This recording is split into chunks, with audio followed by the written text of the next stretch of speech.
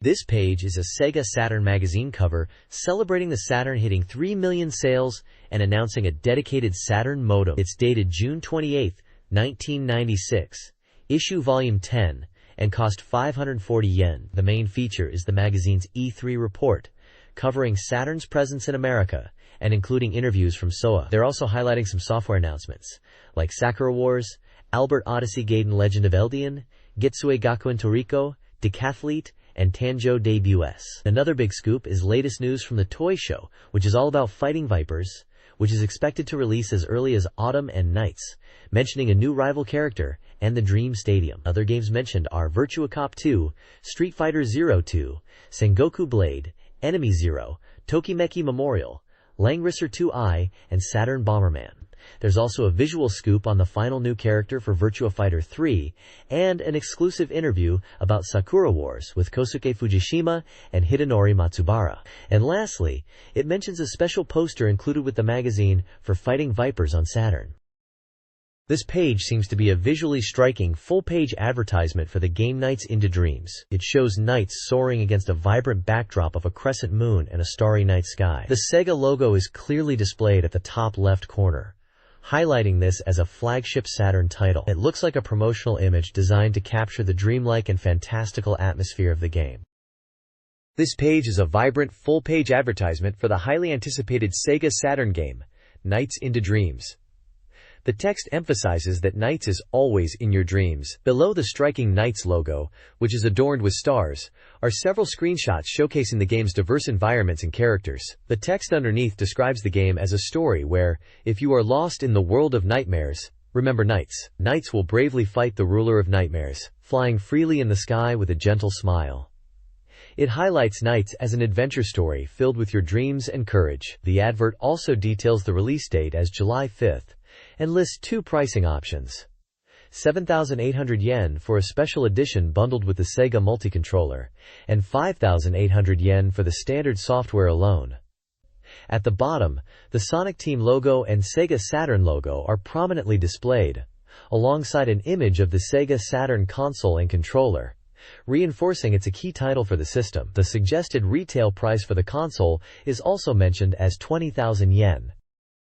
The next page is an interesting recruitment advertisement, seemingly for game developers at Koei, the company known for games like Romance of the Three Kingdoms and Nobunaga's Ambition.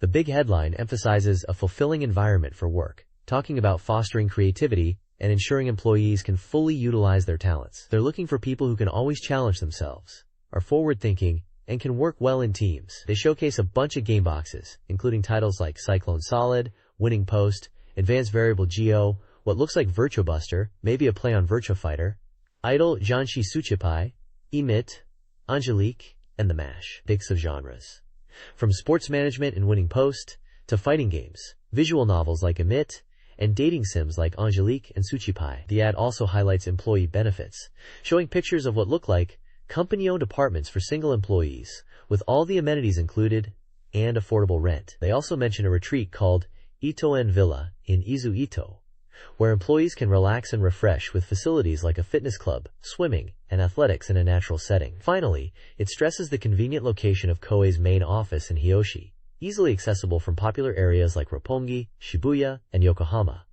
Highlighting it's only a 5-minute walk from Hiyoshi Station, paints a picture of a great work environment with good benefits and a convenient location.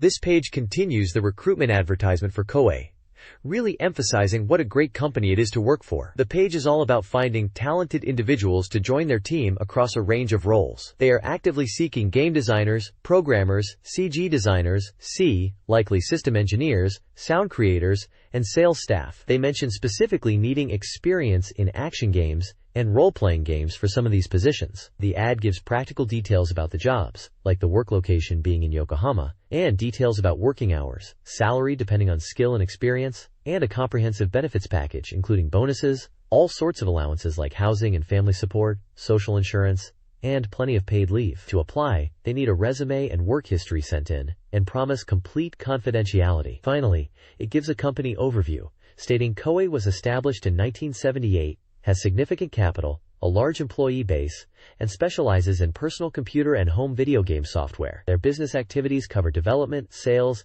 and even planning and production of card-ROMs. To show their success, they highlight impressive sales figures of over 13 billion yen and profits of over 3 billion yen in the last year, demonstrating Koei is a really strong and successful company. This page is a vibrant advertisement for the Sega Saturn game Kyukyoku Tiger 2 Plus, known internationally as Twin Cobra 2. It's promoting a special campaign linked to purchasing the game, called the 1 million yen Great Operation. The ad highlights this as a grand prize opportunity for customers. The page is visually busy, featuring screenshots from the game, showing off the fast-paced shooting action. We can see the main characters, including the bunny EA Red Girl and the blue dragon-like creature. The ad details several prize tiers. Option A is signed artwork from voice actress Miyuki Yoshino, with 40 winners. Option B offers movie cells used in the game's animation, with 160 winners. Option C includes a special edited video containing unused movie footage, limited to 800 winners. Finally, the most numerous prize, Option D, is an original telephone card featuring game art, with 1,000 winners. To enter, you needed to buy the Sega Saturn version of Kyukyoku Tiger 2 Plus during the campaign period, and details on how to apply were included within the game packaging. The campaign had multiple application deadlines in May, June, and August of 1996.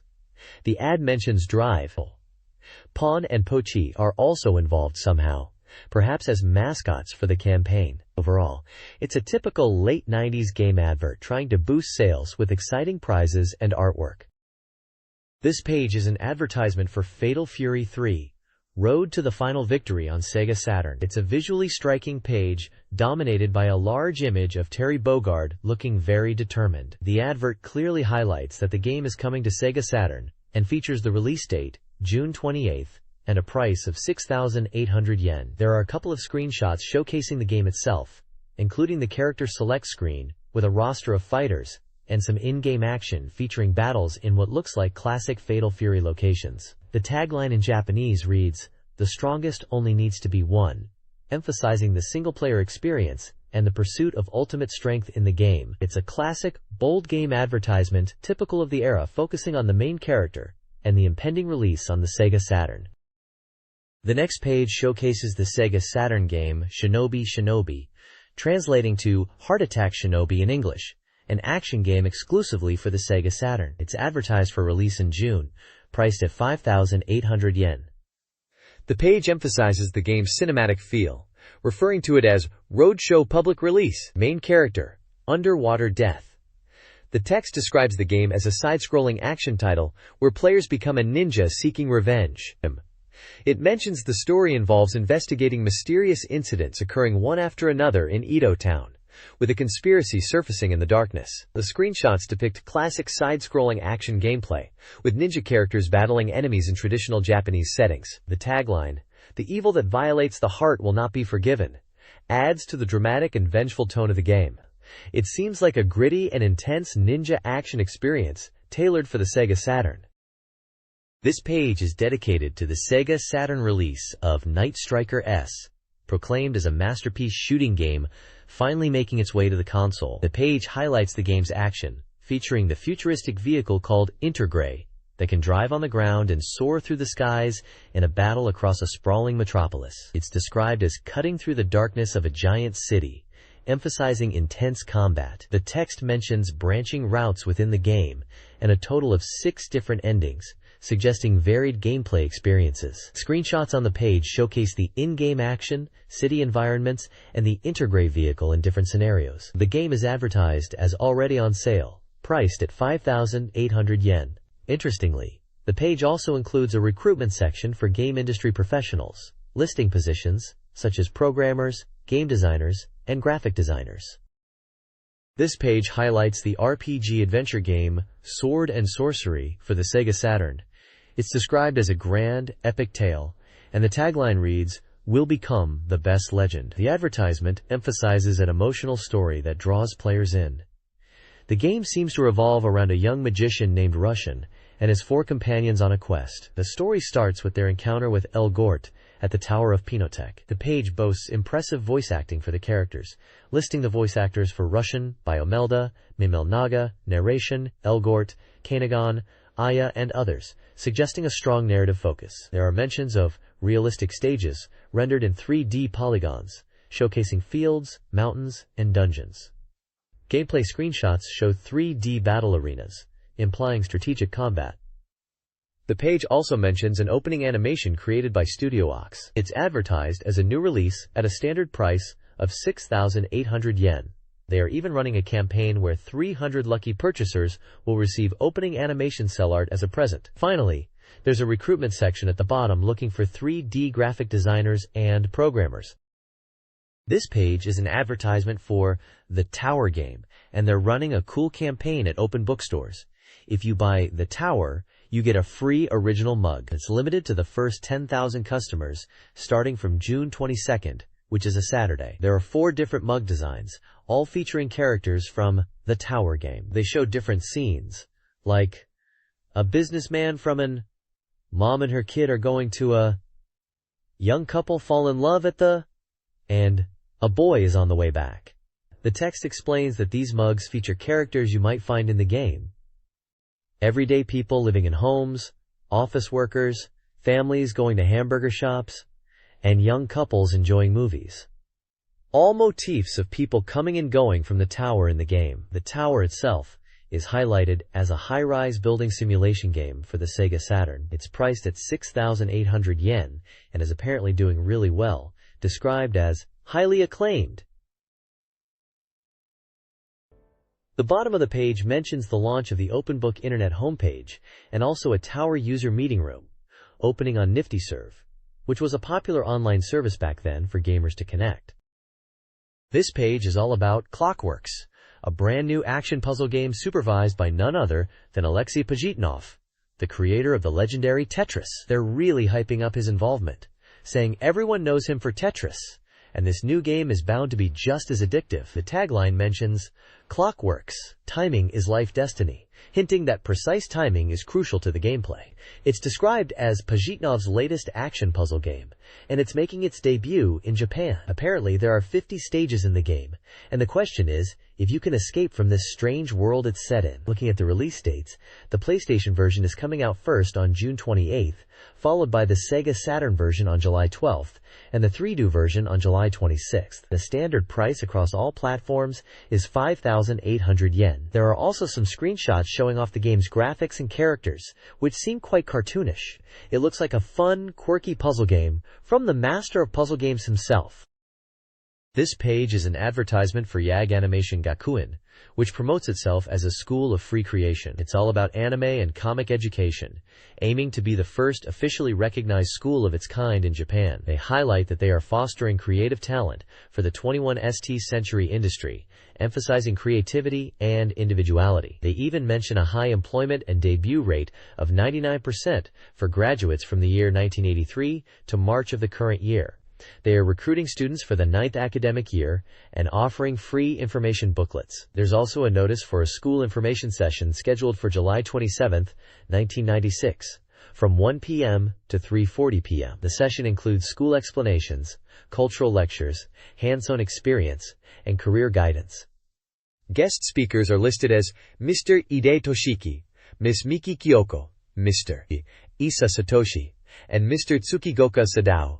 For those wanting to attend or get materials, they need to apply by postcard or phone. The ad also includes contact details for the school with phone and fax numbers, address, website, and email, and mentions that YAG Animation Gakuen is associated with Walt Disney Film Festival '96. At the bottom, there is a smaller logo for Multimedia Art Gakuen, with another address and phone number.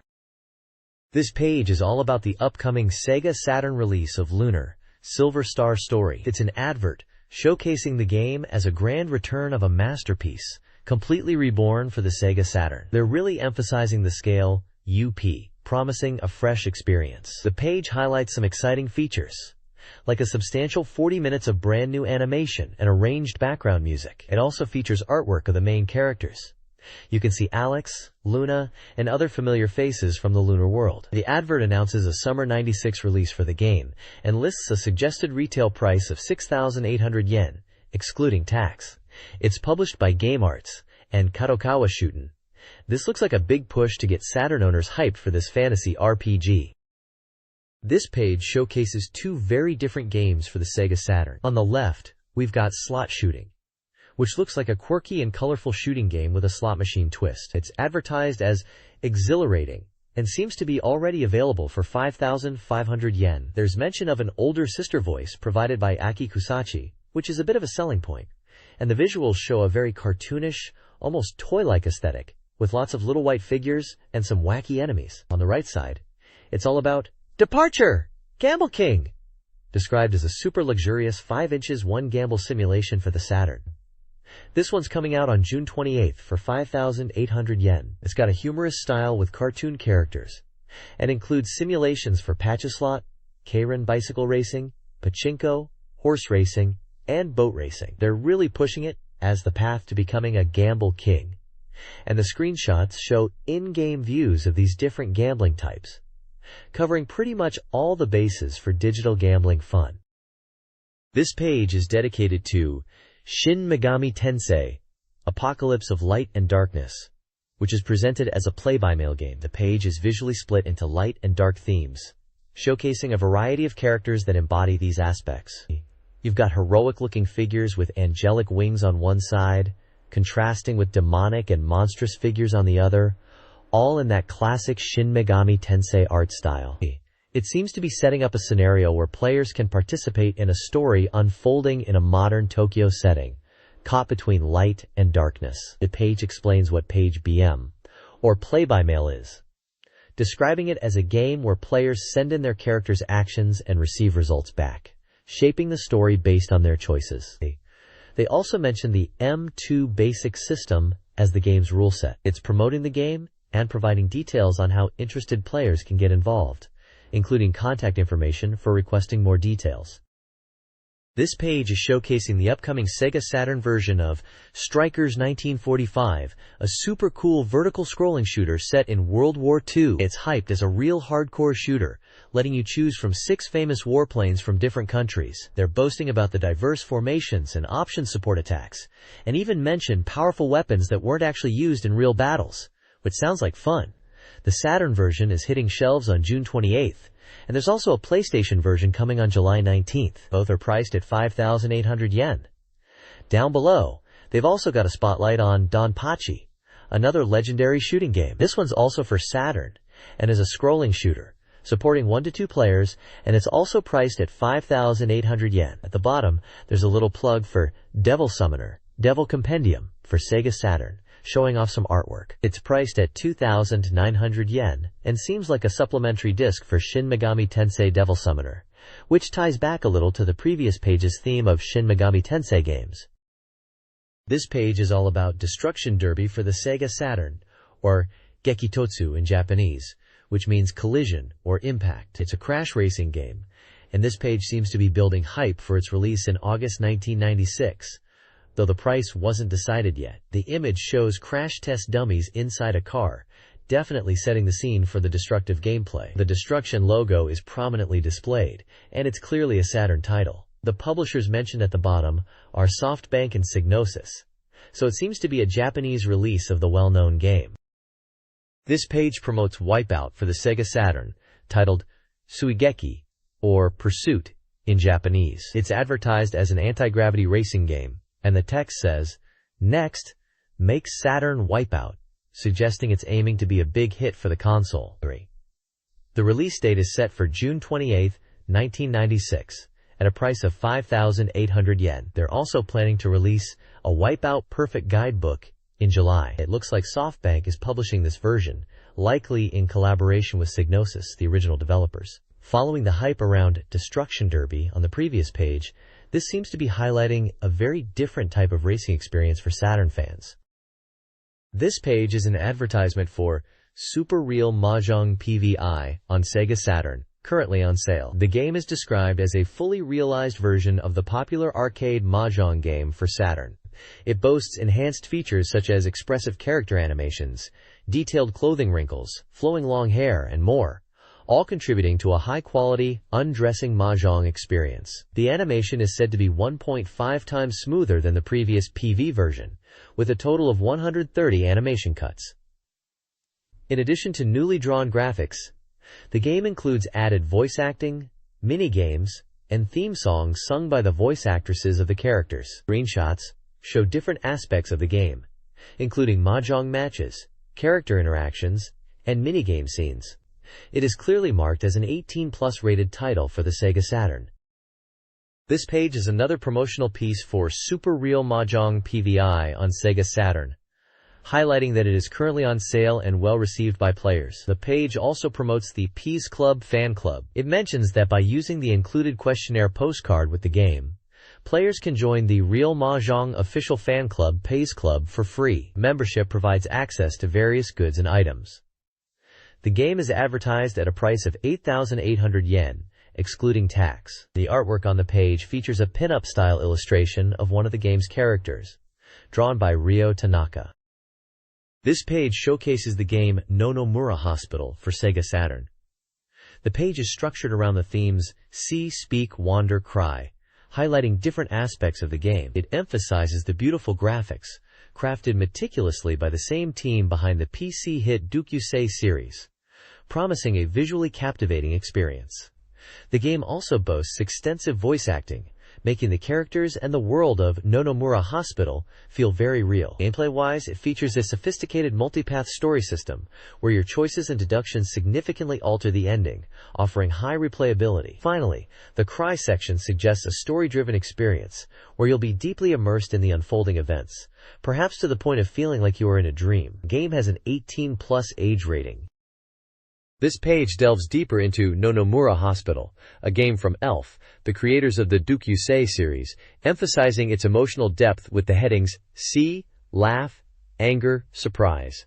The See section introduces the game as a story-driven experience, highlighting the beautiful visuals expected from the team behind Dukyusei. Laugh focuses on the charming and amusing characters, promising humorous dialogue that will entertain players. The Anger section hints at a darker side, mentioning the protagonist's anger towards criminals and how the game will immerse players in the world of Nonomura Hospital, suggesting the player can experience life in this dreamlike world and try different choices. Finally, Surprise mentions the game's multi-story system, emphasizing that player choices and deductions heavily influence the ending and the game's narrative, making it a truly engaging and immersive experience. The page also features a green oval promoting excellent reception, reprint on sale, with a suggested retail price of 6,800 yen, excluding tax. The bottom of the page shows the Elf Company information, including address and telephone number. This page is all about Night Ruth, Explanation of the Paranormal, a game for the Sega Saturn. It's touted as a multi-cinema adventure game, diving deep into the mysteries of the paranormal. The page uses some pretty intriguing taglines like, "The truth, it's not a lie, it's fact," and "Fiction, it's not a truth, it's a story," really emphasizing the game's themes around truth and fiction, and the contrast between light and darkness. It suggests that to solve all the mysteries, you need to unlock these 2 doors, which sounds like a core gameplay element. We can see it's slated for release in early August of '96, with a price of 6,800 yen. Overall, it sets up a mysterious and engaging adventure, hinting at a deep storyline where uncovering the truth is key, in classic Sega Saturn style. This page is diving deeper into Night Ruth, Explanation of the Paranormal, that paranormal adventure game for the Sega Saturn we were just talking about. It's highlighting a special release called The Making of Night Ruth. This isn't just your average game release, it seems to be something special, limited to just 15,000 copies, and they're making it clear that it's different from previous private discs or standard pre-release versions. It's designed specifically for fans of voice actors, packed with content aimed at them. They are also announcing a release commemoration event for Night Ruth, planned for 2 locations, Tokyo and Osaka. The event will feature mini-concerts, talk shows, autograph sessions, and handshake events with the voice actors. Sounds like a real treat for fans. For voice actor enthusiasts, it's packed with goodies. The ending theme song for Night Ruth is different from the retail version and sung by Yuko Mizutani. They are also including Q&A corners and interview-style features to get to know the main characters and voice actors better, just like you'd find in magazines. They are even listing some of the voice actors involved like Toshiyuki Morikawa, Yuko Mizutani, Kanako Miyashita, Mika Kanai, Noriko Namiki, and Ai Orikasa, and mentioning more popular voice talents will be featured. Plus, they are including character introductions and original artwork and setting materials for the game. This special edition, The Making of Night Ruth, is set to release on June 28, 1996, priced at 2,480 yen.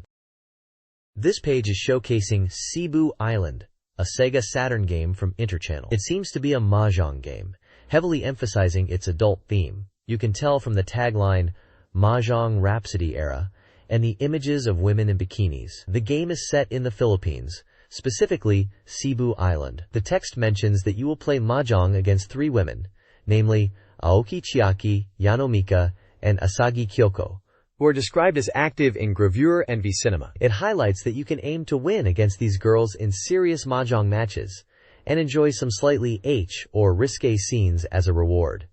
The game is scheduled for release in July 1996 and priced at 8,800 yen. It also mentions a bonus Klydrom with digital photo collections as an extra. Overall, it looks like a typical Japanese gal mahjong game, banking on the appeal of attractive women and suggestive content alongside mahjong gameplay. This page is showcasing Ken Ken Bunny Premiere, a SEGA Saturn love adventure game. It seems to be heavily promoting a poster campaign called Swati's Original Poster Present, where 100 people each week can get an original poster, which has been extended to June 30th. To enter, you need to send in the survey postcard included with the game. The text also has a suggestive tagline that translates to "Awakening when wet, like a pleasant breeze." The game is advertised as being now on sale and is compatible with the shuttle mouse. The price is listed at 5,800 yen. The screenshots feature anime-style girls, typical for this genre of game. This page is all about the Super Real Mahjong PVI Art and Setting Materials Collection. It's advertising a book packed with high-quality anime-style artwork from the game, including illustrations exclusive to this book, drawn by character designer Ryo Tanaka. It's highlighting that you get a large pin-up poster as a bonus. The game itself is described as the popular strip mahjong game Super Real Mahjong PVI, and this book is positioned as essential for fans, filled with illustrations and character designs. They are also advertising other related books in the series, like Super Real Mahjong P2 and P2I Fan Book, Super Real Mahjong PIV Original Pictures and Setting Material Collection, Super Real Mahjong PV Original Pictures and Setting Material Collection, and Super Real Mahjong PV Paradise Anthology Comic, each with different page counts and prices. It seems to be a range of books catering to fans of the Super Real Mahjong series. The text at the bottom mentions SoftBank as the publisher. This page is showcasing 2 interesting strategy guide and fan books. First up is for Kyo Flying Squadron, called Kyo Flying Squadron Action Chapter Strategy and Setting Materials Collection. This isn't just a book, it actually comes with a playable SEGA Saturn Klydrom. Produced by SEGA Saturn Magazine, it's packed with character art and setting details, plus an interview with Kikuko Inoue, who voiced the main character. The Klydrom sounds cool too, featuring animation scenes not in the game, an original shooting game, character bios, and voice samples. This book is priced at 2,500 yen and expected in early July. Then there's an OVA fan book for Idol Fight Tsuchipai 2, published by Nippon Columbia and supervised by Shaleko. This book focuses on the Tsuchipai 2 original video animation. It covers the first episode and is filled with character designs and setting materials. It also includes interviews with the voice actors and staff, and a special pin-up poster. This one is a bit cheaper at 1,800 yen, and due out in late June. At the bottom, there are smaller ads for other books, including a Tsuchipai 2 Art and Setting Collection, a Gungraphon Perfect Guide, and a Cyber Troopers Virtual On Operating Manual. This page is the contents page for SEGA Saturn Magazine, dated June 28, 1996, Volume 10. It highlights several features within the magazine. Page 32 is a quick report about SEGA Saturn Network Works, discussing Internet and Netlink services for the Saturn, and the enjoyment of online versus play.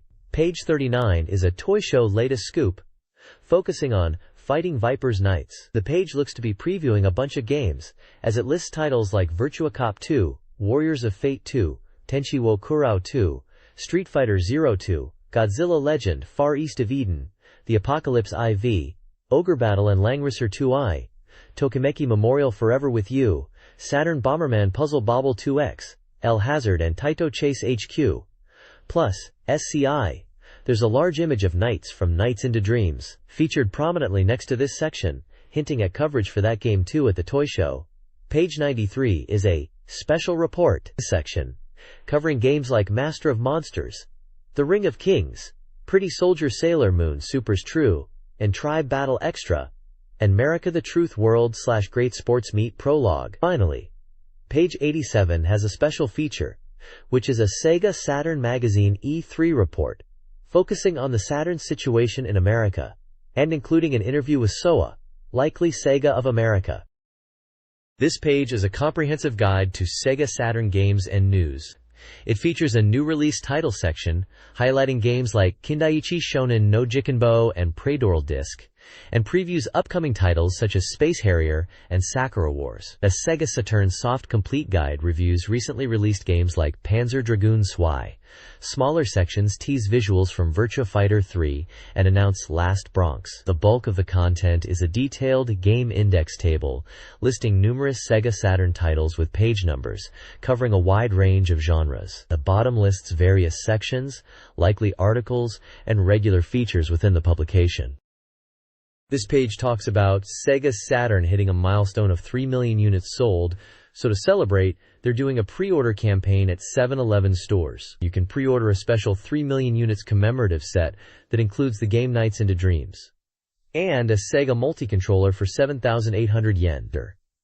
They're also giving away Virtua Fighter Kids prepaid cards at 7-Eleven, where you can apply to win one. Moving on, there's news about the grand opening of Tokyo Joyopolis in Odaiba. It's described as a massive amusement park filled with brand new attractions, including a free-fall ride called Timefall, a scary horror house attraction named Beast in Darkness, and a half-pipe ride. There are also SEGA-related goods available, and it's conveniently located near Odaiba Seaside Park. It sounds like a cool place to check out. Finally, at the bottom left, there's a profile piece on Toshio Hashi, who is described as an active girl who enjoys jet skiing and video games. She mentions enjoying playing games alone and feeling accomplished when she finishes them. They mention her single, Everybody Shake Up, which sounds like energetic music, and that she was born in 1973.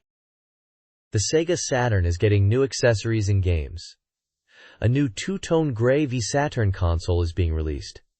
The twin-operator RGVC2 allows video CD and photo CD playback. For Bomberman fans, a new multi-tap supporting up to 6 players is available. Vic Tokai is releasing the SS Joypad AI controller, with features like rapid fire and analog control, along with a DX version with slow motion. A competition for the quiz game Brain Battle Q offers prizes, including a grand prize of 100,000 yen.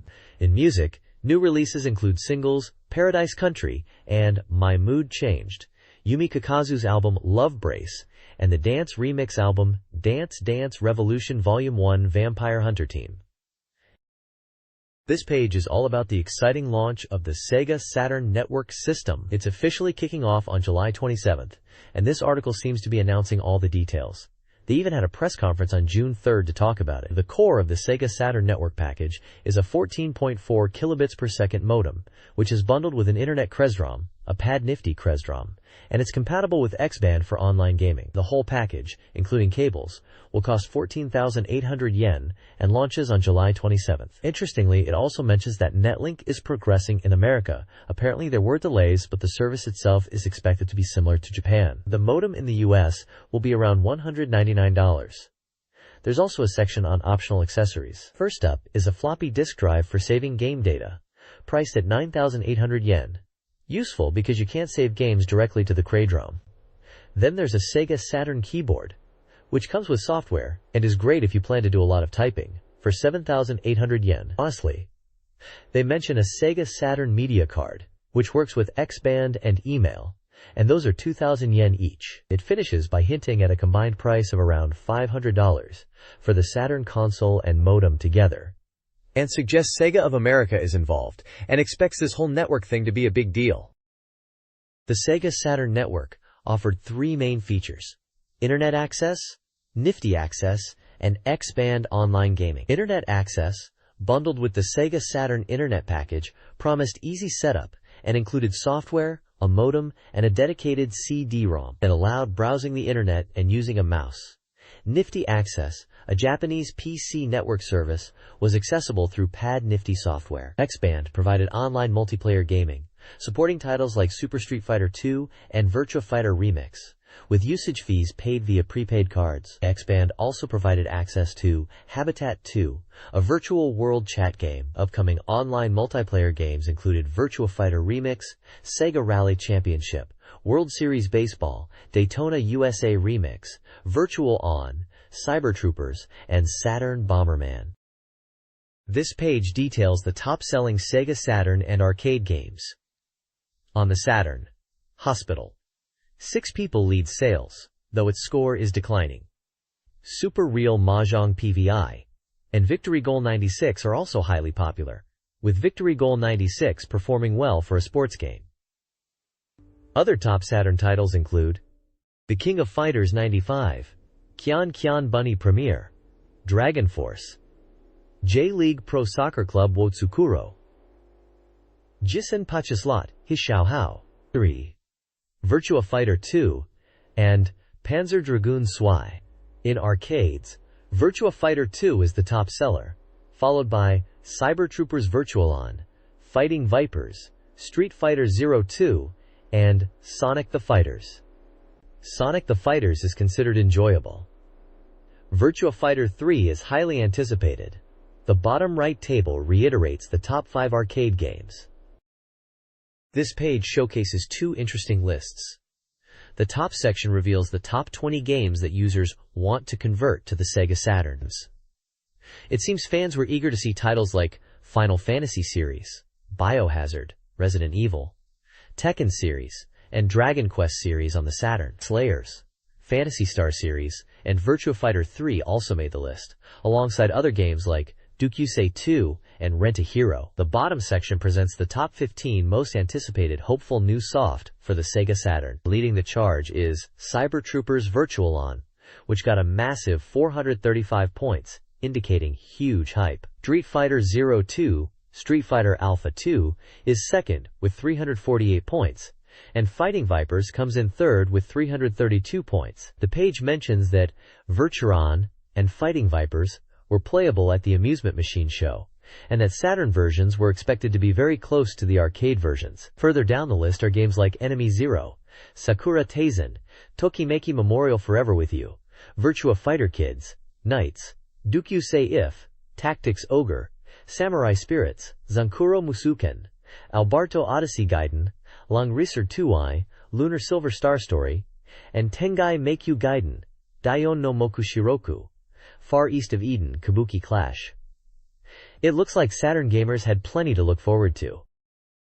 This page presents the Sega Saturn Reader's Race Rankings. The first table lists popular games like Panzer Dragoon Zwei, Sega Rally Championship, Virtua Cop, Virtua Fighter 2, and Vampire Hunter, all scoring highly. The new arrival Great Whole Horse Introduction section spotlights Idol Janshi Tsuchipai 2. The reviewer praises its graphics and gameplay, noting its adult themes and appealing characters, ultimately giving it a very positive review and a high score. Next, the Opposition Resistance Horse Introduction section features Shin Megami Tensei, Devil Summoner, Akuma Zensho. This review highlights the impressive graphics and movie quality, and mentions the interesting Devil Picture Book feature. It's suggested as a good entry point for newcomers, as well as series veterans. Finally, Super Real Mahjong PV2 is showcased. The review focuses on its Mahjong gameplay and adult content, noting improved graphics from previous entries and a generally positive Mahjong experience. There's also a section called History's Biggest Scandal, Oz's Saturn Great Hole, which seems to highlight a significant shakeup in the rankings, possibly due to new review scores or unforeseen factors. This page details Sega Saturn game reviews and rankings. New arrival single horse introduction reviews Kururinpa, a well-received puzzle game, Air Management 96, a simulation game with shallow gameplay. Gotha 2, Night of the Sky, a simulation game with praised graphics but repetitive gameplay. And Rockman X3, an action game criticized for being uninspired. The odds table Saturn B section lists games ranked 95th to 195th, including genre and scores. New arrival Careful Horse Introduction reviews 3 more games. Chief Neck, a shooting game with visual appeal but gameplay flaws. Mortal Kombat 2 Complete Edition, a decent fighting game despite some technical issues. And Quantum Gate 1, Fear of the Unknown, an adventure game receiving harsh criticism for its poor quality. This page previews upcoming SEGA Saturn games and ranks peripherals. 3 games are reviewed. Jisun Pachinko Hishuhao 3, graphically detailed but lacking depth. Sega Ages Quiz Gutu Antare, praised for arcade feel. And Metal Black, high marks for graphics and sound. The odds table Saturn peripherals section ranks peripherals based on user scores. A Sega Saturn Reader's Race allows readers to predict game rankings for prizes. The magazine also discusses Super Bass Fishing 2 and Nights into Dreams in anticipation of their releases. Readers can also participate in predicting game rankings like Toriko. Finally, the page offers 3 prize sets as rewards and includes a question corner for reader inquiries. This page is all about the 96 Tokyo Toy Show and its big news for Sega fans. The event, held in early June, seems to be packed with excitement and reveals for the Sega Saturn. The article emphasizes that, unlike other console booths, Sega is offering hands-on play for users to experience the latest Saturn games. They highlight that every year brings new titles and hardware, and this year is no exception. The article mentions that we are now in the latter half of the year, which is a crucial time for the games market.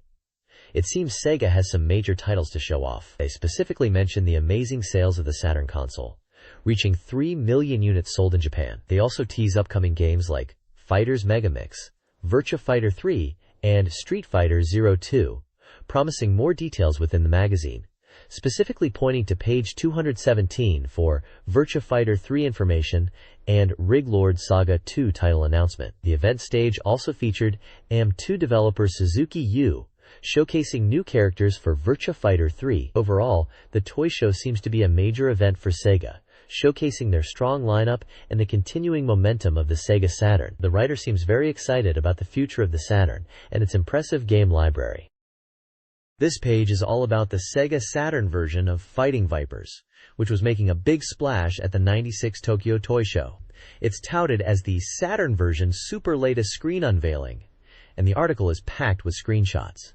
It's exciting news for fans, as it seems they've managed to pack in almost all the moves from the arcade version. The article highlights that the Saturn version was first publicly playable at the toy show, starting June 6th. They mention the game is about 50% complete, and if things go smoothly, they're aiming for a release as early as autumn. There's a lot of talk about how close the Saturn version is to the arcade in terms of visuals, specifically pointing out the lighting and garage shading effects are really well done. They're also proud that they've completely recreated the ring walls from the arcade. There's a Toy Show 96 experience report section, where someone who played the demo says the main issue seems to be processing load, but overall the game feels very playable. They were impressed with the graphics, noting the higher resolution and improved visuals compared to what was expected.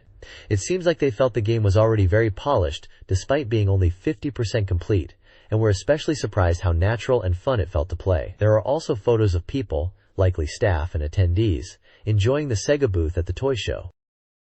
This article examines the Fighting Vipers Saturn port, specifically focusing on Honey and Tokyo. Toy Show Edition Character Check 1 highlights Honey's excessive costume break mechanic and her visual design, including the challenge of translating her soft features and skirt detail from the arcade. Tokyo, the handsome guy Justice Viper, is showcased, with the developers emphasizing the difficulty in recreating his pockmarked armor and jean texture. The article also discusses the game's progress, revealing that most stages are complete, including the core gameplay and wall bouncing. The team is aiming for a faithful reproduction of the arcade experience, including stage details. They are working on final adjustments to elements like the in-game displays, and hope for an autumn release, depending on the development's smoothness.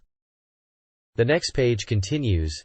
The Fighting Vipers character showcase, now focusing on Sandman and Jane. The article playfully suggests that the characters introduced later are even stronger. Sandman is highlighted as a mysterious man who loves the number 3, showcasing his design details including his armor and the Big Mother text on his back, even in an armor-removed state. The AM2 designer notes his rounded character design, the use of glow shading, and the inclusion of text on his costume. Moving on to Jane, she's introduced as the fiery female warrior, with a focus on her powerful moves like the tornado punch and clinch strike. The article points out the changes in her facial expressions and armor damage during gameplay. The AM2 designer comments on how Jane is designed to be both masculine and feminine, especially noticeable when her armor is removed, and humorously suggests focusing on her round waist. Finally, the page confirms that all characters shown in these articles will be playable at the Toy Show event. It mentions the game being playable in both single-player and two-player modes, using standard controllers or the 6-button control pad. The article concludes by stating that this Toy Show version will be a great opportunity to experience the complete Fighting Vipers. This page introduces Van, described as the fighting gang leader, showcasing his moves like the super straight punch, the fierce roar destruction, and the Iron Mountain collapse. The AM2 designer mentions Burfan was the first character they worked on, and the Toy Show version is nearly complete. They also note the difficulties in porting the arcade version's graphics and text to the Saturn. Next up is Grace, the Skate Queen, highlighting her rollerblade kick move. The AM2 designer comments on her high polygon count, the challenges with smooth animation, and future focus on refining her facial expressions. There's a comparison between the arcade and Saturn versions of Grace, with a question posed about whether the stage rotation will be included in the Saturn version. The check section delves into whether certain aspects of the arcade version will be reproduced on the Saturn. It discusses the challenges of porting the Fighting Vipers arcade experience, including polygon display, and elements like armor destruction and wall crash. The page features screenshots of armor off, short replay, and wall crash scenarios. Developer Katagiri reassures players that everything will be in the final Saturn version, and they should anticipate the ultimate fast-paced fighting experience. AM2's Hiroshi Kataoka discusses the Saturn version of Fighting Vipers, nearing its final stages for an August release to coincide with the SEGA show. The interview emphasizes the game's faithful recreation of the arcade experience. Key areas highlighted include successful reproduction of glow shading, debunking concerns of graphical downgrades, and the implementation of wall-breaking effects, previously thought impossible on Saturn. A Scoop section details a visit to the AM2 development room, showcasing the team's dedication to polishing the game, drawing parallels to Virtua Fighter 2's development. The sound design is also being enhanced, aiming for a richer audio experience beyond the arcade version, with both original and arranged music considered. Kataoka reiterates that the gameplay will remain true to the arcade version. This page spotlights Nights into Dreams, which is showcased at the '96 Tokyo Toy Show, with the game at 90% completion. Sonic Team presents this title, emphasizing it as a must-see attraction, with 6 bosses and perfect catch gameplay. We see the game logo prominently displayed alongside artwork featuring Knights, Riala, and the human children Claris and Elliot, who are highlighted as key characters with a must-see movie demo. Details for the game include a July 5th release by SEGA, priced at 5,800 yen, standard set, or 7,800 yen, controller set, and it's compatible with the SEGA multi-controller. The page also introduces Riala as Knight's greatest rival, showcasing artwork of the two characters facing off. A Toy Show Experience Report section describes the bustling crowds eager to play Knights, noting the impressive presentation on various monitors, and highlighting the appeal of the Sonic Team-style gameplay and the enjoyable controller experience. The report mentions a giant Knights balloon and the overall excitement surrounding the game at the show, emphasizing the summer of '96 as the Knights year. This page continues the coverage of Nights into Dreams, focusing on the game's opening movie, which is revealed here for the first time. It sets the stage with a dreamlike atmosphere, introducing the main characters Elliot and Claris as playable characters in this opening cinematic. We learn that the Sonic Team logo appears quietly, followed by credits for producer Yuji Naka and director and scenario writer Naoto Oshima. The page then delves into character prologues. For Elliot, it speaks of a spiritual loneliness, drawing him to nightmares, showing scenes of him playing basketball. Claris's prologue highlights the pressure of expectation, pushing her towards nightmares. We are also introduced to Twin Seeds, the town where Elliot and Claris live. It's described as a normal town where two children reside, the setting for the game's story. The reviewer notes it feels like a realistic, near-future suburban town, almost like a place you might see in anime or movies set after some kind of war. They mention the town isn't overly clean or idealized, making it feel more genuine. The page ends with a quote from Sonic Team art director Hiroshi Miyake, emphasizing that Twin Seeds is a normal, very ordinary town, a place where children like Elliot and Claris live, and that ordinariness is a key aspect of the setting. This page delves into the nightmare creatures from Nights into Dreams, and specifically highlights the powerful bosses players will encounter. It announces that the 6 strongest bosses have finally been revealed. The page starts by introducing the first-level Nightmaren, specifically Reala, who is described as Wiseman's right hand and a powerful nightmare ruler. Reala is called a dark noble knight, and his stage is said to be a castle in red and black. There's a quote from a designer who says Reala and knights are like contrasting light and shadow. Jackal is also introduced as a magical image type of Nightmaren. Moving on to the second-level Nightmaren, the page showcases bosses waiting in unique worlds. We see Gillwing, described as a huge dragon-like Nightmaren, Puffy, a balloon-like feminine Nightmaren, Claws, a Western-style winged beast, and Gulpo, an image of a gluttonous fish king. In a section titled From Sonic Team, designer Okada talks about creating a nightmare world that game fans would love, aiming for something dark yet cool after clearing it. He mentions that creating Gillwing's world in the second level was particularly challenging and caused him some grief, with a laugh. This page delves into the world of Nights into Dreams, with Sonic Team providing details. The game features 6 dream worlds explored by Elliot and Claris. Sonic Team members, Oshima and Okada, discuss the game's development, emphasizing the Saturn's capabilities and the unique visual design. They highlight 3 dream world images. The page previews 2 dream worlds, Spring Valley, inspired by the Alps and representing reliance on a father figure, and Splash Garden, a Claris-themed world with seaside scenery. A demo version is announced, featuring Spring Valley and Flowery Garden. Gameplay details include acrobatic flight using L/ER buttons and desynchronization, a time-based mechanic where time pauses in the sky. Alarm eggs extend the time limit. A 3-stage jump mechanic is also introduced. This article previews the dream worlds and gameplay elements of Nights into Dreams. Featured are 4 dream worlds: Mystic Forest, a maze-like underground forest; Soft Museum, a bouncy art museum; Frozen Bell, a silver and white snowy landscape with rail-like paths; and Stick Canyon, a robotic magnetic canyon environment. The article also highlights 3 check sections. Check 3 details scoring mechanics based on clearing dreams, Knight's actions, and remaining time. Check 4 emphasizes enjoying Knight's movements and exploring the dream worlds. Check 5 focuses on encountering and observing the Nightopians, the dream inhabitants, and their life cycle. The article concludes with anticipation for a special pre-release feature in the next issue.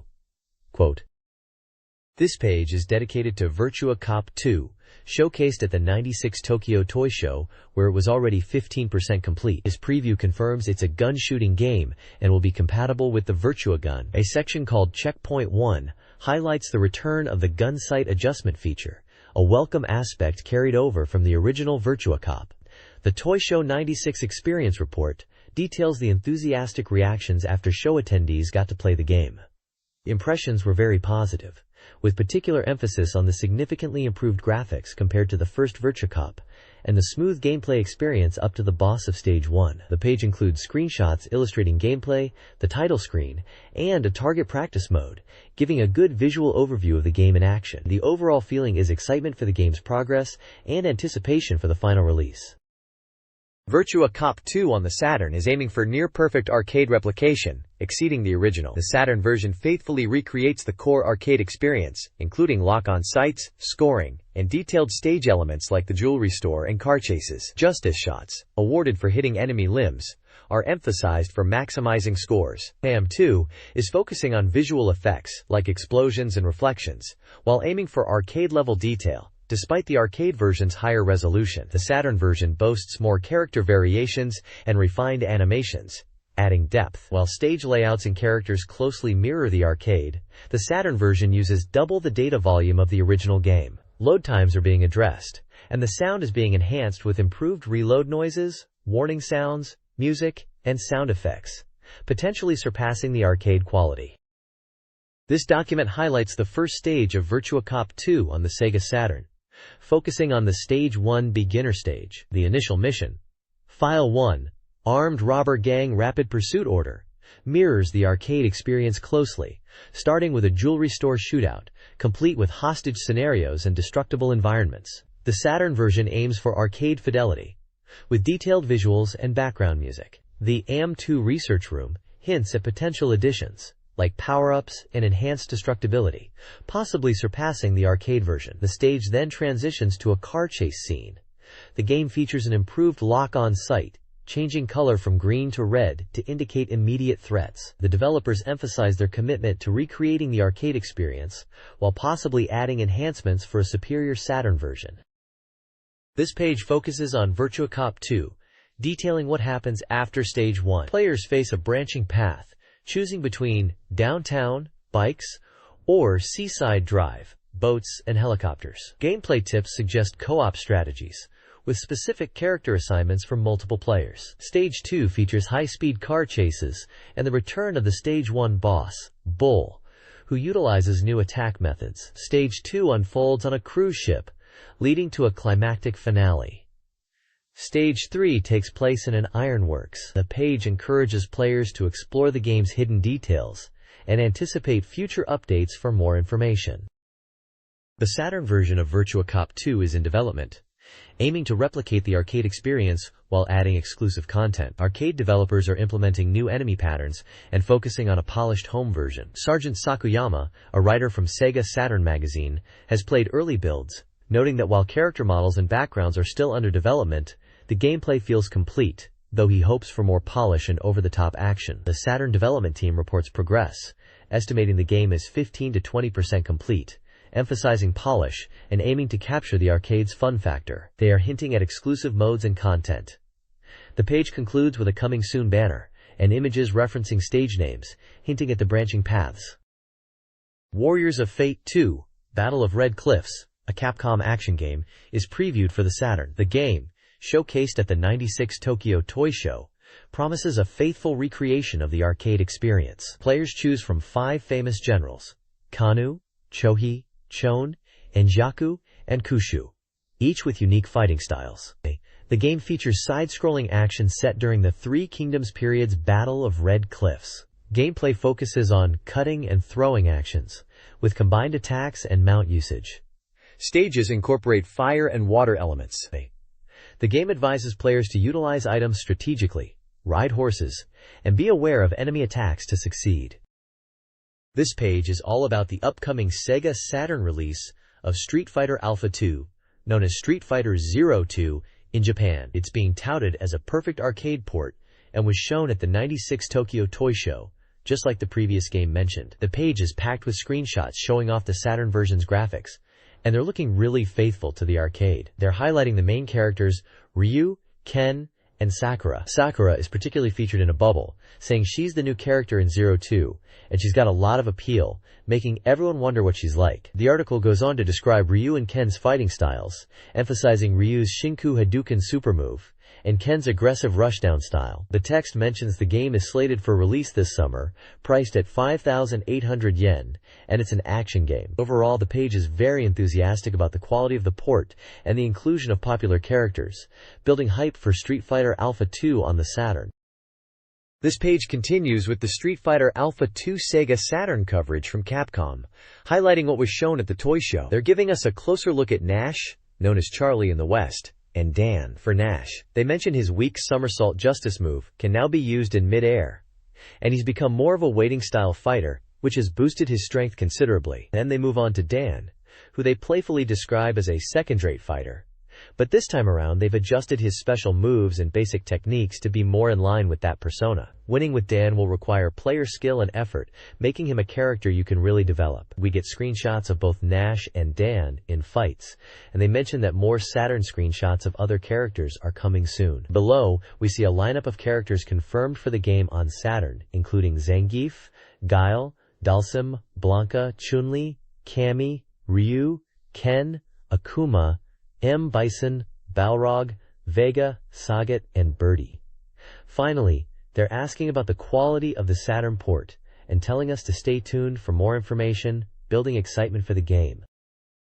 A new, Saturn-exclusive Battle Arena Toshinden title, Yura, was revealed at the '96 Tokyo Toy Show. This fresh experience promises significant upgrades across the board, including story, costumes, graphics, and gameplay balance, while retaining the series' core feel. Featuring 10 returning characters and 2 newcomers, with designs by Kikuchi Takahiro, Yura is more than just a port. Drawing inspiration from Battle Arena Toshinden 2, the game introduces evolved move commands and dynamic action. The story centers on battle god soldiers, artificial humans involved in a global incident investigated by Interpol. Players can expect a complex narrative exploring these powerful warriors and their destiny. One new character, Ripper, a cold-blooded knife fighter, is dedicated to eliminating the battle god soldiers, offering a glimpse into the game's intense combat. Yura appears to be a significant step forward for the Toshinden franchise. Hayasaka Toyohiro, director of Battle Arena Toshinden Yura for Saturn, discusses the game's shift in focus to character power and its distinct narrative. Yura, based on the original PlayStation game, features a new story where characters, though retaining basic settings, are driven by a larger incident, unlike the original's individual goals. New characters, like Rippers, are key to the plot. Costume changes, such as for Sophia and Ellis, are included. Gameplay incorporates Ellis mode from Toshinden 2, with minor control adjustments and new visual effects. The interview highlights the game's emphasis on action and smooth animation on Saturn. Special edition packages are planned. The text also showcases Battle Arena Toshinden S for Saturn, featuring original elements, and Battle Arena Toshinden 2 for PlayStation, with improved features. This page showcases the game Far East of Eden, The Apocalypse, IV. It's announced as a game screen reveal, and it's mentioned as being shown at the '96 Tokyo Toy Show with a 35% completion rate. We get a look at field screenshots, highlighting locations like what appears to be Alcatraz prison, where the main character Raijin is captured. It seems you can see Raijin in prison garb. The article questions why Raijin is imprisoned, and hints that this event will be significant. There's also a shot of an overworld map area, resembling an Indian sacred land called Yosemite. The article then introduces a character named Montana Ibris, described as a sexy woman, and a boss character in the Montana area called Candy. Apparently, she uses magic and creates illusions, turning people in Candy into demons. The page confirms the game is an RPG by Hudson. Far East of Eden, The Apocalypse IV, reveals exciting new details. The game features enhanced battle screens, showcasing the Texas area boss, Madness Skullbeat, a skeletal cowboy. Battles support up to 4 players, with improved animations. Common enemies, like the elusive Star Fox, and the numerous smoke enemies, also boast enhanced graphics. Returning character Mantor is wreaking havoc in America, potentially with outfit changes. Suit Mantor? Well, a cinematic battle against a giant geisha robot atop a New York skyscraper is teased. The game promises impressive character animation, including diverse actions for ace and ability types, and dynamic movement even in field event scenes, highlighted by a mysterious 3-headed character. This page delves into the gameplay systems of Fatal Fury 3, Road to the Final Victory on the SEGA Saturn. It highlights key mechanics like the aerial guard, which allows players to defend in mid-air against jump attacks and projectiles, although super special moves are still a threat. The small jump is described as a quick, low jump, useful for evading ground attacks and initiating quick strikes, but it's limited to 1 use per jump. The page then details the oversway system, a technique performed by inputting back or forward with a button, allowing players to move while staying on the central line, useful for dodging attacks and setting up counterattacks. Quick sway is also explained, initiated by diagonal down-forward inputs, allowing for quick movement and setting up various attacks. Finally, it touches upon familiar systems, like dash for quick forward movement in attacks, backstep for creating distance, and evasion attacks executed after a guard pose. The page also mentions the game was showcased at the '96 Tokyo Toy Show and is scheduled for release by SNK on June 28, priced at 6,800 yen for versus battles. This page continues the focus on Fatal Fury 3 and dives deeper into character specifics, highlighting Terry and Relly Bogard. Terry is described as an all-around character, effective at both mid and close ranges. His power wave is good for zoning, and the burn knuckle is quick for close combat. The crack shoot is noted for its versatility in offense. The page lists Terry's special moves with button inputs, including burn knuckle, power dunk, crack shoot, power wave, and power geyser. And Ali Bogard is presented as a character who uses a variety of martial arts techniques inherited from his master. He's described as having a good balance of offense and defense, with strong aerial attacks and projectiles. His key moves mentioned are the Zan, Shadow Fist, Unknown Fire Soul Entanglement, Phantom Unknown Fire, Rising Dragon Bullet, Flying Fist, and Super Crack Bullet. The page details some strategic uses for Andy's moves, particularly how his aerial moves and projectiles can be effective. There are also comments from two reviewers. Reviewer 1 praises Terry as a character who is fun and easy to use, recommending players try him out. Reviewer 2 expresses enjoyment in playing as Andati, but mentions a lack of space to write in detail due to page constraints. Both reviewers seem positive about the characters and the game. This page introduces two more characters from Fatal Fury 3. Road to the Final Victory, Joe Higashi and Franco Bash. Joe Higashi is described as an almighty fighting character, whose Hurricane Upper is a projectile and strong attack. His Slash Kick is fast with good reach, while his Tiger Kick and Golden Heel are strong mid-air attacks. The page lists Joe's special moves: Slash Kick, Golden Heel, Tiger Kick, Hurricane Upper, and Screw Upper, along with their button inputs. The reviewer notes, Joe is easy to pick up and play. Franco Bash is introduced as a former world champion kickboxer, characterized by his long reach and powerful attacks. His double Kong move allows for continuous attacks, and his weaving blow is a strong uppercut from a forward stance. The page highlights his power bicycle kick, which can hit opponents in line with him. Franco's special moves are detailed as double Kong, weaving blow, power bicycle, and Armageddon Buster with their button inputs. The reviewer mentions Franco is a powerful character with a long reach, and encourages players to try him out. This page introduces two more characters from Fatal Fury 3, Road to the Final Victory. First up is Bob Wilson, described as a capoeira master and a young man. His bison horn move is anti-air, but it's hard to use reliably. He has fast attacks and can combo well. His rolling turtle attack hits multiple times, making it useful when opponents are guarding, and his wild wolf is good for pinning opponents down, though it's vulnerable to guard cancels. Bob's special moves listed are Falcon, Bison Horn, Rolling Turtle, Wild Wolf, Lynx Fang, Hornet Attack, and Dangerous Wolf, along with their button combinations. The reviewer thinks Bob is easy to pick up and play, with many attacks from forward dashes and visually appealing moves. Next is Moon Tengu, characterized as a mysterious fighter using a staff. His attacks have good reach but low power. His Maki Bishi move is fast and tricky. The Gamma Tan, Toad projectile, is useful for defense, but recovery time is slow. Jageki Jinrai Ha is a technique where a demon appears and blows the opponent away, good for combos but slow to start. Moon Tengu's special moves listed are Maki Bishi, Goho Jinmu, Haki Engine, Yagyoto Ri, Oni Homura, Gamatan, Hijutsu Ryotoshi, and Ikazuchi, with their button inputs. The reviewer notes, Moon Tengu's moves might be hard to land initially, but are very unique, particularly praising Maki Bishi and Oni Homura. This page introduces two fighters from Fatal Fury 3, Road to the Final Victory, Blue Mary and Mai Shiranui.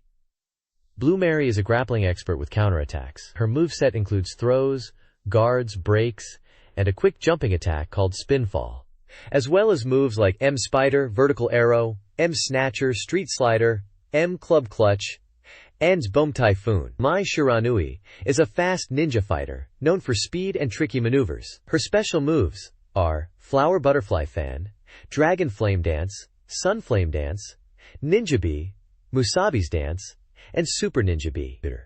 The reviewer, Saito, highlights Mai's appealing nimble style and recommends both characters, especially praising Mai's speed. Screenshots demonstrate the special moves. Quote, "This page introduces two more characters from Fatal Fury 3. Road to the Final Victory, Hanfu and Geese Howard. Hanfu is described as a tricky character who uses nunchaku and has long reach attacks. His special moves include various nunchaku strikes and fire-based techniques, like Nine Dragons Reed, Control Skyfire Pillar Root, Electric Light Fire Heaven, and Electric Light Fire Earth. The page details the command inputs for these moves and shows screenshots of them in action. The reviewer mentions that while Hanfu is unique, he can be difficult to use effectively. Next up is Geese Howard, returning with all his previous moves plus a new Evil Shadow Fist super move, which is also detailed with commands and screenshots. His move list includes familiar moves like Violent Wind Fist, Double Violent Wind Fist, various throws, and Evil Shadow Fist, alongside Typhoon Fist, and his Raging Storm super move. The reviewer comments that Geese is now even more powerful with the added Evil Shadow Fist and has become a very free and strong character, although perhaps too powerful compared to the others. The reviewer feels that Geese's strength might overshadow other characters in the game. This interview with Kenji Ino discusses his upcoming game, Enemy Zero, by Warp. The article notes American interest in Warp's projects and raises concerns about the game's budget. Enemy Zero is slated for an autumn release, costing 6,800 yen, and is an interactive movie spanning 4 discs. Ino reflects on the Tokyo E3 show, comparing the scale of American and Japanese game development. He believes games should be compelling, citing examples like Marie and Pilot Wings, and mentions other titles while discussing full polygon games and the significance of narrative. He criticizes Tobal, and concludes that game viewing should be more intense, like observing from a wild dog's perspective, aiming for a more engaging experience. This page discusses Kenji Ino's game, Enemy Zero, focusing on the integration of polygons and full-motion video, and also the network element of the game. Ino explains his philosophy on game design, stating that enemy encounters shouldn't be predictable or boring. He aims for suspense and surprise, suggesting hiding enemies and using sound to create tension. He wants to make the act of viewing the game more intense and engaging. The article then details the network part of Enemy Zero, which consists of a video phone and a database. Video phone allows communication with other crew members on the spaceship, even for combat coordination. The database stores personal information about the crew. This network system provides in-game information about door status, enemy locations, and allows for ship system operations. A screenshot shows the video phone interface listing crew members like Laura, David, George, Kimberly, Parker, Ronnie, and Marcus, located in areas like Winter Tower and Summer Tower. The page concludes by stating that the network element is a unique feature of Enemy Zero, showcasing digital technology and solidifying the game as Ino's masterpiece. This page is all about Ogre Battle, March of the Black Queen, on the SEGA Saturn, showcasing it as Episode 5 in the Ogre Battle saga. It's billed as a faithful port from the Super Famicom, with enhanced graphics and sound, aiming to not spoil the original game's image. They're highlighting 4 key improvements. Firstly, they emphasize the visual upgrades, showing off sharper graphics while keeping the classic feel of the Super Famicom version. Battles are described as fully automatic, where the player's role is to observe the situation and issue commands strategically as a commander. Secondly, the page mentions the addition of voice acting to dramatically enhance key scenes. They've used CD audio quality to improve the sound, arranging the background music, and adding voice to dialogue to make events more impactful. Thirdly, they talk about how sound design affects conversations, emphasizing the mood created by voice acting in dialogues. For fans who prefer the original SFC experience, there's an option to turn off voice acting, acknowledging player preferences. Finally, the page points out the importance of gathering information from the populace and characters to progress and find the path to victory in the game. They are emphasizing the importance of conversations with key characters and events. Overall, the page is promoting the Saturn version of Ogre Battle by highlighting its improved audiovisual presentation, while assuring fans it remains true to the original Super Famicom game. This page continues the deep dive into Ogre Battle, March of the Black Queen, on the SEGA Saturn, focusing on key gameplay elements. It highlights the importance of understanding soldier growth through the status screen, emphasizing it as crucial for victory. The status screen clearly displays character abilities and skills, which are important for strategic decisions, especially when considering class changes. Moving on, the page then explores formation, showcasing how players manage their large armies. You can recruit up to 100 soldiers and form 10 attack teams, which are essential for large-scale battles. This section emphasizes the strategic depth of organizing your units, allowing players to rearrange teams, replace members, and optimize their forces. The reviewer notes that this aspect of unit formation and management is one of the most engaging and enjoyable parts of the game. The screenshots show various formation examples, indicating the tactical possibilities available to the player. This page showcases Langrisser 2i for the SEGA Saturn and dives into the game's opening scenes and story. The page is titled Langrisser 2i Story Prologue in Digest version. It introduces the game's setting in the prosperous kingdom of Larkus, ruled by King Larkus. The story kicks off with the protagonist, William, a squire, undergoing knight training. His knighting ceremony is disrupted by a sudden attack on the floating castle, orchestrated by the Ligurian Empire's Altimüller. The goal of Altimüller is to seize the floating castle, a source of powerful magical energy, to conquer Larkus and other nations. William bravely confronts the attacking forces. The page highlights a key moment where William's party escapes and gets entangled in the neighboring kingdom of Beryl. They encounter Dyault, a Beryl kingdom general, who initially views William as a threat, leading to conflict. However, a mysterious figure, the righteous Silverwolf, intervenes and helps William, revealing that Dyault was acting under orders and is actually on the side of justice. This encounter marks the beginning of William's journey and alliances against the encroaching Ligurian Empire. The page uses screenshots to illustrate key story points, such as the attack on the floating castle and the encounter with Dyault. The overall tone suggests excitement for the game's narrative and strategic gameplay. Langrisser 2 continues the story, focusing on character introductions and plot progression. The protagonist, escaping Raphael's city, seeks allies to save the kingdom, arriving at a border village where they meet Gilbert, a renowned swordsman. Initially refusing to help, Gilbert prioritizes protecting villagers from a zombie outbreak caused by the necromancer Grob. In-game scenes depict the battle against zombies, ultimately leading Gilbert to aid the protagonist. A character encyclopedia reveals key figures. Juliol, a masked knight aiding the protagonist. Layla, Juliol's fiancée. Gilbert, the master swordsman. Silverwolf, a mysterious figure. Lucillus, the goddess of light. And Chaos, the opposing god of chaos. The narrative hints at further mysteries, suggesting deeper backstories and unknown elements within the game. This page is dedicated to Passion Langrisser and dives into Langrisser 2i with Maiden Biographies Volume 5. There's a special feature, an exclusive interview with Langrisser's character designer, Urushihara Etsuji, titled, Producer Soeda Opens Up. In the interview, Urushihara-sensei discusses the character design process for Langrisser 2i's, mentioning Sophia, Tiffany, and Lucrezia.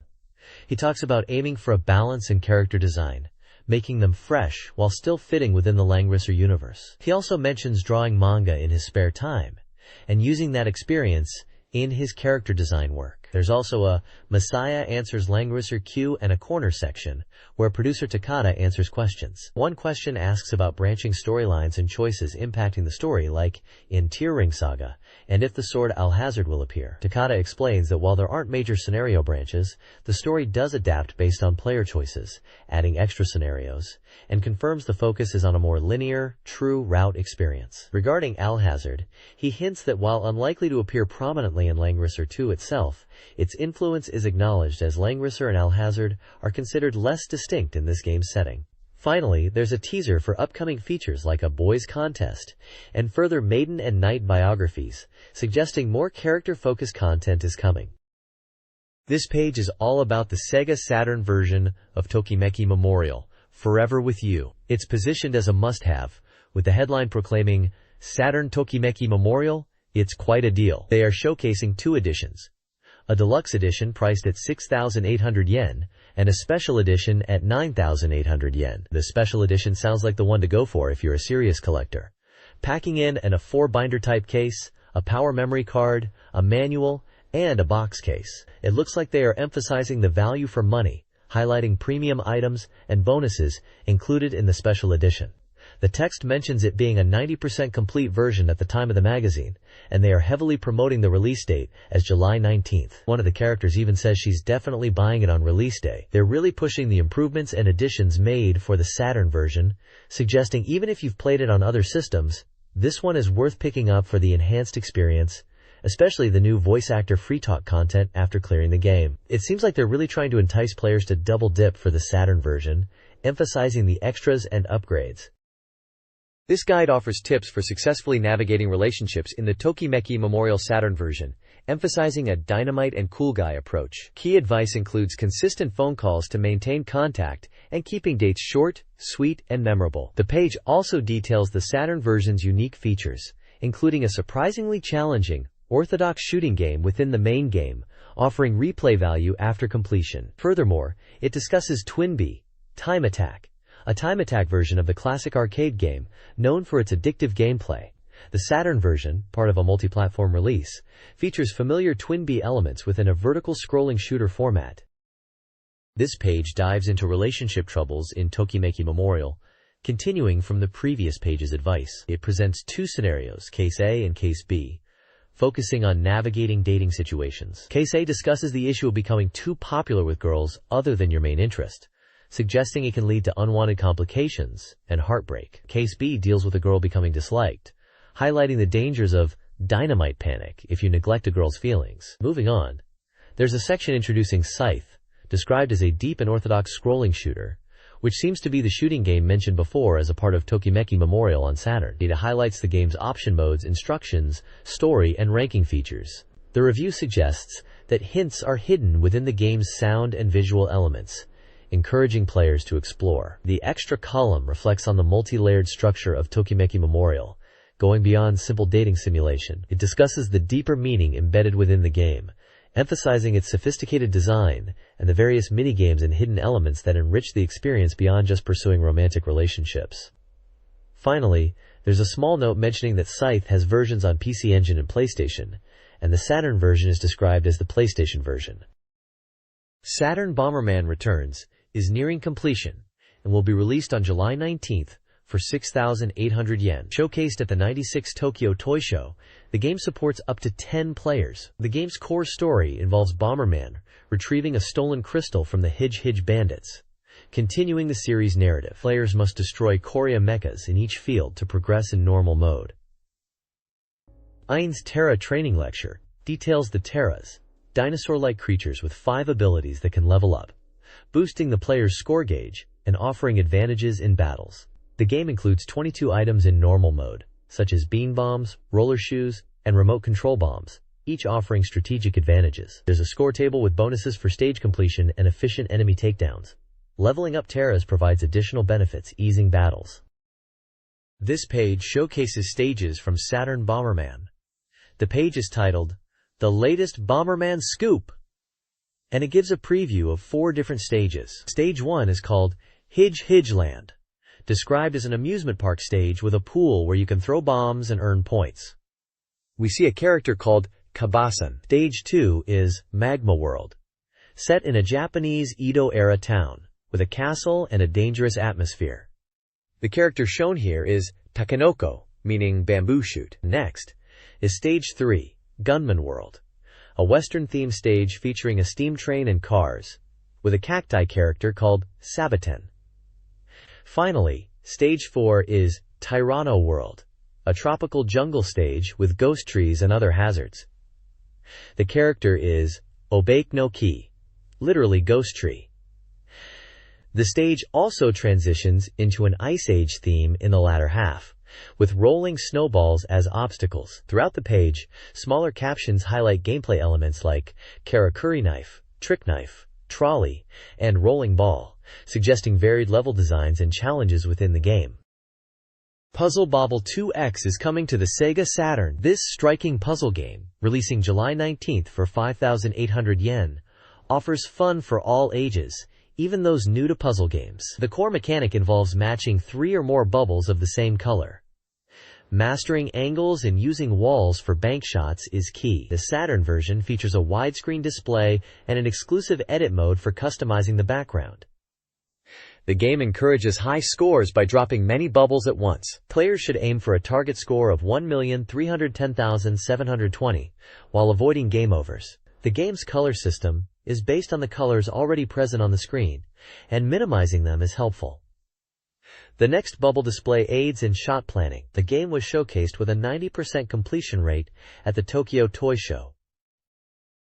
Puzzle Bobble 2X offers a variety of game modes. Puzzle mode is the main attraction, featuring 550 stages with branching paths and hidden levels.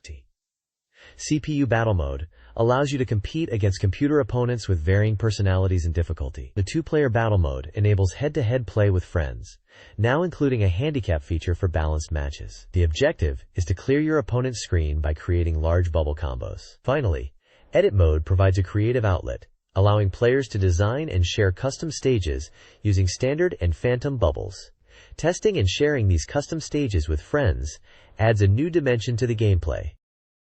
This page is all about the SEGA Saturn version of El Hazard, The Magnificent World. It's being promoted as a multi-story adventure game hitting the Saturn soon, building on the popularity of the anime, manga, and TV series. The text highlights that the Saturn version is based on the TV anime story and lets you play as the main character, controlling up to 2 companions in multi-scenario gameplay.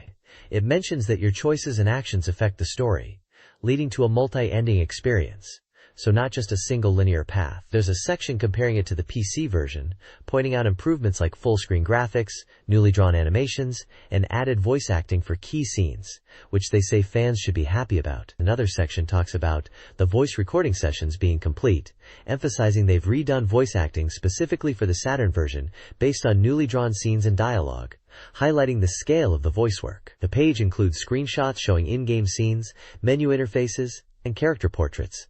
There's even a group photo of the voice actors involved. Characters like Makoto Mizuhara, Rune Venus, and Ifrita are visible in the screenshots. The page is generally enthusiastic about the enhanced Saturn version of El Hazard and its improvements over the PC release. This page introduces characters from the SEGA Saturn game El Hazard, The Magnificent World. It highlights key figures from the game, starting with the people of El Hazard, and focusing on Makoto Mizuhara, a science-loving high school student from Earth who finds himself in the world of El Hazard and interacts with characters from the Roshataria Kingdom, including Queen Rune Venus. The page also introduces the 3 high priestesses serving the abyss: Ms. Mishtal, Aura Moon, and Sheila Sheila. Isil Soel, a mysterious beautiful woman new to the game, also plays a key role in influencing the story and multiple endings. Furthermore, it showcases Jinai, Makoto's rival, a member of the Bugram army, and Fujisawa Sensei, a character with unexpectedly strong fighting abilities and associated with the divine weapon Irefrita. The page aims to introduce players to the game's cast and set the stage for the narrative adventure, capitalizing on the anime's popularity.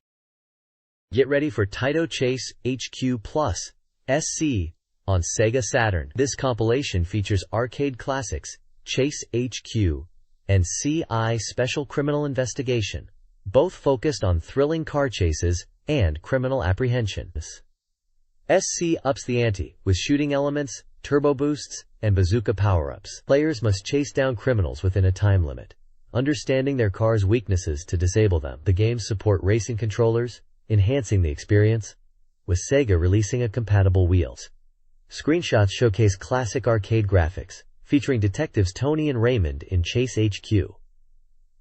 The Saturn versions promise visual upgrades and gameplay refinements, staying true to the arcade originals while adding depth. This is a high-speed, action-packed package for Saturn owners. The article previews upcoming SEGA Saturn titles from the 1996 Tokyo Toy Show. Anticipation is high for these releases. First, 3D Lemmings brings the classic puzzle game into a 3D environment, retaining the core gameplay with added depth and new elements like trampolines. Next, Riglord Saga 2, a 3D tactical RPG, promises a larger world, a new skill system with over 300 techniques, and strategic battles incorporating terrain and aerial combat. Finally, Humanoid Monster Battle Last Judgment, tentative title. A cyborg action gun shooter based on the Android Keykider world, offers a side-scrolling experience with polygon graphics and familiar characters. This page showcases two exciting games for the Sega Saturn. First up is Assault Suits Lanos 2, the latest in the mech action series following on from the Mega Drive's Lanos and Super Famicom's Valken. This sequel introduces new systems and deep customization options for your mechs, letting you really fine-tune them to your playstyle. They've also streamlined weapon selection to make the game more user-friendly and replayable. The screenshots show intense side-scrolling shooting action with detailed graphics, and the article mentions that the story will branch based on player choices and actions, with dialogue scenes driving the narrative forward. Next we have Thunder Force Gold Pack 12, a revival of the classic Technosoft shoot-'em-up series for Saturn. This pack is split into two volumes. Pack 1 will contain Thunder Force 2 and Thunder Force 2i, while Pack 2 features Thunder Force AC, which is based on Thunder Force 2i arcade version. Excitingly, there's also a brand new, Saturn-exclusive Thunder Force title in development. The article highlights this as a great collection for fans of the series, bringing back the classic side-scrolling shooting gameplay. The screenshots showcase the classic Thunder Force action, and a concept CG image hints at the new Saturn game. It's clear Technosoft is bringing back their iconic shooting series in a big way on the Saturn.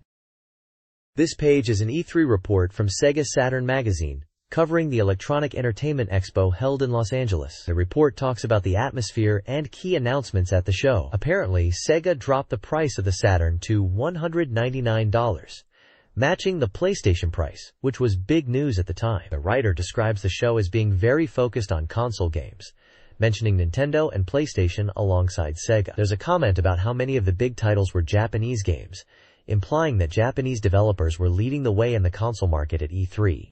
The article notes that while many big announcements happened at the show, there wasn't one truly massive standout announcement from console makers, but the reviewer suggests looking out for upcoming 32-bit titles for the Saturn. The report ends by saying they are planning to do a feature on Saturn titles that Saturn users would be interested in. This page talks about Sega of America's presence at E3, focusing on their booth at the Los Angeles Convention Center. It highlights that despite the strong showing from Nintendo 64 and PlayStation, Sega Saturn still felt significant. Sega showcased the Saturn with full-motion video and network demos, emphasizing its appeal. The article mentions that the price of the Saturn was dropped to $199, matching the PlayStation's price, which was a notable move. The page then delves into two specific games.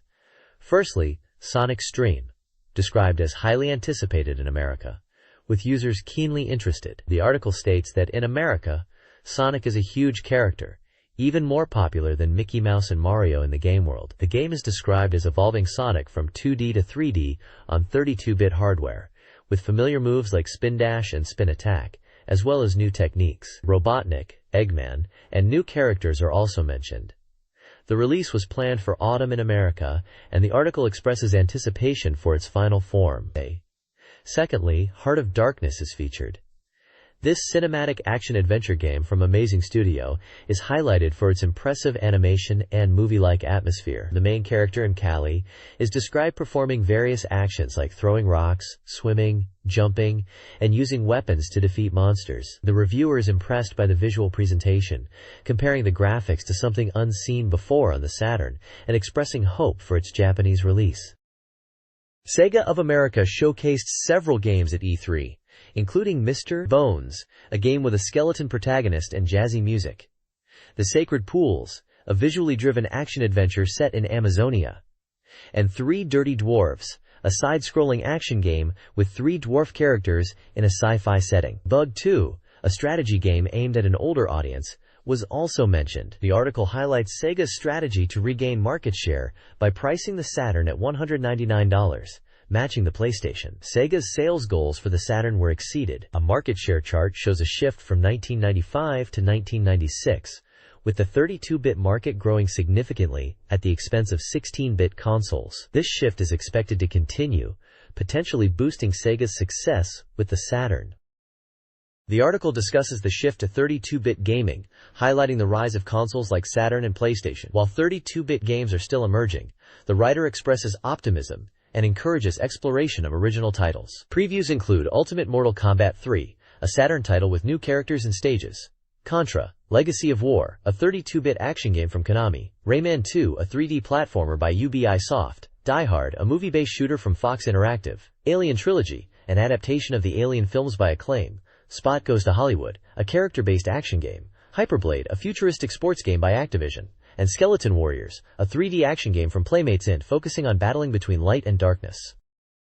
Upcoming Sega Saturn games include Earthworm Jim 2, a 32-bit conversion of the action game. Road Rash, a motorcycle racing game with combat, will also be available in Japanese. Her Grix Adventures, an action RPG set in Greek mythology, allows for up to 3 players and is praised for its humor. Waterworld, a 3D shooting game, features a large world and weather effects. BMG's collaboration with software developers promises high-quality titles like Exhumed, Power Slave, a 3D shooter in Egypt, and Spider, possibly Bug 2, a quirky action game. Other potential games include Tank, likely Assault Rigs, and Fire and Clay, possibly Clay Fighter 63 1/3. In an interview titled, "Let's Show You the Real Saturn Power," Sega of America's PR director, Lee Masanani, discusses Sega's focus on the Sega Saturn. She emphasizes the positive reception at E3 and highlights Sega's user-first philosophy, aiming for a broad appeal beyond hardcore gamers. Masanani mentions adapting to user feedback and the continued development of games like Sonic Stream. She also highlights the Saturn's $199 price point and expresses confidence in its competitiveness against the PlayStation. Sega's entertainment strategy centers on family entertainment, with games for all ages. Masanani believes Saturn games offer a wider appeal than PlayStation titles. She concludes with optimism for the future and a creator-driven approach to unique gaming experiences. The page includes gameplay screenshots and sidebars comparing the Saturn's strategy with Sony's, particularly in Japan. The next page highlights Master of Monsters, Neo Generations, coming to the Saturn as a special report. This classic strategy series, where you become a master of monsters to crush your foes on hexagonal battlefields, is making its way to Sega's console. It's described as a big strategy game with deep gameplay, originally popular on PC and Mega Drive, now reborn for a new generation on Saturn. The page emphasizes what to expect in the Saturn version, calling it checkpoints. It details various map modes, including a standard story mode, and even an edit mode, where you can create your own battlefields. Monster synthesis and combination are key features, allowing you to merge monsters to create new and powerful ones. Monster evolution is also showcased, where monsters level up and class change into stronger forms. For example, a soldier can evolve into a fighter, knight, paladin, and eventually a swordsman. There's even mention of special evolutions. Finally, the page points out other checkpoints, mentioning monster attributes, and how certain monsters are more effective at different times of day, like morning, noon, evening, or night. The release info states it's from Toho Emi, scheduled for November, priced at 6,800 yen, and is a simulation game supporting 2-player battles. It seems like a promising strategy title aiming to leverage the Saturn's capabilities for enhanced graphics and deeper gameplay in the classic Master of Monsters style. This page announces the upcoming Sega Saturn version of Sailor Moon Super's True Main Characters Scramble Plus. It's highlighted as a special report, emphasizing that fans have been waiting for this Saturn edition. The article explains that this fighting game features 10 Sailor Guardians battling to become the main character. It's mentioned as a port from the PlayStation version, but the Saturn version will include fan-requested animated movie sequences and other original elements. Specifically, Sailor Saturn will be playable in the Saturn version. Screenshots show in-game battles with Sailor Moon versus Sailor Saturn in one stage, and Sailor Mercury fighting Sailor Venus in a library stage. The text suggests heated battles are expected on the Saturn to decide who the true main character is amongst the Sailor Guardians. The reviewer seems excited about the Saturn exclusive content and the chance to play as Sailor Saturn.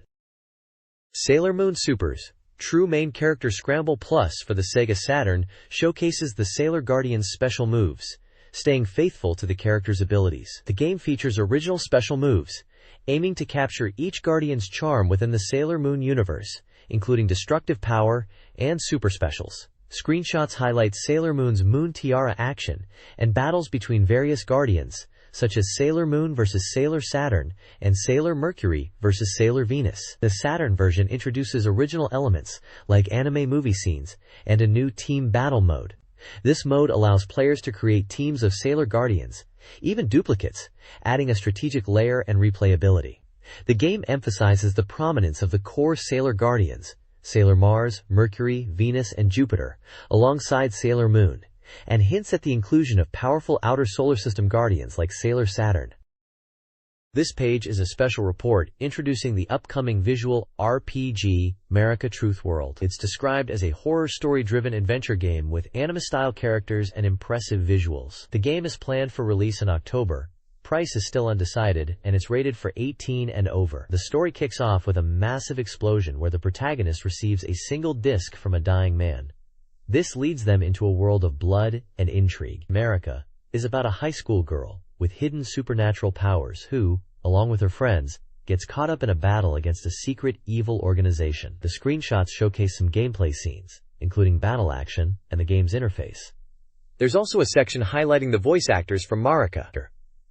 The page features interviews with 3 voice actresses who voice the main characters, including Miyako Murata, who plays Marika, and Yuko Nagashima, who plays Akira. They share their thoughts on the game and their roles, mentioning it's a serious story with deep themes, and they enjoyed portraying their respective characters. Character art for Kaname Todo and Akira Kanemoto is also featured on the page. This page delves deeper into America Truth World, focusing on the game's mechanics and world. The battle section highlights the animation and fights, stating that battles are not just static images but feature dynamic, full-screen animations that change depending on the situation, making combat feel more engaging. The field section points out that the game is set in present-day Tokyo, using real locations to enhance the story's realism and immersion, especially for players familiar with the city. It also mentions that unlike typical RPGs with chibi-style characters, America uses more realistically proportioned characters, around 6 heads tall, to match the serious storyline. The page also continues the interview section, featuring comments from voice actresses Miyako Murata, Yuko Nagashima, and a third voice actress. They talk about recording dialogue and mention enjoyable scenes and the game's overall serious tone. They also express their hopes that players will enjoy the game and the story. Finally, there's a list of voice cast members for various characters, including Daisuke Sakaguchi as Yasube Hachimaki, Mami Nakajima as the narrator, Hideyuki Hori as Makoto no Jin, Hiroaki Hirata as Olga, Hiromi Tsuru as Françoise Woods, Kiyotaka Kobayashi as Dr. Sakuraba, Sayuri Otsuka as Kyoko Ayumi, Rieko Yoshizumi as Harumi Kanzaki, Miki Nagasawa as Hermione, and Kanako Takemura as Ronette. These are the talented voice actors bringing the characters of America Truth World to life. This page introduces Battle Athletes Dayundu Kai, a training simulation game where you nurture hot-blooded young women to become top space athletes. The main character is Akari Kanzaki, and she is joined by rivals such as the American Tanya Natividad, the graceful Jessie Gartland, and Wang Rinfa. Each character has their own unique background and personality. The special report section announces that the game is currently 30% complete and is planned as a training simulation game for all ages. The developers from Increment P and AIC Spirits are interviewed, discussing how the game was conceived as an athletic competition from the outset, aiming to capture the essence of university sports and elite athlete training. They mention focusing on creating a deep gameplay experience where player choices really matter and how they are hand-drawing all the graphics in an anime style. They want to make a game that's both fun to play and watch others play. The page also showcases secret setting materials, giving a glimpse into the game's concept art and development process, showing the detailed work that goes into creating the game. It looks like this game is shaping up to be an exciting entry in the training simulation genre. This page provides a sneak peek at upcoming SEGA Saturn game releases. The new release titles section showcases a diverse range of games, including adventure, puzzle, strategy, RPG, and even some risque titles like Angel Paradise. Notable releases include Detective Saburo Jinguji, Gal's Panic, and the horse racing game, Turf Wind 96. Coming Soon Soft highlights even more anticipated titles. Sakura Wars and Dark Savior are mentioned alongside action games like Ultraman Battle and sports titles like Decathlete. Other genres are covered with games such as Birth S, Classmates If, and titles like Mobile Suit Z Gundam Side Story. The list continues, with shooters, mahjong, and pinball, ensuring something for every gamer. The page's anime artwork enhances the overall visual appeal, promoting the diverse visual styles of the games.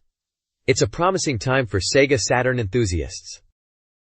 This page showcases some upcoming SEGA Saturn releases. First up is the Kindaichi Case Files, an adventure game based on the popular manga and anime.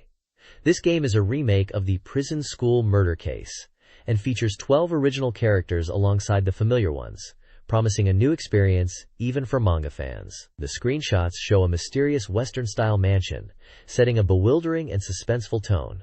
The game is currently 40% complete. Next we have Prey Doll Disc Volume 1, a digital photo collection described as bathing beauty enjoyment. It's a collection of photos, focusing on swimsuit shots and allowing you to view them automatically. This one is much further along in development at 90% completion. Finally, there's Detective Jinguji Saburo Unfinished Report, another adventure game. This installment's mystery begins with a single email and a coin locker key. It seems to involve foreign countries and a fresh mystery for the famous detective. This game is earlier in development, marked at 20% complete. This page highlights 3 upcoming SEGA Saturn titles. First up is Gal Panic, tentative title. This is described as a powered-up Saturn version of the arcade game Gal Panic.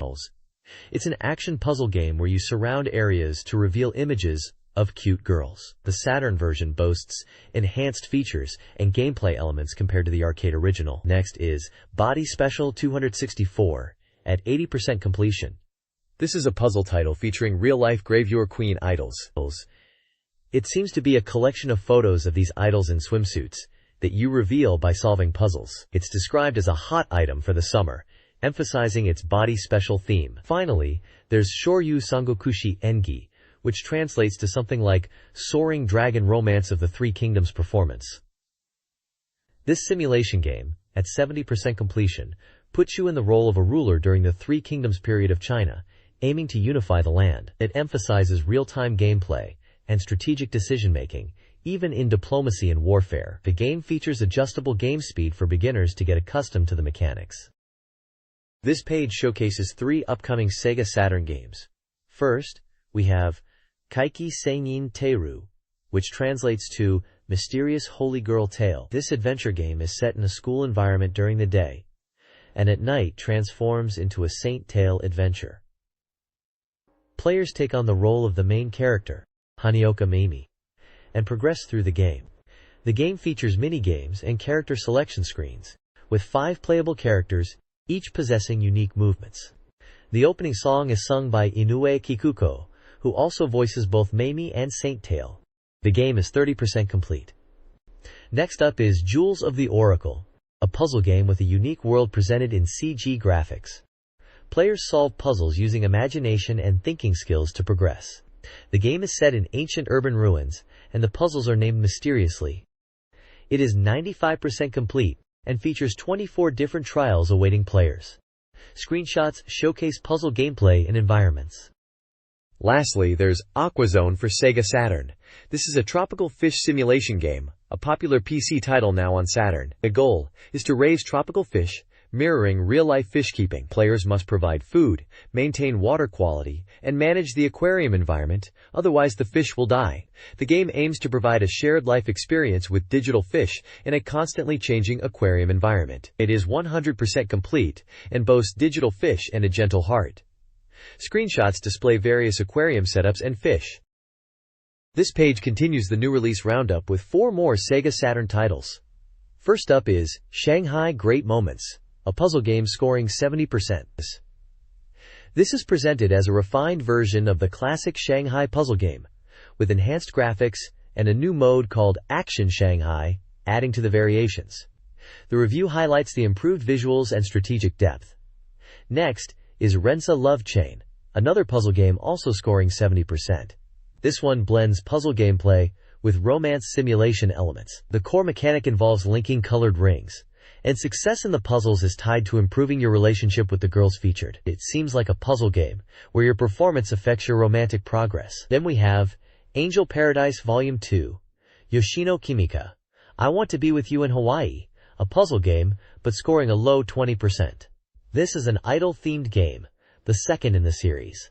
Featuring idol Yoshino Kimika. Clearing puzzles unlocks movie scenes, and the conversations within these scenes affect the story. It seems like a puzzle game, focused on interacting with an idol through movie clips. Finally, there's Arthur and Astolat's Mystery Demon World Village, a puzzle game with a 65% rating. This game is inspired by the PC game Incredible Toons, and uses characters and items from the Ghosts and Goblins series. Players solve puzzles by strategically placing characters and items to achieve level objectives across 100 stages. The review emphasizes the variety of actions and puzzle-solving mechanics.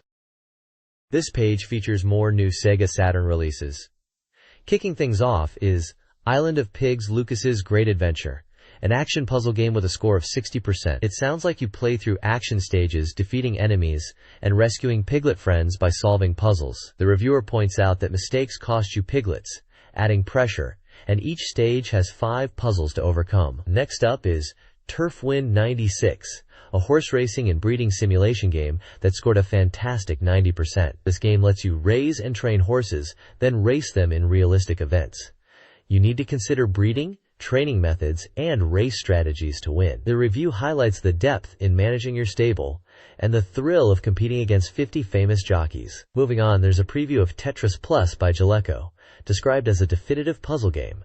This version seems to emphasize 2-player battles and a clear puzzle mode. Then we have Olympic Games Atlanta 1996, likely a sports simulation covering various Olympic events and offering record-breaking challenges. Finally, there's a glimpse of a racing game, which appears to be Daytona USACCE, showcasing intense racing action and customizable cars. This page is the Reader's Station section, starting with R's Diary, where someone is talking about moving and being busy, and then realizing it's already April. They mention they should value their free time for Saturn gaming. Next is Or, where someone is suggesting a corner in the magazine called Or's Station should be renamed Watanabe Station. They mention deep showers. And April 4th, perhaps suggesting this is their submission date. Then there's Brother, where a reader talks about playing World Advanced Daikusen Sakusen File, which might be a reference to Advanced World War, Senko no Hate ni Versus.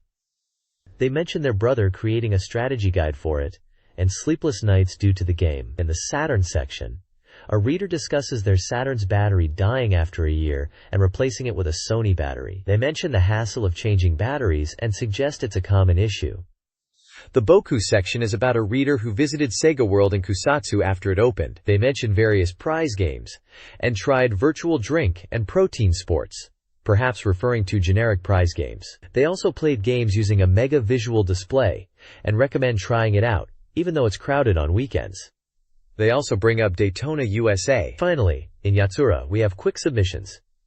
One is about Wolf Fang, another mentions Gargoyle, and another features Angelique Generic.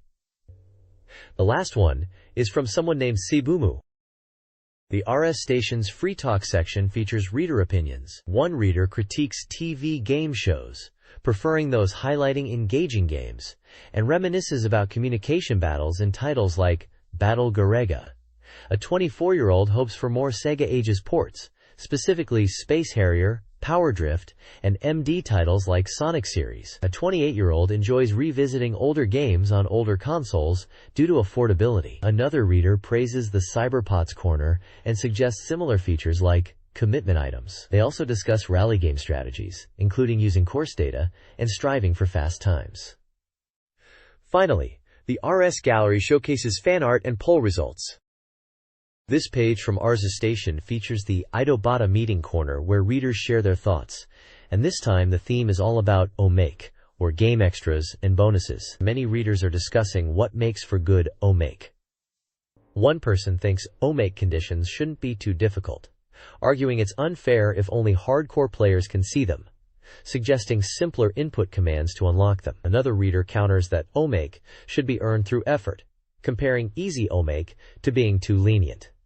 Someone else chimes in about game omake conditions being too strict, wishing developers would put in more effort to create rewarding extras. They suggest providing hints or conditions in the game itself. They use examples like hidden endings after beating hard mode, or unlocking content after 100 hours of playtime. They feel that overly hidden OMAKE disappoints skilled players. Another reader loves OMAKE in RPGs, emphasizing their importance, especially in games where playtime is long. They mention hidden dungeons after clearing the main game as examples of good OMAKE that keep users engaged. In the Ars Gallery section, we have fan art submissions. Here, there's artwork of characters like Multimedia from the Tokyo area, a princess character, Athena from KOF from Tokyo, Felicia from Vampire from Kanagawa, and a Dragon Force character from Chiba. The next theme for reader submissions is announced as input devices, inviting opinions on pads, joysticks, and controller usage ideas. This Ars' station page features reader comments on various games. A 14-year-old enjoys Virtua Fighter 2 on Saturn, excelling in arcades. Another reader discusses fighting games, favoring Wolfen Virtua Fighter and Sonic on Game Gear, even purchasing a Saturn after VF2's price drop. They also mention using X-Band for online battles. Wakadana features short phrases on the theme Demon. Foolish People's Request includes a gamer struggling with Battle Garega and seeking completion rewards. The Planning Department Headquarters presents a game idea, Guy God, a hero training game where players develop a team from cosplay soldiers to giant robots, emphasizing teamwork and youth development. The upcoming issue will see the return of My Saturn with reader art, including a rainy illustration, artwork from Thor, cyberpunk characters, and Enemy Zero art. This RS station page features reader content. It includes reader-submitted comics, 4-panel manga theater, a Today's Photo showcasing a Sega Game Center, and an apology/correction regarding a previous issue's image mix-up. The main section, Large Information, hosts various reader submission corners. These include diaries, Ors Diary, general game discussions, Ors Free Talk, themed discussions, Ors Wellside Meeting, artwork displays, Ors Gallery, and repeated mention of the Comic Corner. Other sections seek specific content, opinions from female gamers, Gal's Fury, funny gaming stories, Laugh and King's Ear, game ideas for the Saturn, My Saturn, gamer sayings, Word Day, game concepts, Planning Office Notebook, peripheral improvement ideas, This Guy Convenient, stories about beloved items, Commitment Item, Virtua Fighter content, Virtual All-Stars Gather, and game-related poems, songs, and complaints, If I Were a Young Lord, and Young Lords Grumble. Submission guidelines are provided, including postcard format, personal information, and a clear writing requirement, along with the address for contributions. This page is all about the results of the Gungraphon Time Attack Battle Final Contest. It's the Volume 7 edition, and they've tallied up all the submissions, around 90 in total, and are announcing the top 10 fastest times in both beginner and expert modes. The article highlights that the winning times were much faster than anticipated, suggesting players have discovered some serious game-breaking techniques. For the beginner category, the top spot went to Mr. Gunmi from Hyogo Prefecture with a time of 35 minutes 05 seconds. The results list goes down to 10th place. Similarly, for the expert category, Mr. Tomioka from Saitama Prefecture clinched first place with an impressive time of 52 minutes and 10 seconds. Again, they list the top 10 rankings for expert as well. The page also includes some in-game screenshots and diagrams showing the fastest routes for each difficulty level. It seems the organizers were surprised by how fast the winning times were in both modes, implying the players really pushed the game to its limits. This page is an in-depth analysis of the top players' techniques in the Gungraphon Time Attack contest, featuring an interview with Mr. Ogawa from Game Arts, who was involved in the game's development and debugging. He's utterly amazed by the top scores, admitting that even the developers couldn't achieve such fast times, exceeding theoretical limits. The interview delves into the secrets of the winning runs. Mr. Ogawa points out that top players like Mr. Gunmi, the beginner champion, use diagonal movement to progress quickly and constantly rely on the radar for navigation. He also highlights advanced techniques, such as using high max and half-body rotations to maximize efficiency. The discussion moves to the differences between beginner and expert modes. Mr. Ogawa explains that while beginner mode strategies are relatively straightforward, expert mode demands more from players, particularly in weapon selection and optimal route planning. The page showcases the expert ranking chart, listing the top 7 times, topped by Mr. Tomioka's incredible 52 minutes and 10 seconds. The article concludes by congratulating all the winners and announcing the prizes. Top prizes include special Gungrafon t-shirts and panels.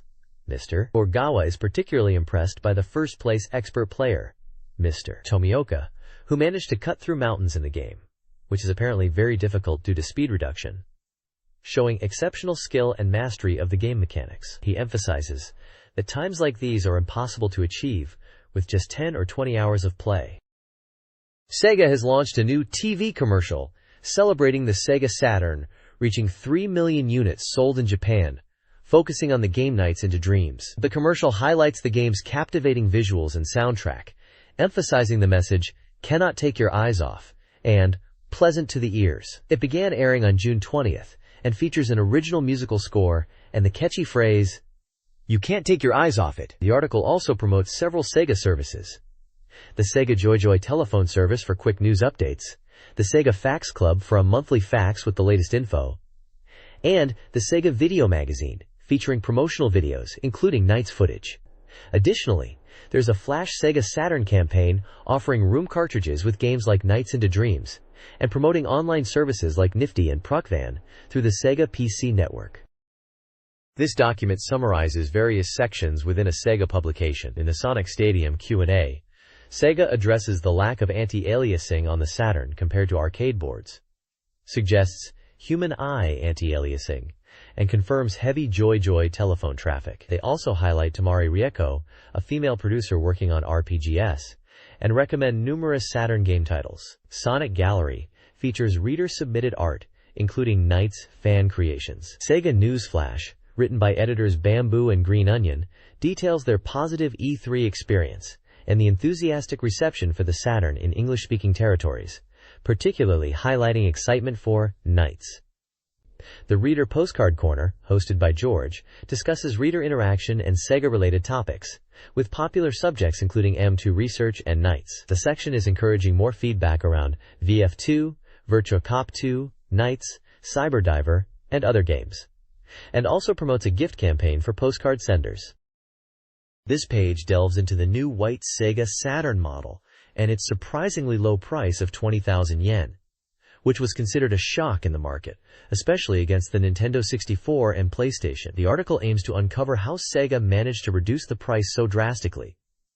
Externally, the white Saturn looks identical to the original black model. However, the focus shifts to the internal components, particularly the main board. The article highlights the high density of components packed onto the board as a key factor in cost reduction. It mentions that the manufacturing process for chips has moved to 0.8-0.5 micrometers, allowing for cheaper production compared to the older 0.35 micrometers process. The Saturn still utilizes the S2 CPU and VDP for video processing, but the use of synchronous DRAM and a faster 8x CDROM drive are discussed as cost-saving measures, implying cheaper components are now being used. Ultimately, the article concludes that the price reduction is achieved through a combination of cheaper component prices, a redesigned main board with higher density, and even minor omissions like removing LEDs. The piece promises future articles will go deeper into device specifics and provide information on a version 3 new Saturn model, suggesting further developments are on the horizon.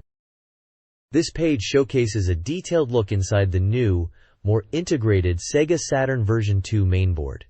The main headline shouts about the improved integration density. We can see diagrams of both the front and back of the mainboard with labeled components. The accompanying text dives into the specifics, explaining that while the core components like the S2 CPUS and VDP remain, the manufacturing process has moved to a denser 0.8/0.5 micrometers process, which allows for cheaper chip production. It mentions the use of synchronous DRAM and a faster 8x CDROM drive as part of the cost-saving and efficiency measures. The lists beside the images detail each numbered component on both the front and back of the board. These lists cover everything from the CPUS and video display processors to the CDROM drive controller, various DRAM and SRAM chips, and connectors. The article highlights that these changes reflect SEGA's efforts to reduce costs through more efficient design and component choices, which ties directly into the previous page's discussion about the surprisingly low price of the white Saturn model. The review covers a location test of SEGA AM3's Last Bronx, Tokyo Bangaichi, praising its improved graphics, detailed backgrounds like Shibuya Crossing, and smooth character animations, especially special moves. The reviewer enjoyed experimenting with characters, favoring Tonfa, and exploring weapons-based gameplay. The P plus G move, punch plus guard, is highlighted as an effective grab and throw.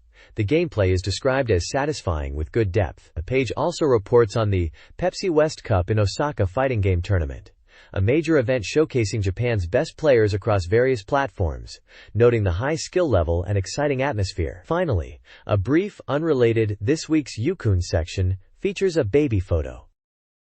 This page is an advertisement for the SEGA Saturn game World of Mythology Eldrin, which is touted as a multi-scenario and multi-ending adventure game. It's promoting a special first edition release that comes in a deluxe box with setting materials included. The release date is clearly highlighted as August 9th. There's also a campaign where you can win cell animation cells, telephone cards, and panoramic posters related to the game. To participate, you need to find a hit on posters in stores and apply by July 15th, 1996. They are giving away these prizes to 1,500 lucky winners who answer correctly. The page is visually dominated by character artwork from the game, and includes a funny cartoon face promoting the game too.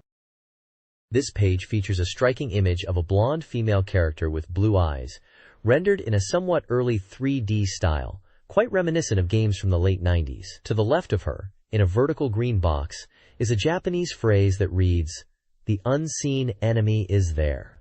This tagline creates a sense of suspense and danger, hinting at a game with stealth or hidden threats. The character's intense gaze and the dramatic lighting further amplify this feeling of tension, suggesting she is facing an unseen challenge or threat. The overall visual style and the tagline are evocative of action-adventure titles popular on the SEGA Saturn era, possibly advertising a suspenseful or horror-themed game. This page is a bold advertisement for the SEGA Saturn game Enemy Zero. Dominating the page are large, stylized red letter E and number 0, making up a striking visual. Below this, the title Enemy Zero is written in Japanese.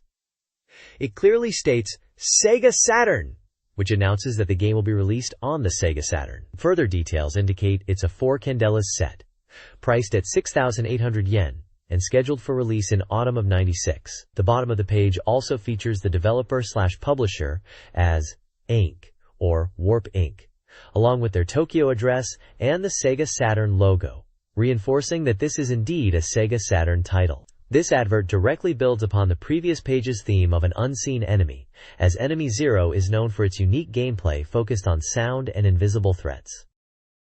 This page is a high-impact advertisement for the SEGA Saturn game Death Throttle. The page is visually dominated by explosive sound effects like "Ya" and "Kunch," surrounding a flipped yellow car. The game's title, Death Throttle, is boldly displayed in fiery lettering. Japanese text describes the game as a super extreme 3D driving shooter where you must escape from the isolated city of Kamasuti. The story is set in 2047, in Kamasuti, which was once a major world city but became a lawless prison. Initially designed to isolate criminals, a strange incident occurred, plunging the city into chaos, with citizens being harmed and all exits sealed by an impenetrable wall. You play as a tag driver who must escape this dangerous city in a weaponized car. 3 screenshots showcase intense gameplay, displaying car action and shooting. The advertisement highlights Death Throttle as a super extreme and super stimulating 3D drive shooting game, priced at 5,800 yen excluding tax, and scheduled for release in late June by MediaQuest.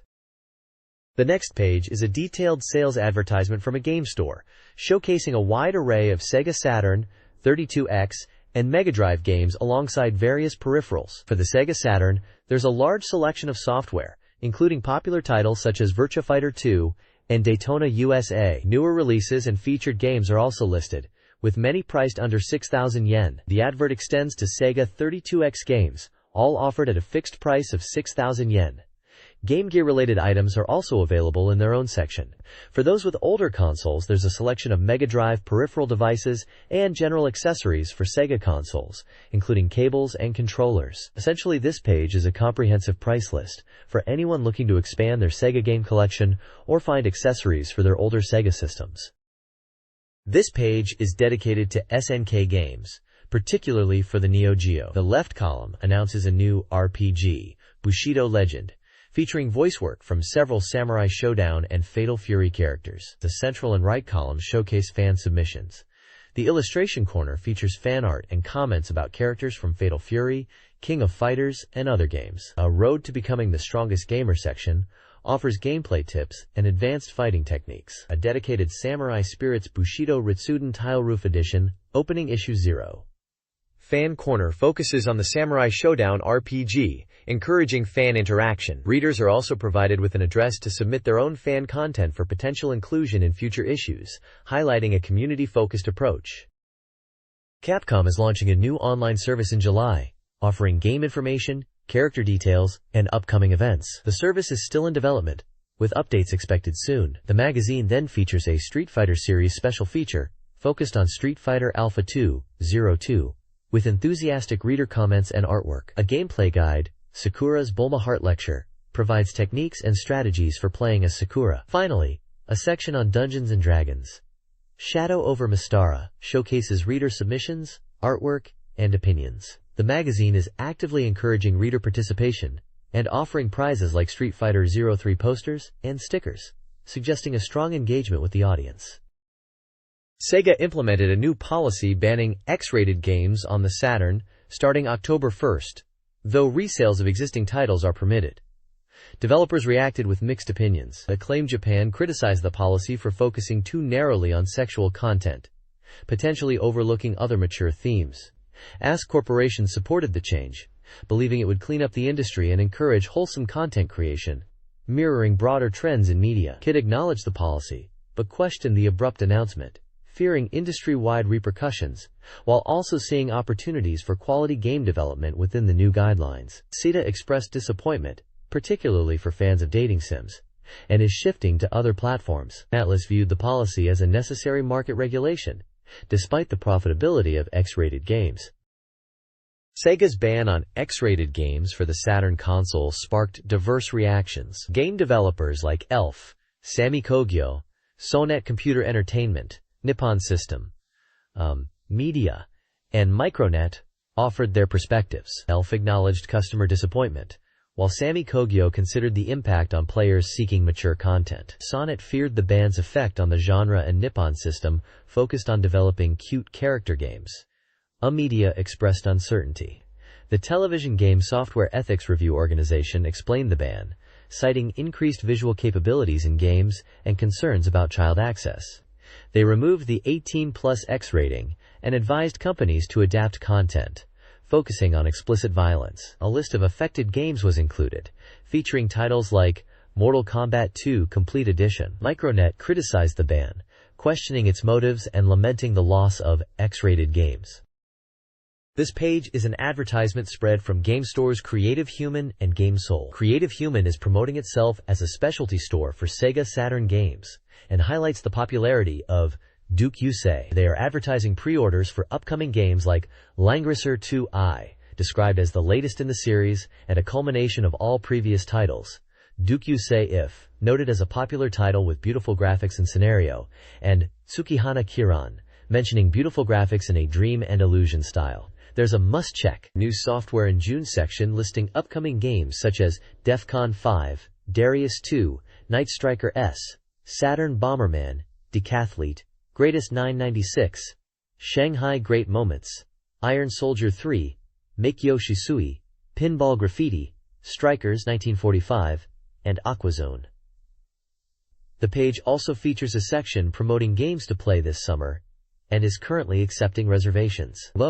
GameSoul advertises various merchandise including character t-shirts featuring Sonic the Hedgehog, Vampire Hunter, and Virtua Fighter logos, alongside CD bags, record bags, backpacks, and caps. They also sell Sonic and Virtua Fighter themed wristwatches and 3D Sonic wristwatches.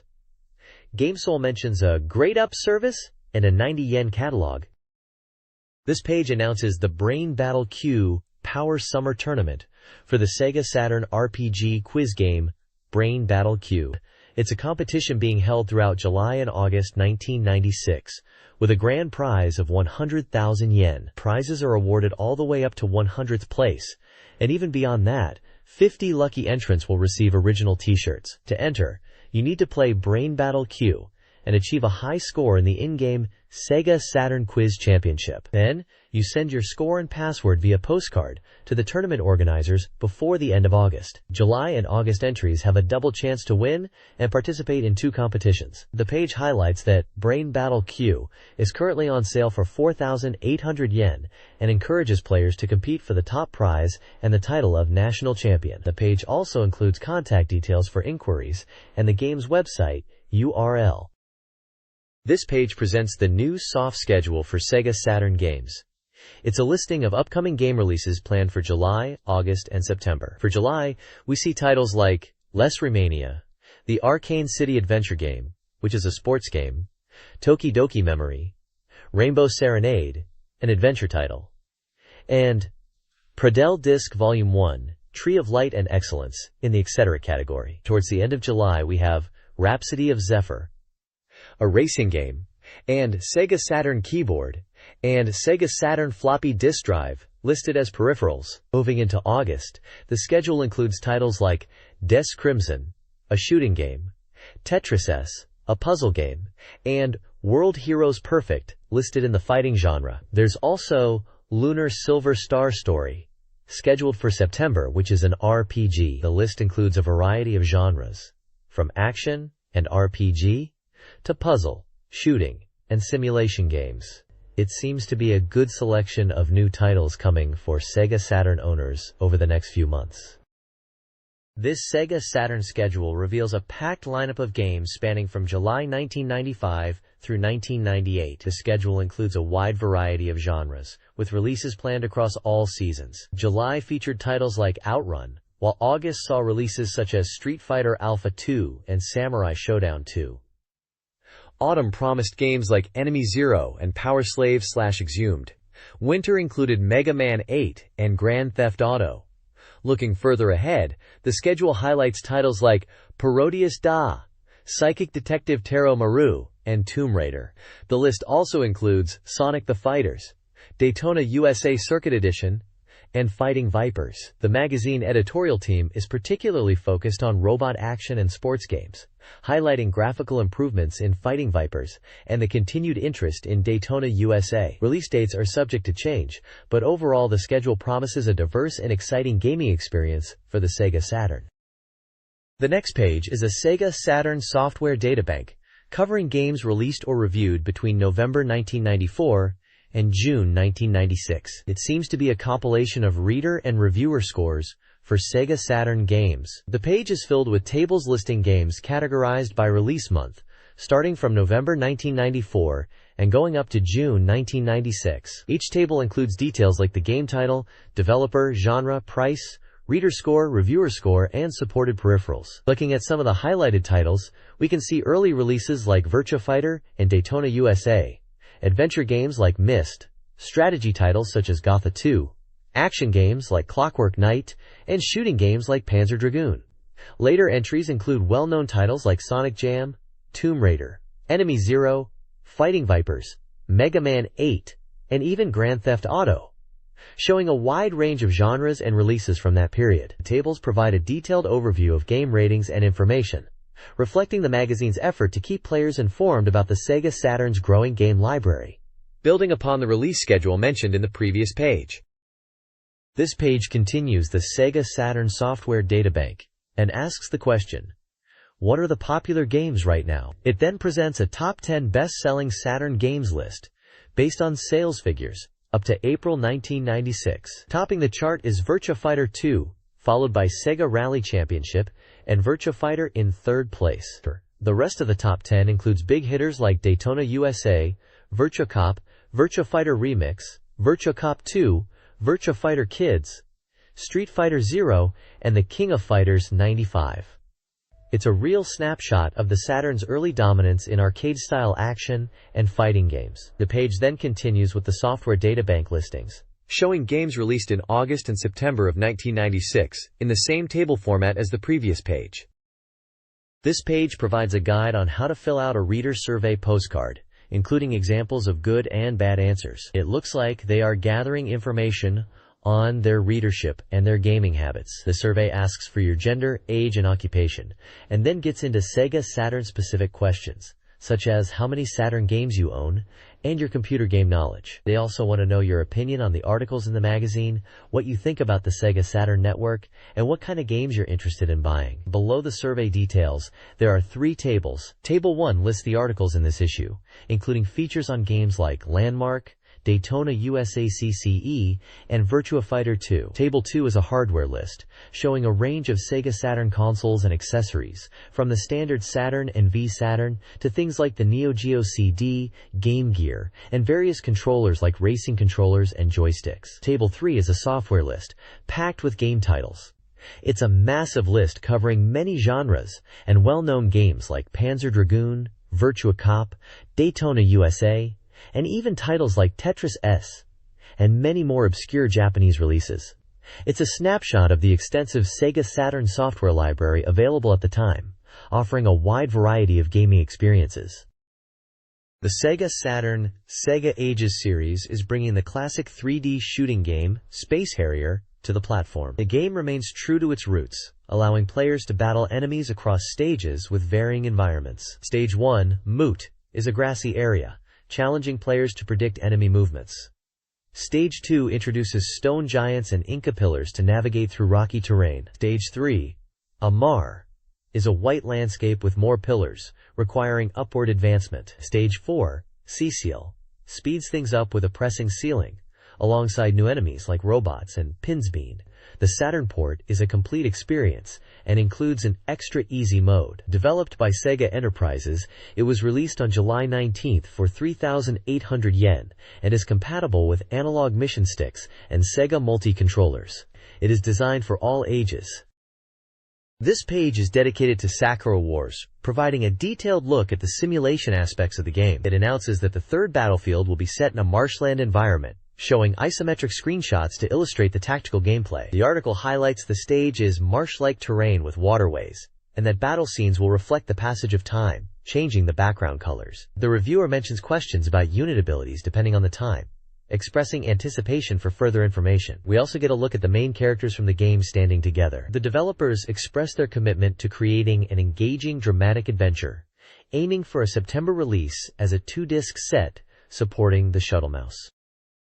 This page continues the information about Sakura Wars, focusing on game system details. It highlights several key gameplay mechanics, starting with Jump, which is a movement option for navigating terrain with height differences, noting that careful consideration is needed for jumps of 2 levels or more. Then it introduces Recovery, a command to restore spirit power and damage, essential for keeping units in fighting condition. The overall map is described as a command to display a zoomed-out map showing unit positions, useful for strategic overview. Next, the information window provides unit stats like attack power, defense, and morale. The pause screen is mentioned as a feature allowing players to interrupt gameplay, though saving is not possible during battle, only loading from a paused state. The article then touches on, the captain's judgment is always calm, emphasizing the importance of the commander's decisions in battle, affecting unit morale and outcomes.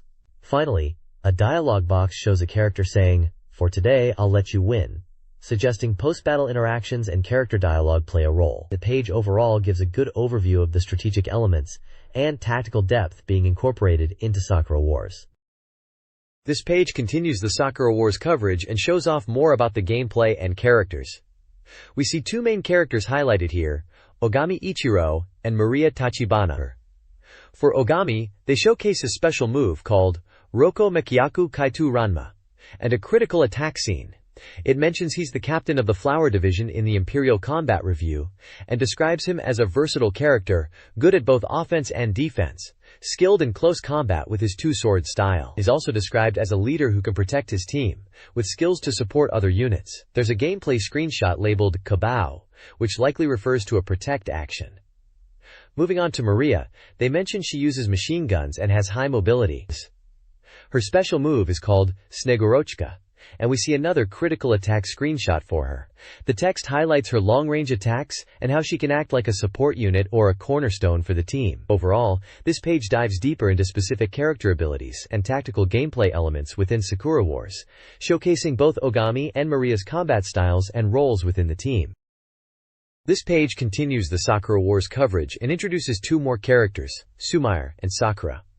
Sumire is described as being well-rounded in attack, defense, and movement. Her special move is called Kanzaki-style Dust Storm Flow Butterfly Dance, which is shown hitting enemies in a wide area around her. She also has a critical hit move called Evil Slaying Sword Conquest Cherry Blossom Divine Release. Sakura is introduced as the main character of the game, using a sword and having an orthodox fighting style that focuses on close combat. Her special move is called Charge, which appears to be a power-up for her attacks. Finally, it mentions there will be an interview on page 200 with Fujishima Kusuke-sensei and Matsubara Hideki-sensei, presumably about Sakura Wars. This page announces the upcoming release of Dark Savior and confirms it is really coming out. The game is currently 80% complete, and the reviewer expresses excitement for the monster capture system. The page details that Dark Savior will be released on August 30th and will be priced at 5,800 yen. It's an action RPG for one player and supports the SEGA multi-controller. Moving on, the page introduces the Jailer's Isle Guide, focusing on the game's 3D map system. It highlights the 3D panoramic map as a key feature of Dark Savior, showing the Jailer's Isle from a bird's-eye view to demonstrate how the 3D environments connect. The article emphasizes the viewpoint changes in the game and wants players to get a sense of the atmosphere of viewpoint movement within the game. The Jailer's Isle map section describes the area as being carved out of rock, with small buildings scattered around, creating a complex and potentially confusing layout. It mentions that prisoners and merchants can be found there. Finally, the page reveals that Dark Savior will support the SEGA multi-controller. This will allow for analog input and smooth viewpoint control, making the gameplay more intuitive, although the standard pad will also be perfectly sufficient. This page continues the preview of Dark Savior, diving deeper into the game's world with a Jailer's Isle guide. It highlights the 3D panoramic map system, showcasing the Jailer's City area. The article emphasizes the game's use of polygons to create cinematic camera work and immersive 3D environments, quite unlike typical 2D or pseudo-3D games. We get a closer look at Jailer's City through an isometric map and in-game screenshots. The city is described as being carved from rock, with a somewhat confusing layout of small buildings, where you'll encounter prisoners and merchants. The screenshots demonstrate the viewpoint changes and overall atmosphere within the city. The page also introduces another location called the Ancient Arabian Quicksand Ruins. This area features quicksand and moving platforms.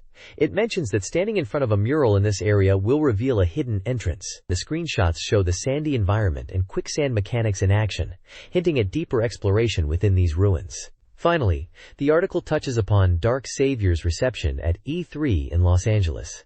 It was apparently a big hit, with large crowds of people, especially Americans, impressed by the realistic polygon graphics.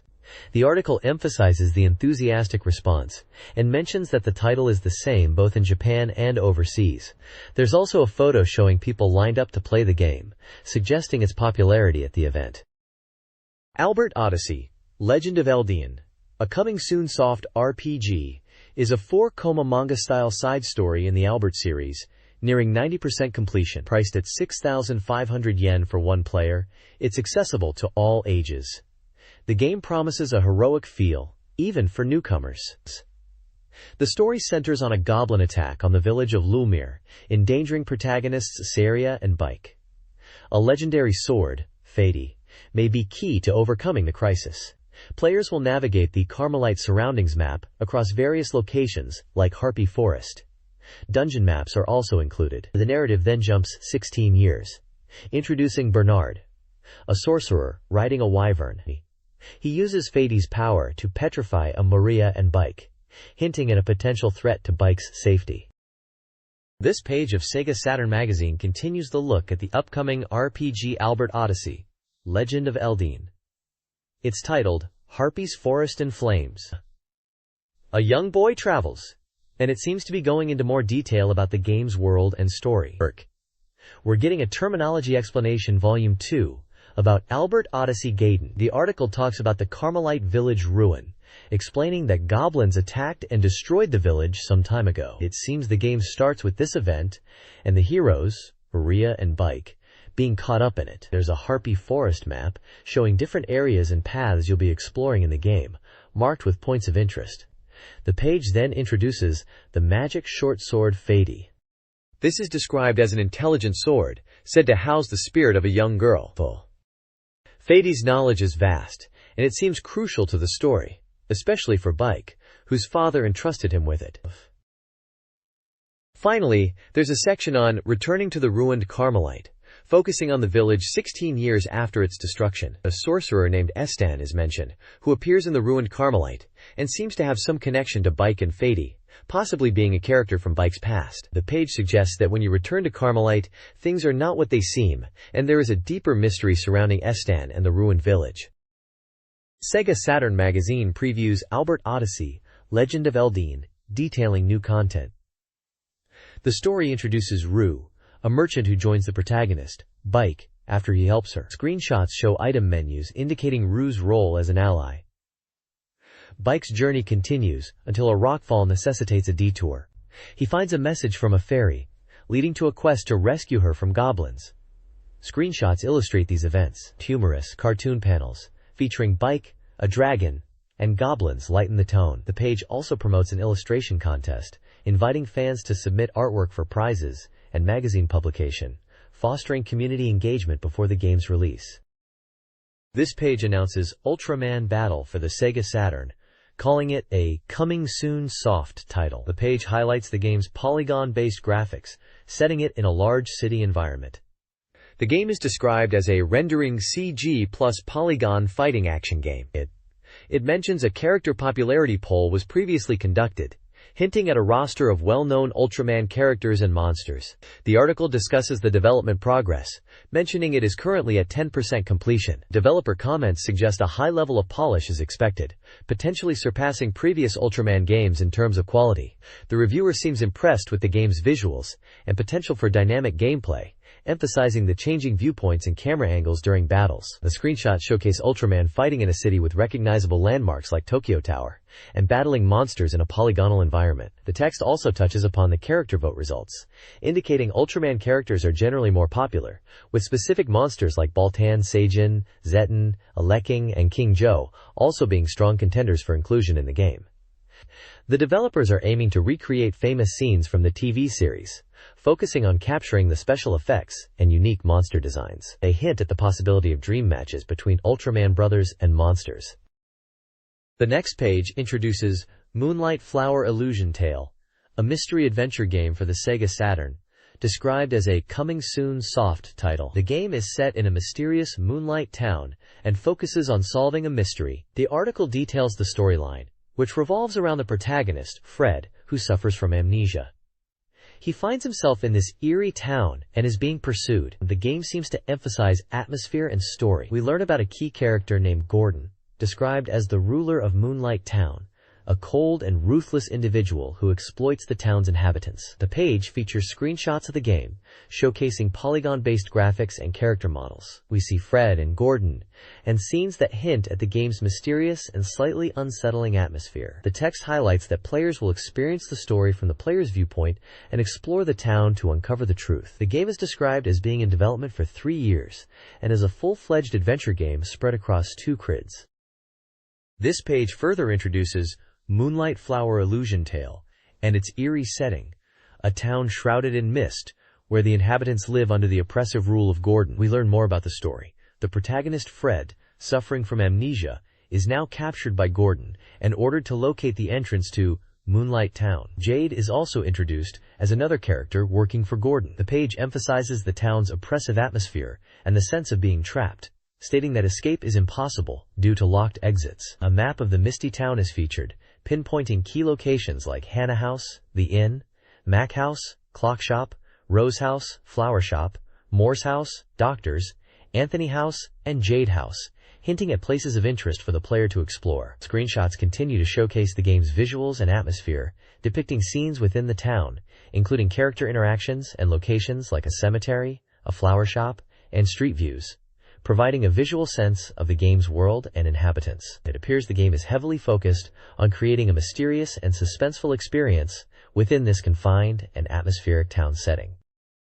This page continues to delve into Moonlight Flower Illusion Tale, focusing on the mystery of finding the entrance to Moonlight Town. It explains that escape from the Misty Town is impossible, forcing Fred to search for this elusive entrance. The game emphasizes exploration and puzzle solving, highlighting the need to gather items and solve riddles to progress. One section talks about legendary writings, mentioning that a character named Anthony, encountered in a warehouse, speaks of books detailing Moonlight Town, suggesting the player needs to find these books as clues. Another section discusses keys hidden in various locations, which are essential for unlocking paths and progressing the story in Moonlight Town.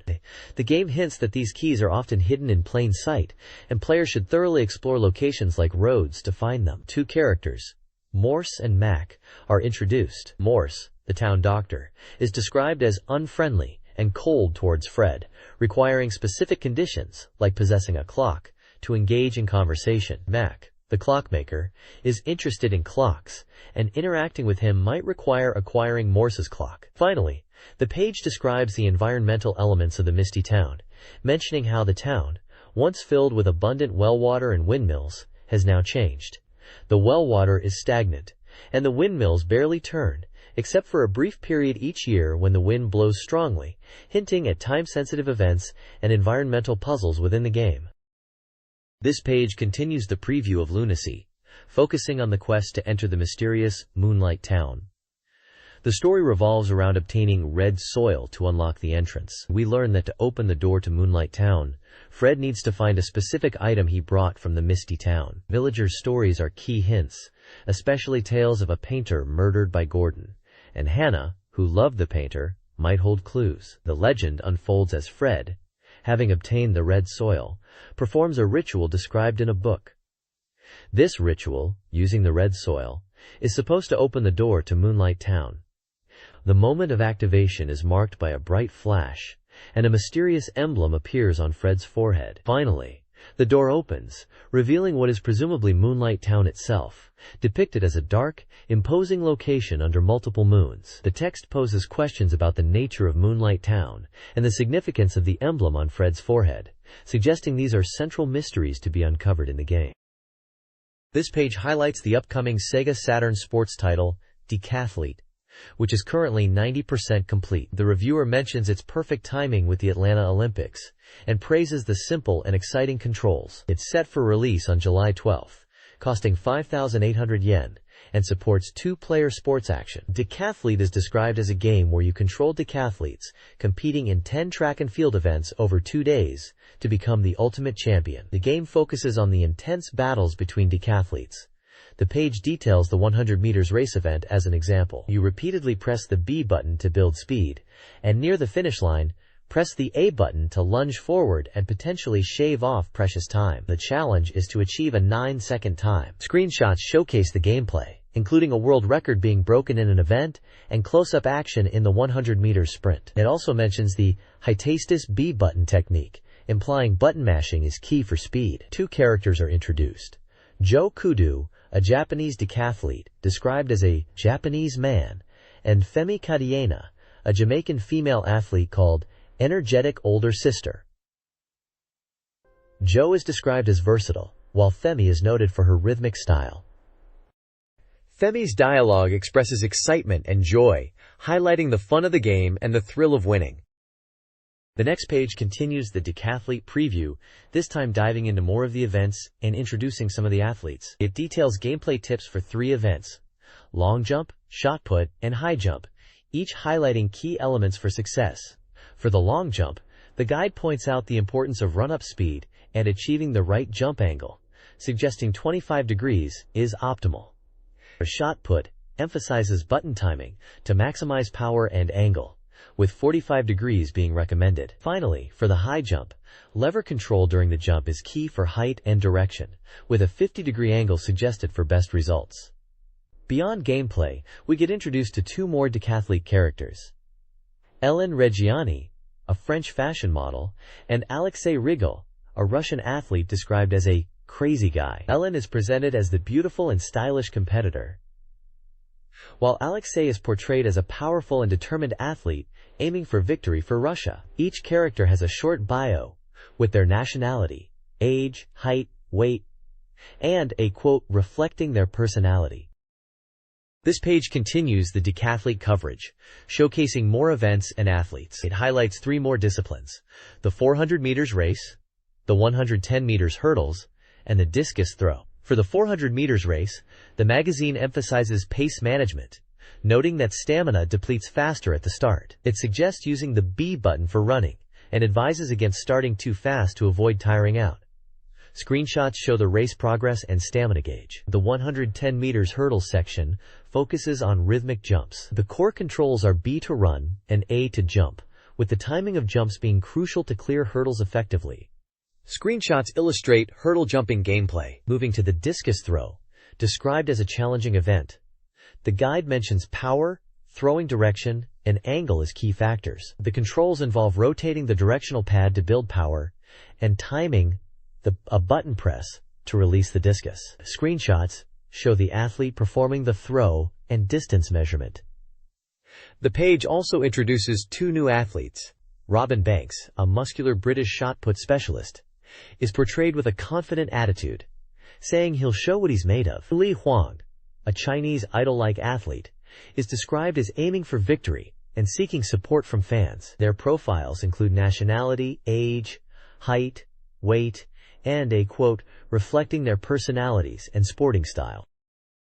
This section of the decathlete game guide details 3 events: the pole vault, hammer throw, and 1,500 meters race. In the pole vault, players use button combinations to run, plant the pole, and jump for maximum height, emphasizing the satisfaction of a successful jump. The hammer throw involves spinning the directional pad to build power and releasing the A button for distance, with focus on throwing angle. The 1,500 meters race requires stamina management, urging players to pace themselves for the 3.5 lap run. The page introduces 2 new athletes: Carl Vane, a German jumper with a narcissistic personality, and Rick Blade, an American all-rounder. Both characters, like those previously mentioned, possess confident and boastful personalities, enriching the game's character depth and highlighting the diverse athletic experiences decathlete offers.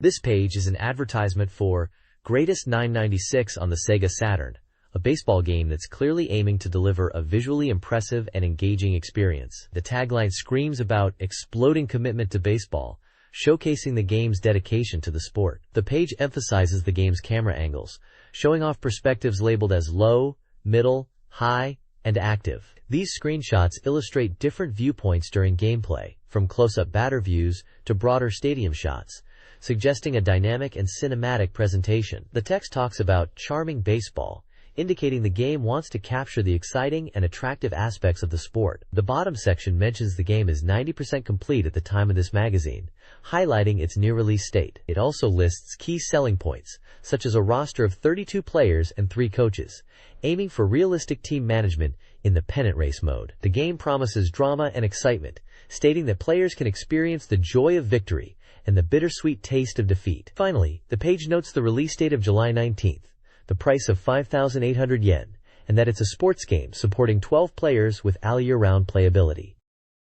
This page delves deeper into the Greatest 996 baseball game, focusing on the team editing and pennant race modes. It highlights the G9 system, which uses keywords to define player characteristics across 4 categories, allowing for detailed player customization. You can select up to 3 keywords per player to shape their abilities and playing style, offering a deeper level of strategic team building. The page shows screenshots of the editing screens, including keyword options for both pitchers and fielders, demonstrating the variety of traits you can assign. The article also emphasizes the enhanced pennant race mode, stating that player abilities now dynamically change in real time based on game performance. This means your player's stats will fluctuate depending on how they perform in matches, adding a new layer of realism and requiring you to adapt your strategies as the season progresses. It mentions that the game allows for up to 32 human players in the pennant race, making it a potentially huge multiplayer experience. There are also sections emphasizing the realistic gameplay feel and the inclusion of the latest player data, promising an up-to-date and immersive baseball simulation. Debut, a new idol-raising simulation game for the SEGA Saturn, is highlighted. Players will nurture 3 potential idols: energetic Itoaki, introspective Tanaka Kumi, and mature Fujimura Saori.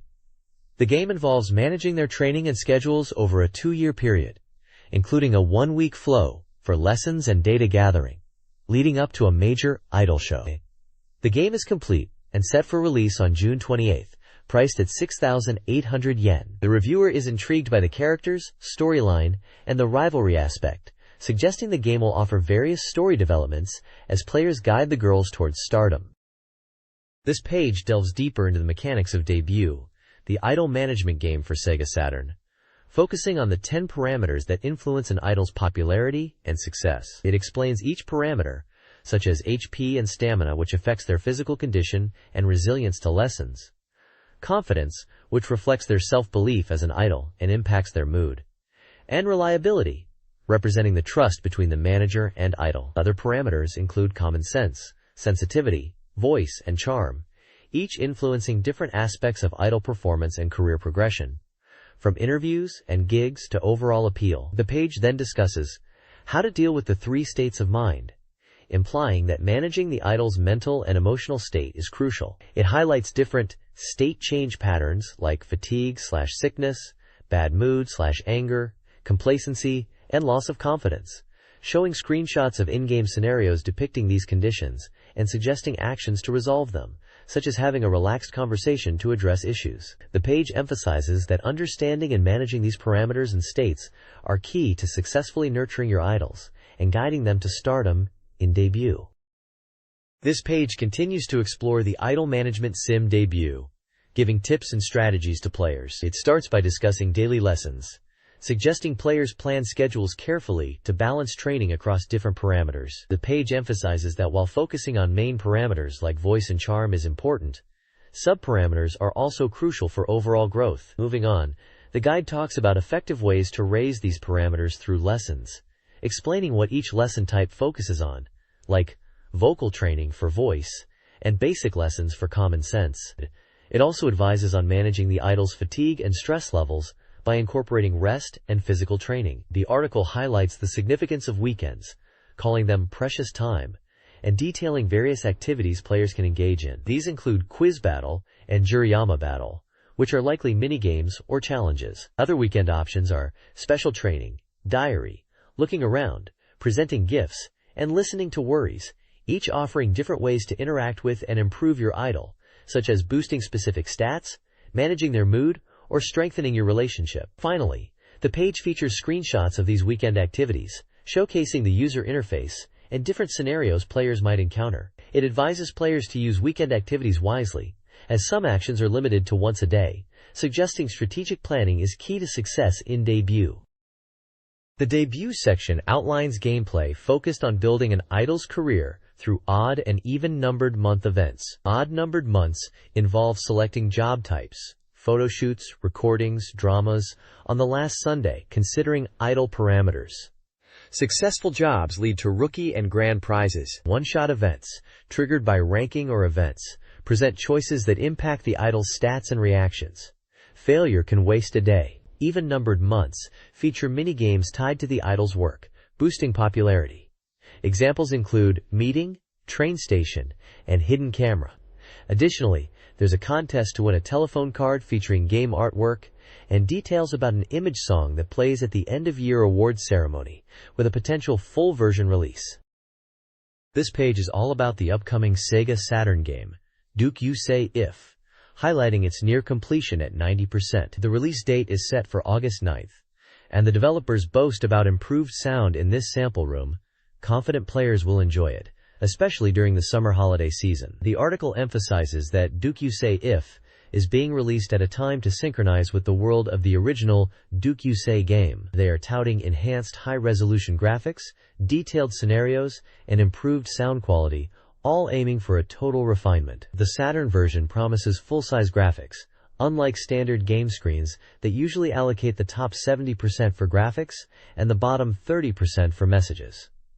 Duke Yusei If will maximize screen space for visuals, using semi-transparent message windows to overlay text on the graphics. We see screenshots showcasing various female characters in typical dating sim scenarios, with captions giving snippets of dialogue like a girl saying, "Ah," or another one talking about vision and objectives, suggesting motivational themes within the game. Another image shows a girl in a classroom setting, likely in conversation, and finally a girl relaxing in a bedroom scene, indicating the intimate nature of the game. The page concludes by stating that this layout of graphics and messages will allow for a non-trimmed presentation on standard TVs. SEGA Saturn magazine details the gameplay of Do You Say If, a dating sim that unfolds in 4 stages. Players, as a high school student, begin with free exploration during a 3-week summer vacation, visiting various town locations. Next, wonderful encounters begin, allowing players to meet and build relationships with girls through conversations and events. The 3rd stage focuses on date events, etc., as deeper relationships and dates occur, emphasizing the importance of choices that branch the storyline and time management. The final stage, and then 3 weeks pass and you are, leads to the game's conclusion, which depends on player actions and choices, particularly the relationships formed. The game stresses the significance of these decisions. A new in-game system allows players to track relationship progress and manage date schedules via their home PC. This page promotes Narrated, a paranormal mystery adventure game for the SEGA Saturn, highlighting that it's nearing completion and teasing the Door of Darkness storyline. It's described as a Neo Academy occult mystery game set during summer, with visuals and the opening movie also finalized. The game's visuals promise intense scenes, including fiery, hellish imagery. The Making of Narrated section reveals a June 28th release date and a price of 2,480 yen, detailing behind-the-scenes content like character design sketches, voice actor interviews, and character introductions to satisfy fans. Pre-orders are recommended due to limited availability. Finally, the opening movie is announced as complete, described as high quality and reminiscent of a TV anime opening, featuring a theme song by Shinji Harada and showcasing the main characters. The overall impression is of a visually driven, occult-themed adventure game with a focus on mystery and suspense.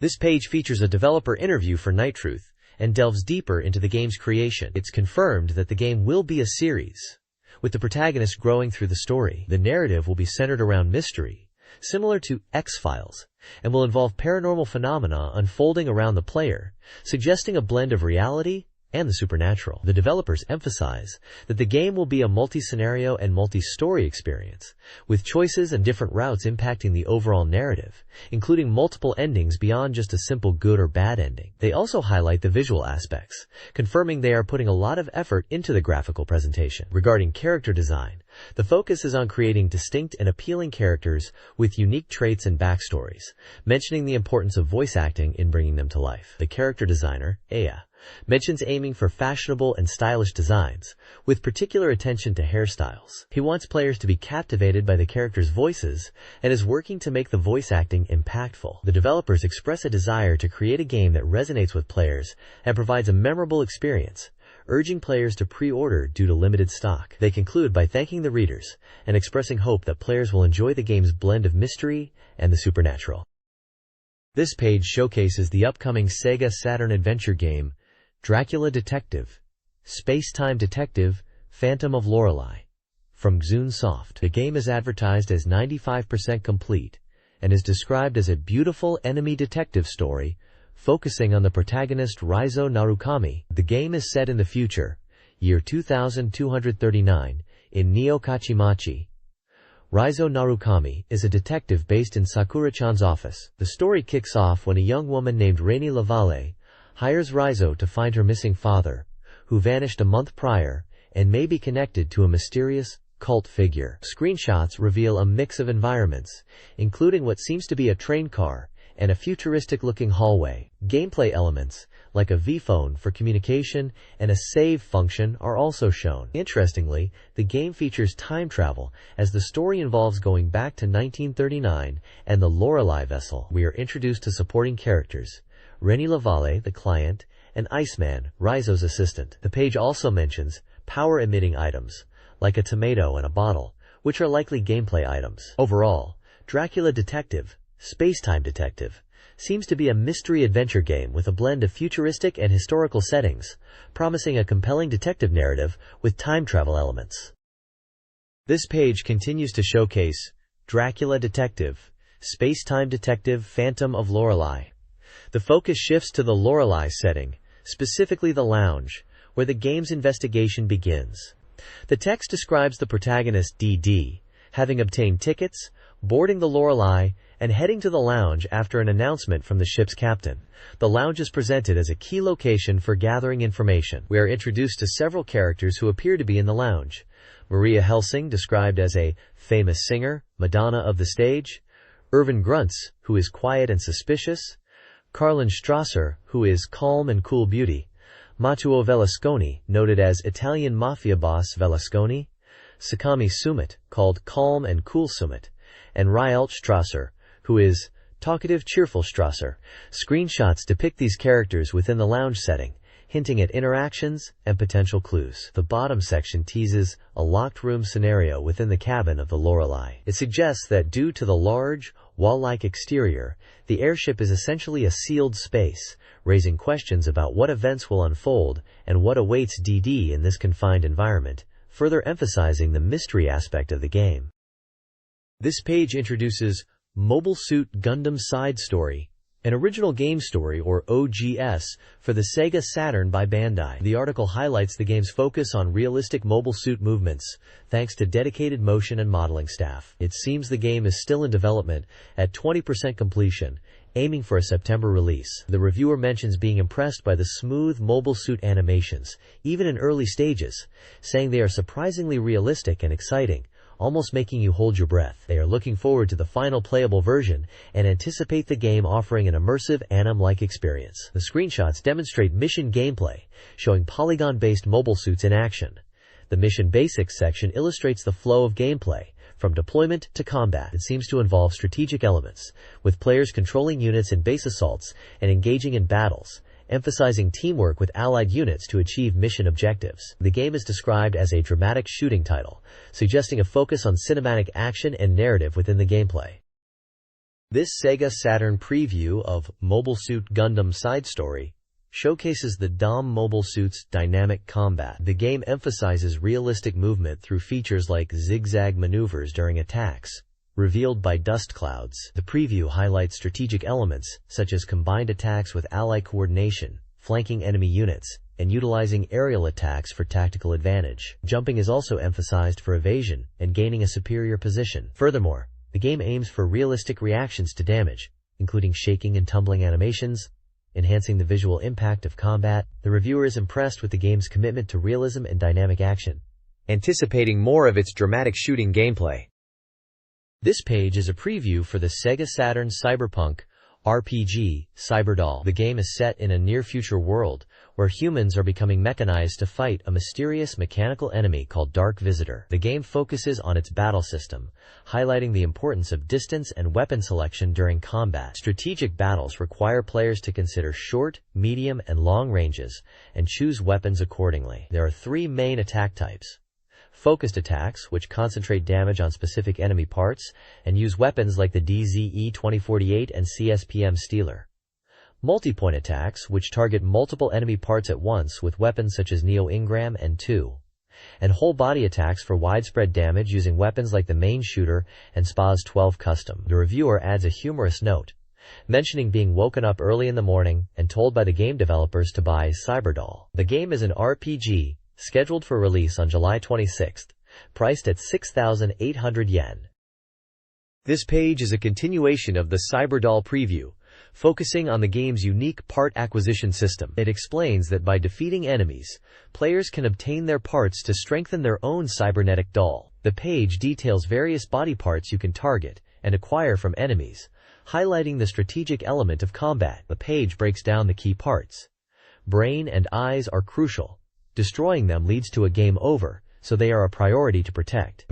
The rib and heart section explains, these parts are vital for defense and power, respectively. Again, if destroyed, it's game over, making them critical targets for the player. Arms and legs are composed of frame and muscle parts, which dictate attack power, weapon load, and movement speed. Finally, the spinal cord and nerve center influence reaction speed and combat flow. The page shows images of different parts for each body section that you can collect and use to customize your character, emphasizing the importance of strategically targeting enemy parts during battles to get stronger in Cyberdoll. The next page features Pinball Graffiti, a new pinball game being previewed. It emphasizes a story mode that makes it twice as fun compared to regular pinball games. The game is described as being supervised by the Real Life Pinball Group, TPO, focusing on realistic pinball action. Beyond just pinball, it incorporates a story mode, which plays out like an adventure game. The page highlights features of the story mode, showing icons like cars and keys, suggesting gameplay elements beyond just flippers and bumpers. It looks like you interact with characters and locations within a town environment in story mode to become a champion. The text mentions collecting information and money through pinball, and suggests using items and strategic play. It showcases character art and in-game pinball table screenshots, promising a deeper experience than just a typical pinball game. There's also a small section showing a pinball name entry screen, hinting at score tracking and personalization. The reviewer seems excited about the story mode aspect, adding a unique twist to the pinball genre. This page introduces the pinball mode for Pinball Graffiti, emphasizing its realistic pinball experience thanks to polygon graphics and a zoom function. Players can freely change their viewpoint while playing. The game boasts 3 unique pinball tables to choose from, and confirms the inclusion of multi-ball for extra excitement. The page highlights these 3 distinct table themes in detail. First up is Basketball Legend, a story-driven table where you become a basketball legend. It mentions using the plunger to launch the ball and adjusting the shot strength, suggesting strategic gameplay. The description also hints at aiming for specific lanes to score high points. Next is Cardmaster, a table themed around cards and gambling. The screenshot displays a vertically oriented screen and mentions it being like a miniature game within a pinball setting. It seems to offer a simpler, more straightforward pinball experience. Lastly, Circus Fantasia is a fantasy circus-themed table with a more electric and fantastical feel, unlike the usual mechanical pinball. It talks about areas on the upper part of the table and mentions a trapeze multiball feature, hinting at unique gameplay elements and jackpot opportunities. Overall, the page is showcasing the variety and depth of the pinball tables available in Pinball Graffiti, reinforcing the previous page's promise of a story-rich and engaging pinball experience beyond just standard gameplay. This page is all about Mahjong Ku Kyojidai, Cebu Island 96 for the SEGA Saturn, which is the 3rd installment in the series focusing on cute girls and authentic mahjongs.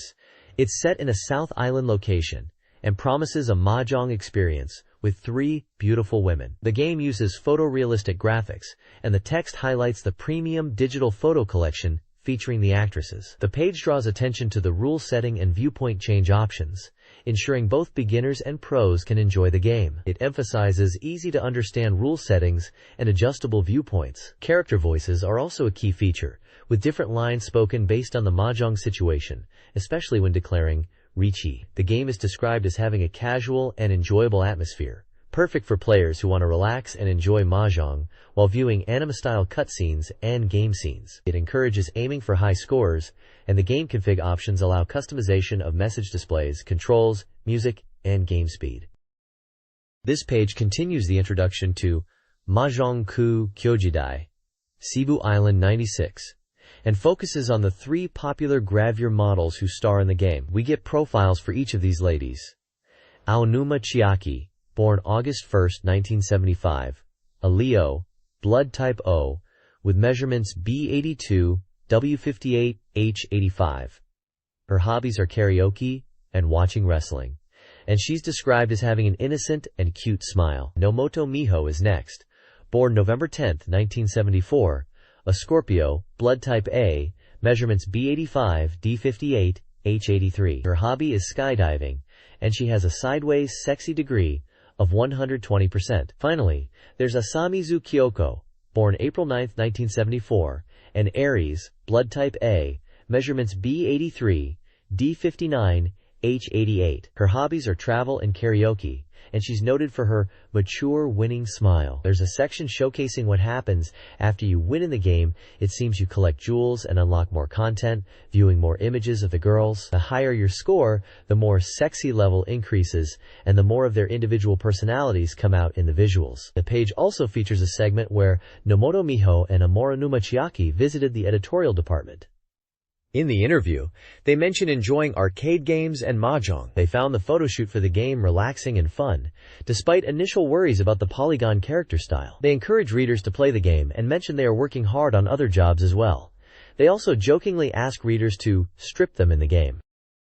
Sonic Wings Special for Sega Saturn is a compilation of the supersonic shooting game series, featuring stages from Sonic Wings 1, 2, and elements of 3. Players select from 5 countries and 10 characters, battling through global stages. The game offers selectable screen modes and features dynamic boss appearances. Players choose aircraft initially, with more unlocking as they progress. Gameplay includes fast-paced shooting action, and a possible time attack mode. Characters from various nations are highlighted, each with unique attacks, like Blaster Keaton's satellite laser, Hayate's ninja arts, and Volk's long-range missiles. This 100% complete game, declared the definitive Sonic Wings experience by developers, includes a release date of July 5th, priced at 7,800 yen, supporting 1 to 2 players, and suitable for all ages. It is an SHT game.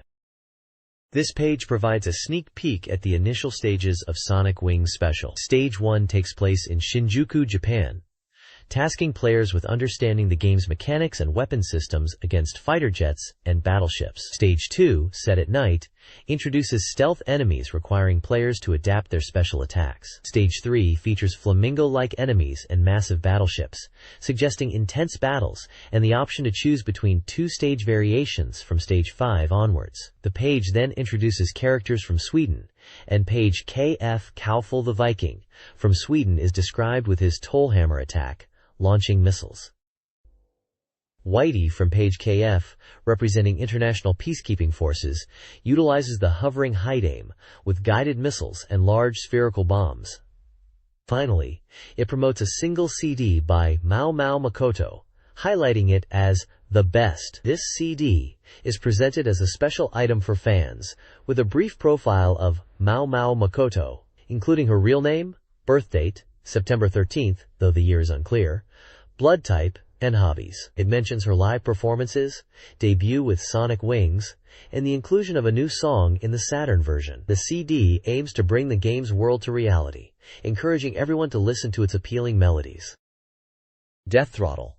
Escape from the Isolated City is a thrilling game where you play as Drake Edgewater, a taxi driver trying to escape Chemosity, a city-turned-prison by the hydrogen substance. Players earn money by picking up and transporting customers while battling violent gangs. Gameplay involves 3 steps: picking up customers, driving efficiently to their destination, and dropping them off, receiving the fare.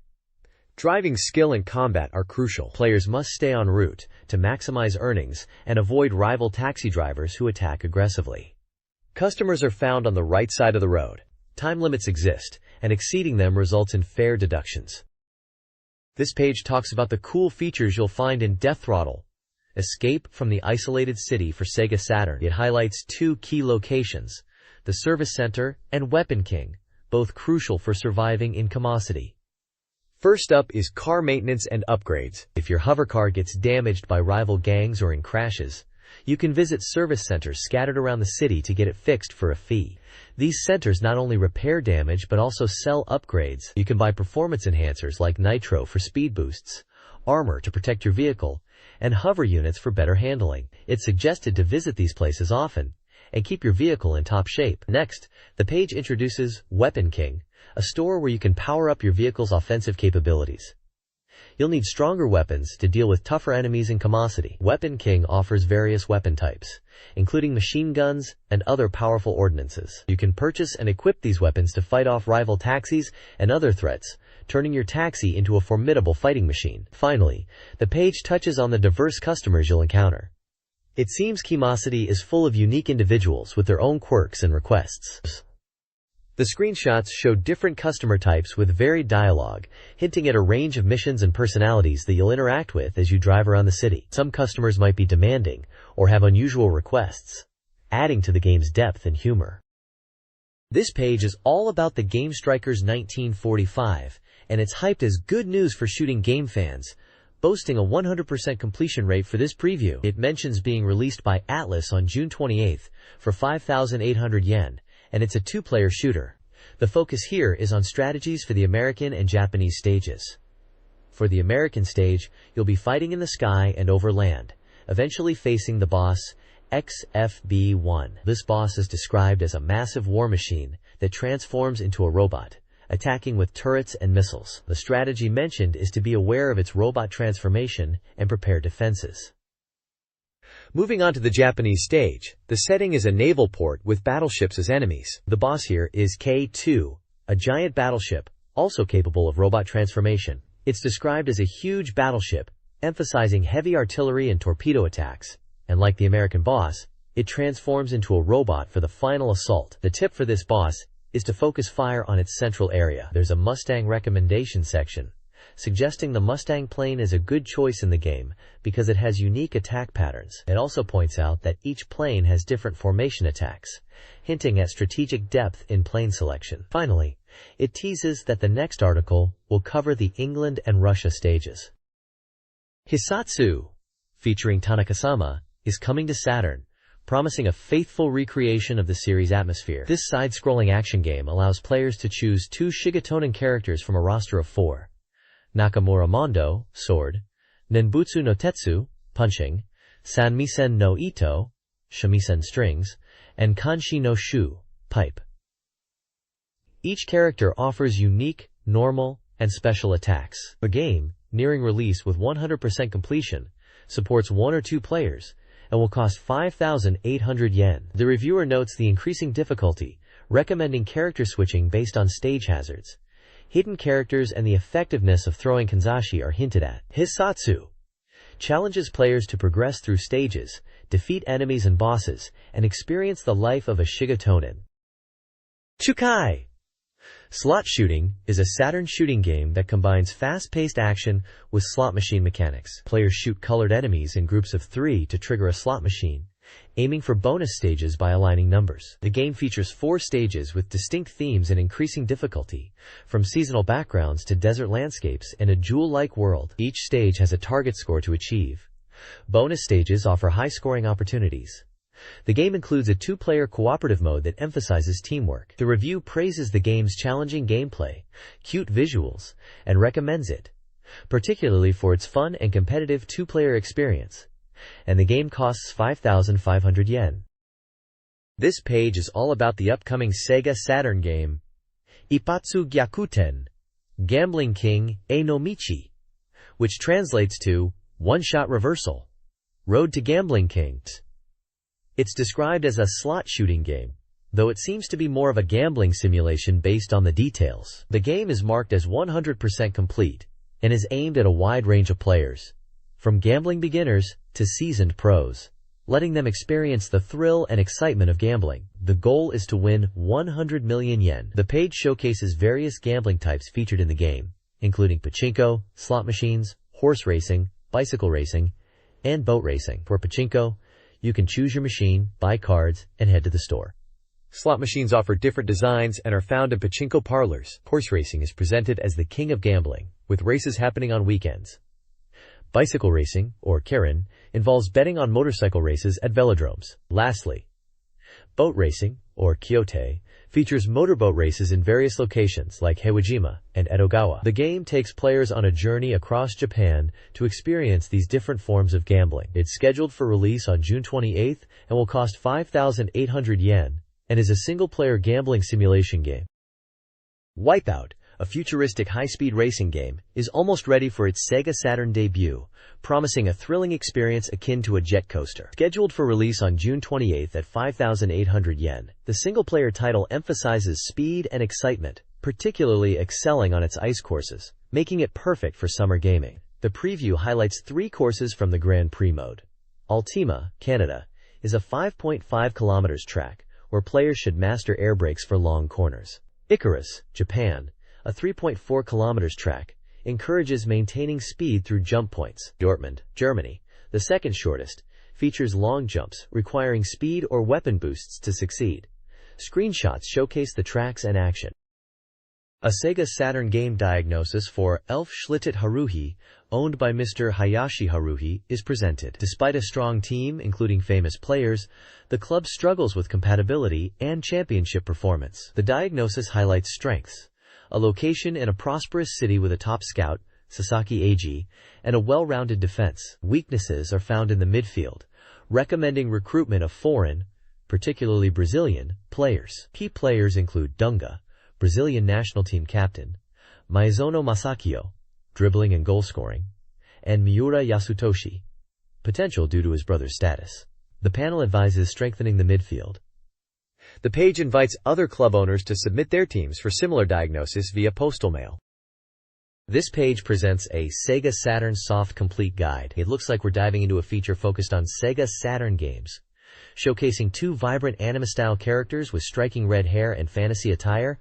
They dominate the upper part of the page, surrounded by leafy borders. Below the bold title, it mentions this is a thorough guide to SEGA Saturn software that has been released. The guide seems to be previewing several games as indicated by the page numbers and titles listed, including Sword and Sorcery, Panzer Dragoon Zwei, Darius II, FIDA Remake, Emblem of Justice, and Dragon Ball Z, The Legend. It appears to be highlighting upcoming or recently released titles for the SEGA Saturn, offering players a look at what's new and noteworthy. Struggling with Sword and Sorcery? This guide helps players 2 weeks post-release. The game emphasizes puzzle solving and exploration, with boss fights manageable by leveling up, experimenting with party composition, and strategic magic use. The party progresses after recruiting Biomelder, traveling to Vilcabamba to explore Deshadow's lab. Players need 2 magic tools to bypass a magic wall and enter the Elcon ruins. Vilcabamba offers equipment like broadswords, ice bows, and plate mail. The Elcon ruins contain key items, such as the Key of Ruins, magical boots, and various recovery potions. These ruins lead to another dimension, requiring careful exploration and trap activation.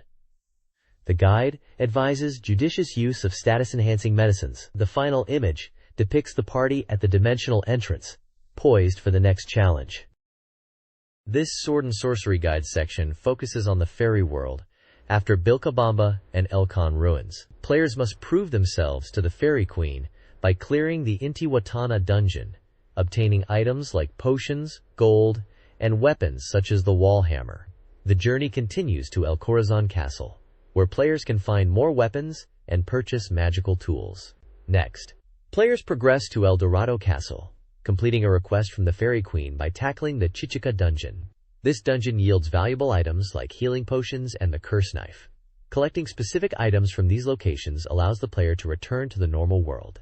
Both castles offer shops with unique weapons and useful tools to aid in the adventure. The guide highlights key story moments and emphasizes dungeon exploration for item collection and game progression.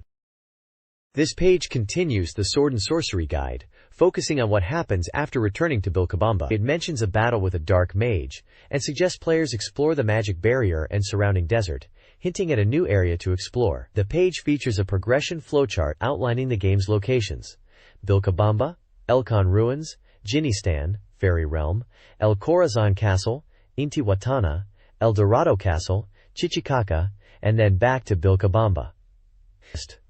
Each location has a short description detailing key events like opening the doors to different worlds at Elcon Ruins, meeting fairy princesses, and battling monsters in Jinistan and El Corazon Castle, defeating monsters and obtaining items in Intihuatana and Chichicaca, and finally reaching El Dorado Castle. The bottom half of the page announces the results of the Sword and Sorcery illustration contest. It showcases the grand prize winner's artwork, praising it as a perfect representation of the game, along with winning entries for the Microcabin prize and other selected works. The comments highlight the charming and cute style of the illustrations and the unique interpretations of the Sword and Sorcery world. The winning artists are named as Akiruharu from Mie Prefecture for the grand prize, Karin Yazuki from Chiba Prefecture for the Microcabin prize, and other artists such as Kirimi from Akichi Prefecture and Ho-Ho-E from Chiba Prefecture also receiving awards.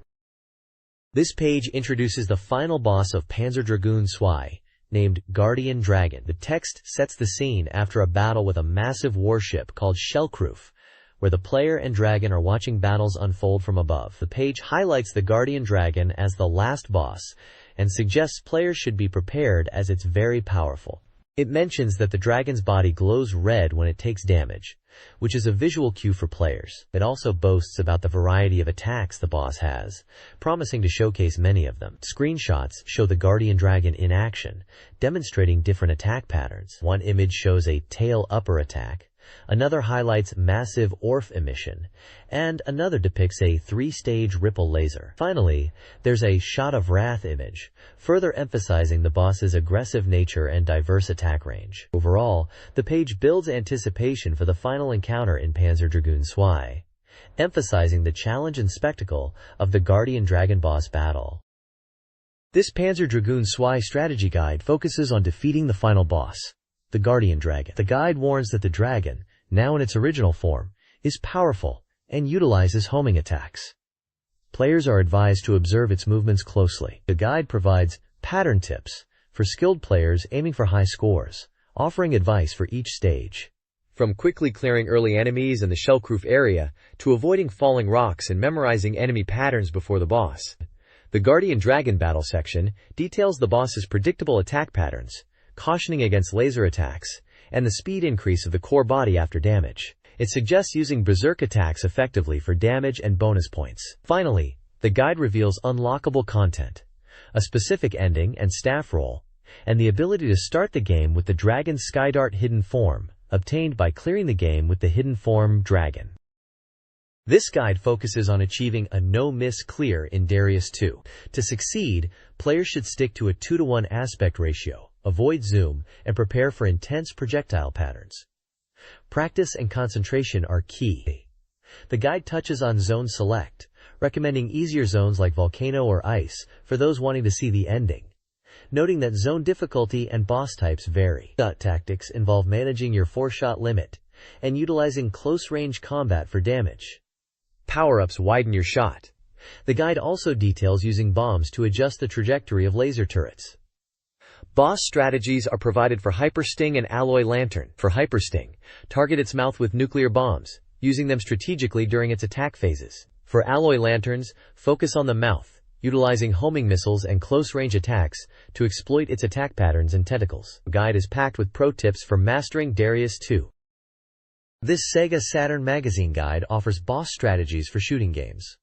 For Driosom, use piercing shots when it gets close. Grand Octopus falls to concentrated fire on its head, and close-range attacks after destroying its tentacles. Destroy the red crab's legs before attacking its body. With Motherhawk, maintain distance and target its main body, avoiding laser fire. Eliminate Yamato's turrets before focusing on its body. Against Biostrong, keep your distance initially, then switch to close-range attacks post-transformation. For Lidane, dodge tentacles and target its core. Finally, with Little Stripes, utilize wave shots and destroy their core parts. The guide emphasizes strategic attacks for defeating these diverse bosses. This page dives into character details for FIDA Remake. Emblem of Justice. It's showcasing the 28 playable characters available in the game. The page presents a table format, listing each character's name, their attribute like neutral or chaos, their special skill or magic, their movement stat, and their elemental magic resistances. Fire, water, wind, and earth. It looks like a guide to help players understand the strengths and weaknesses of each character to aid in team building. The reviewer highlights that this table focuses on essential battle data like special moves, magic, movement, and magic resistance, and mentions that movement values are halved in actual combat. It's essentially a character roster breakdown for players looking to strategically assemble their party in FIDA Remake.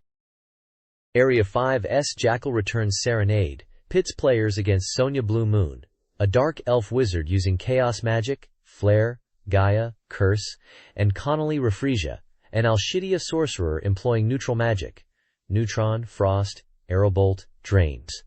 Sonya uses poison and is found in Aldenex Forest. Connolly is a powerful magic user, resistant to magic, but vulnerable in direct combat.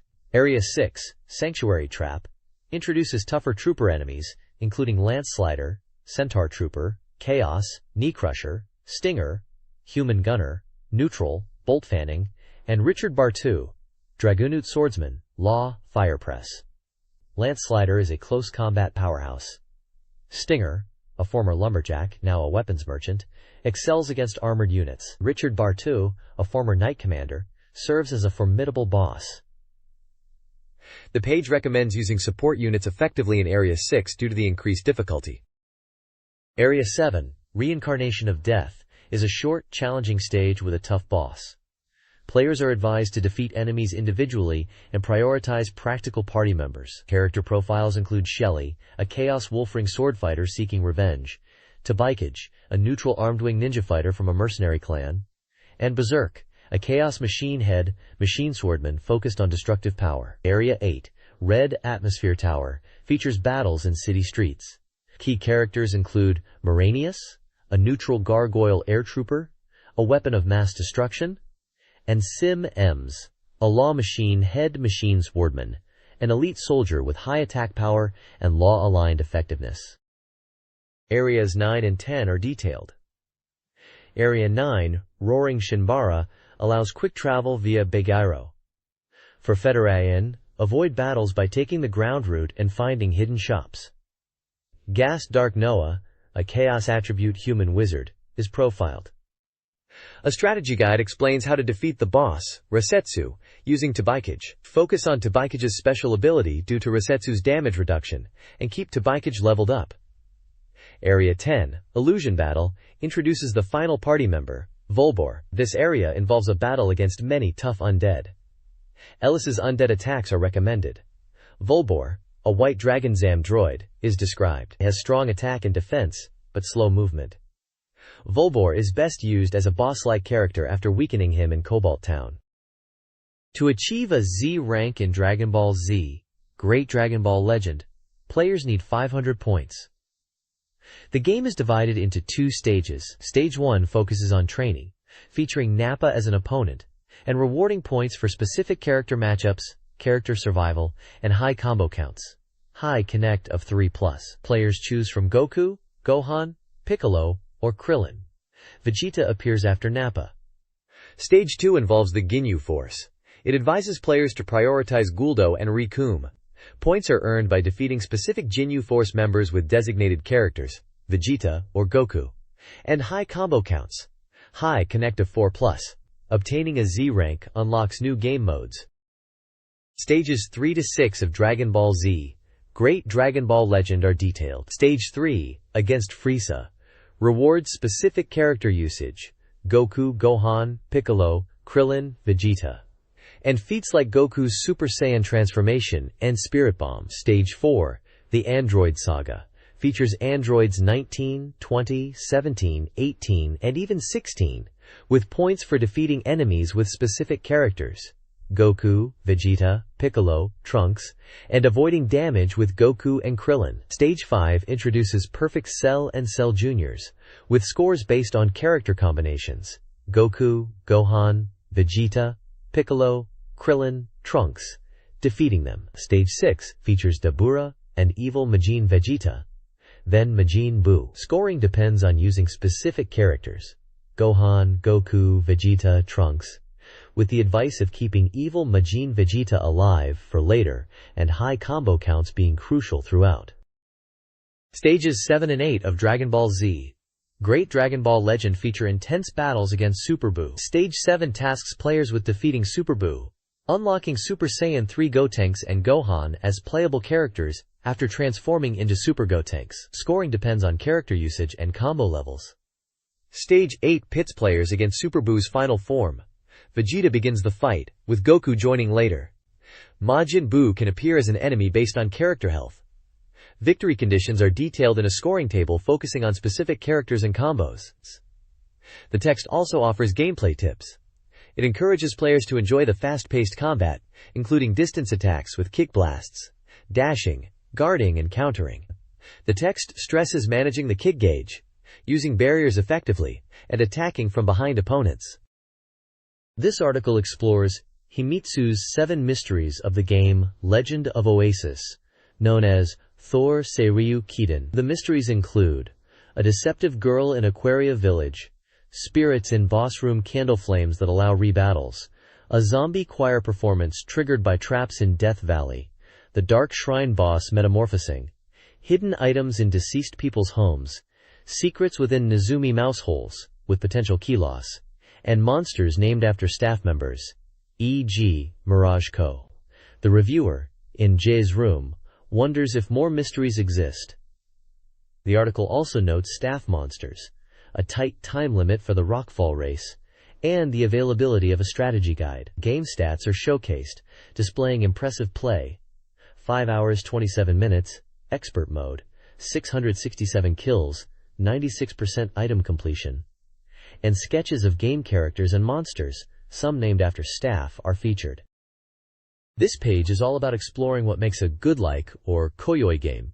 Kicking off with a comment from DJ=Nemo about how interesting games are these days. The article dives into how people actually choose games, mentioning things like arcade origins and even voice actors as factors. It questions whether just because a game is a big name or title, it automatically makes it a koyoi game. Columnist Tiz shares their own idea of a koyoi game, leaning towards older, more traditional SEGA titles as their personal picks. The main advice in the article is to trust your gut feeling and personal judgment when it comes to finding games you enjoy, rather than just relying on reviews or hype. The page also features a call for readers to submit their own suggestions for koyoi SEGA Saturn games to be included in the Gameware collection. They even give examples of games already in Volume 1 like Last Gladiators 2 and Gunlock, which we know internationally as Layer Section. Visually, there are screenshots showing off a fighting game, a shooter, and a pinball game, plus portraits of Tiz and GE President Hayashi Kenichi. This document previews content for the upcoming Gameware Volume 2. The main focus of Game Pickup is VF Comic Volume 2 Legend of Sarah, a digital comic inspired by American comic books and radio dramas, developed by AM2R&D. Next, Gameware News highlights Sonic Team's Nights into Dreams, with developer interviews and merchandise announcements for Gamera 2, Attack of Legion, and Neon Genesis Evangelion. The column section, by Higuchi Norihito, discusses game design parallels to movie direction, emphasizing the importance of music and sound design. Finally, Postcard Waiting encourages reader submissions for game recommendations, minigame guides, software ideas, and project proposals for future Gameware volumes.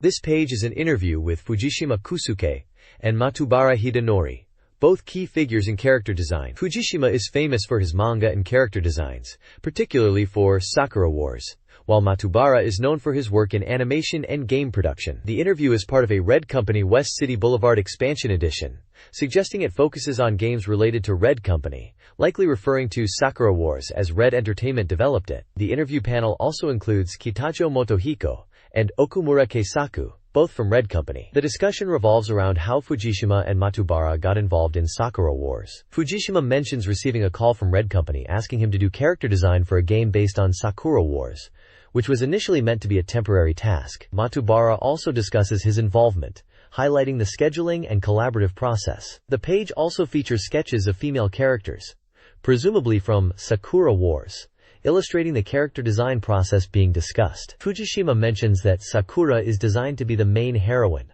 liked by everyone.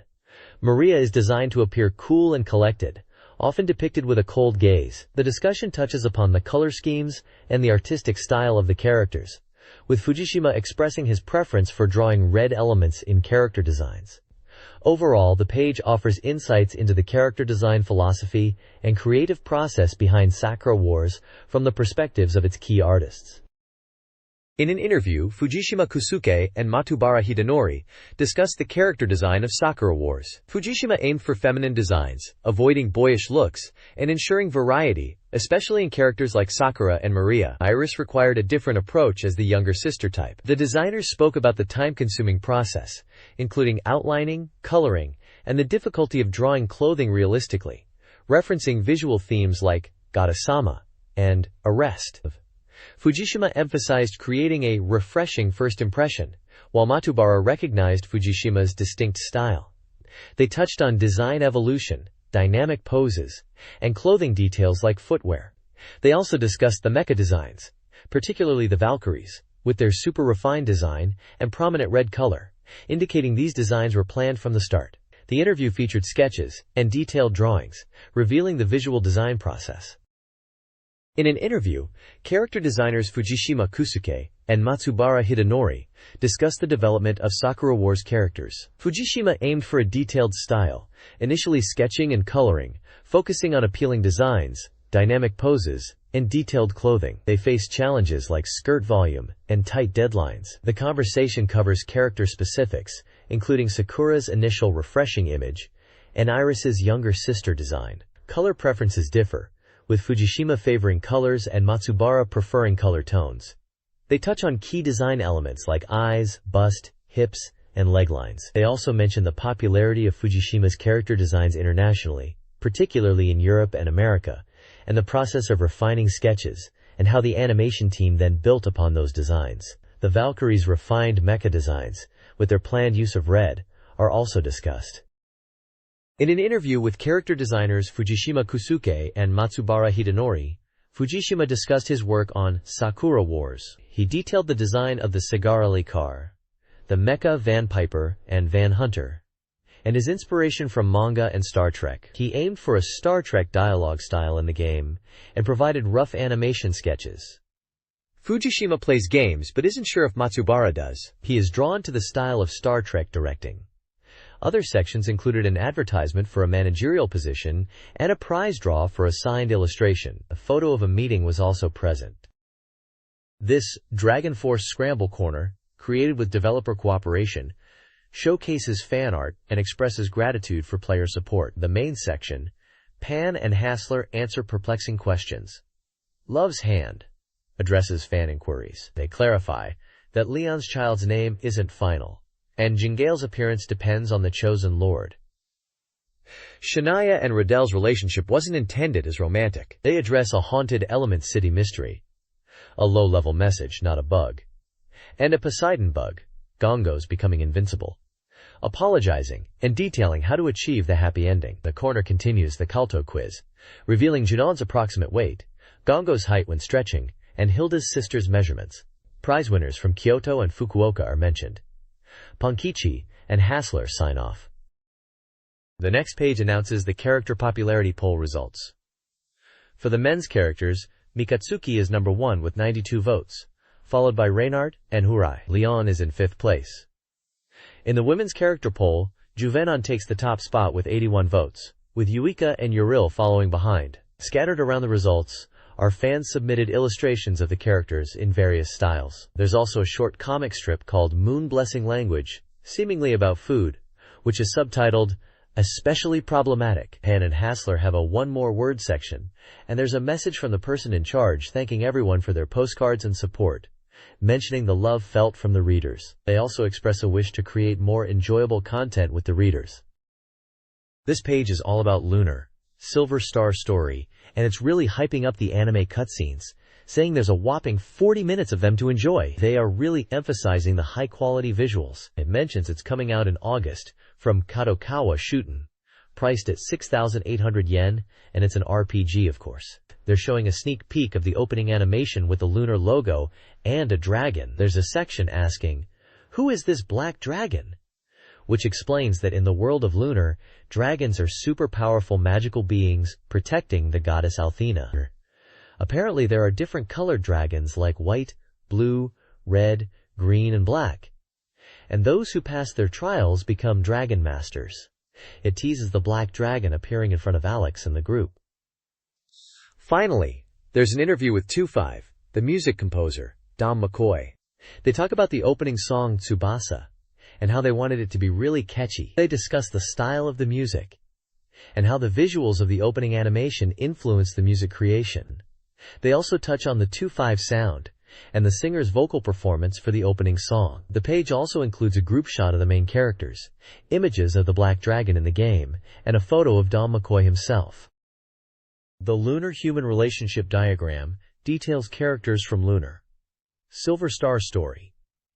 Key figures include the 4 heroes, Diane, Galleon, Lemuria, and Mel. Berg Village residents featured are Alex, a young ocarina player in love with Luna, a popular singer, Null, a fox-like friend of Luna's, and Rams, the adventure-starting son of the village elder. Other relationships include Key Lee and Jessica, Jessica's Mark, and Mia and Jessica, childhood friends. Nash, Galleon's brother and Alex's mentor, and Lemuria, a hero and Nash's parent, are also outlined.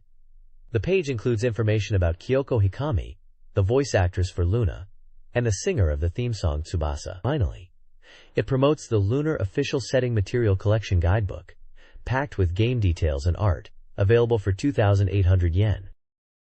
This page is all about Last Bronx, a new 3D fighting game from SEGA AM3 R&D, Department No. 3. It's touted as a full-scale melee combat game using the Model 2 board promising realistic motion capture and intense battles with a very fast 0.0167-second judgment time, creating a real sense of urgency. The article mentions that Last Bronx is set in Tokyo and focuses on conflicts between young gangs in a post-apocalyptic setting after a long period of war and chaos. Each gang is vying for control, and players choose from 8 characters, each with unique weapons that drastically change their fighting style.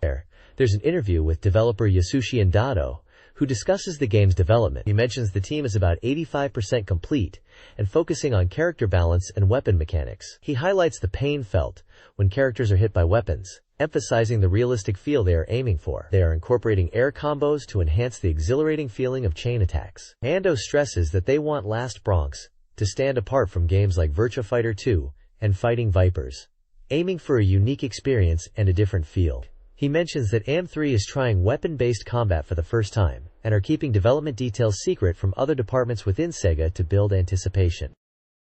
Last Bronx stands out through 3 key gameplay elements: attack cancels, spacing, and slip-in.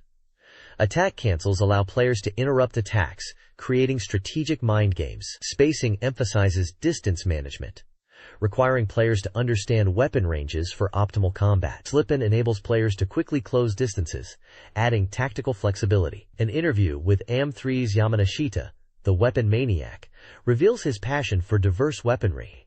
He highlights the challenges of balancing weapons and creating unique animations, drawing inspiration from real-world arms. Yamanashita emphasizes the game's unique weapon-based combat and strategic depth, aiming to differentiate Last Bronx from other fighting games, and is slated for arcade release around late June.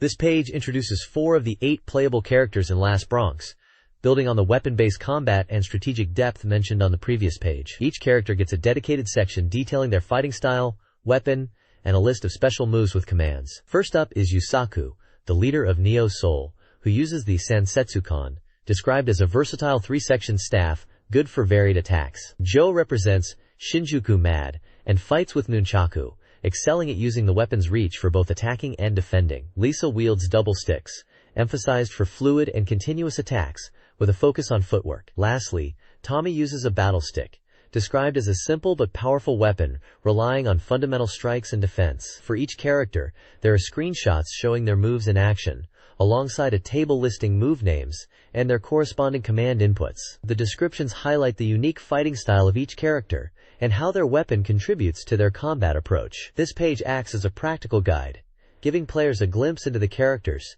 and their move sets in Last Bronx. This page continues the character introductions for Last Bronx, showcasing 4 more fighters, each with unique weapon-based combat styles. First up is Yoko, a crybaby born for revenge who uses tonfa. Tonfa are described as wooden or metal sticks with handles, excellent for close-quarters combat and tricky kick attacks. She has moves like double hammer and middle straight. Next is Kurosawa, described as the evil flower of extreme villainy and leader of a gang, fighting with a wooden sword or bokuto. His style is about overwhelming power and delivering strong blows. He uses moves like butataki and fukurozutu kisashi. Then we have Nagi, the Amazoness head of Ikutsuki, a strong female character using sai. Sai are metal truncheon-like weapons, good for hitting, thrusting, and various attacks. She is shown using moves like middle last and queen's leg bag. Lastly is Zaimoku, a strong current martial arts group using work tools. He's depicted as a construction worker using a hammer. His fighting style focuses on raw power and destructive hits, with moves like megaton hammer and neck-hanging throw. The page highlights the diversity of fighting styles and weapons in Last Bronx, emphasizing the strategic element of choosing a character and mastering their unique combat approach. Like the previous page, move lists with command inputs are included for each character, though these are presented in tables for players to explore. The next page delves into the world of Virtual On, specifically focusing on the Balbaspo, described as an uncompleted prototype machine with a fate determined by chance. This is part of Dr. Watari's Cyber Troopers Virtual On Lecture, Volume 7. The article discusses the first generation of Virtualoids, explaining they were developed by DN Company using technology discovered on the Moon. It mentions that among the 8 types of Virtualoids, The Balbasbo is considered a prototype. The page features a family tree, or system diagram, showcasing the evolution of virtualoids. It starts with the skeleton-type TM line, featuring machines like Temjin and Affirmed, emphasizing attributes like lightweight design and enhanced close combat capabilities. Another branch, skeleton-type RD, highlights Raiden, Beldorel, and Dolkas, focusing on long-range combat and cost reduction. The Balbasbo is positioned as a prototype, branching into two experimental development paths, eventually leading to different types of virtualoids. It's mentioned that the current know-how and technology were fully incorporated into the Balbasbo's development. Machines like Viper and Viper 2 are also shown in the evolution, highlighting improvements and enhancements over time. The article seems to be exploring the lineage and technological progression within the Virtual On universe, with Balbasbo playing a crucial role as a foundational machine. This page continues our exploration of the Balbasbo unit from Virtual On, revealing it was actually a colossal humanoid structure discovered in lunar ruins during 0084. This amazing find from the moon excavation is described as an incomplete prototype machine. The article dives into the purpose of the Balbasbo unit, which was all about analyzing sounds and using them for control. They identified three distinct sounds: ball, boss, and bow, and these were key to understanding the unit's function. We then learn about the BBB unit, which is the core control system of the Balbasbo, and utilizes something called a versus converter. Apparently, developing this technology wasn't easy, and they faced control system failures and other big setbacks during testing.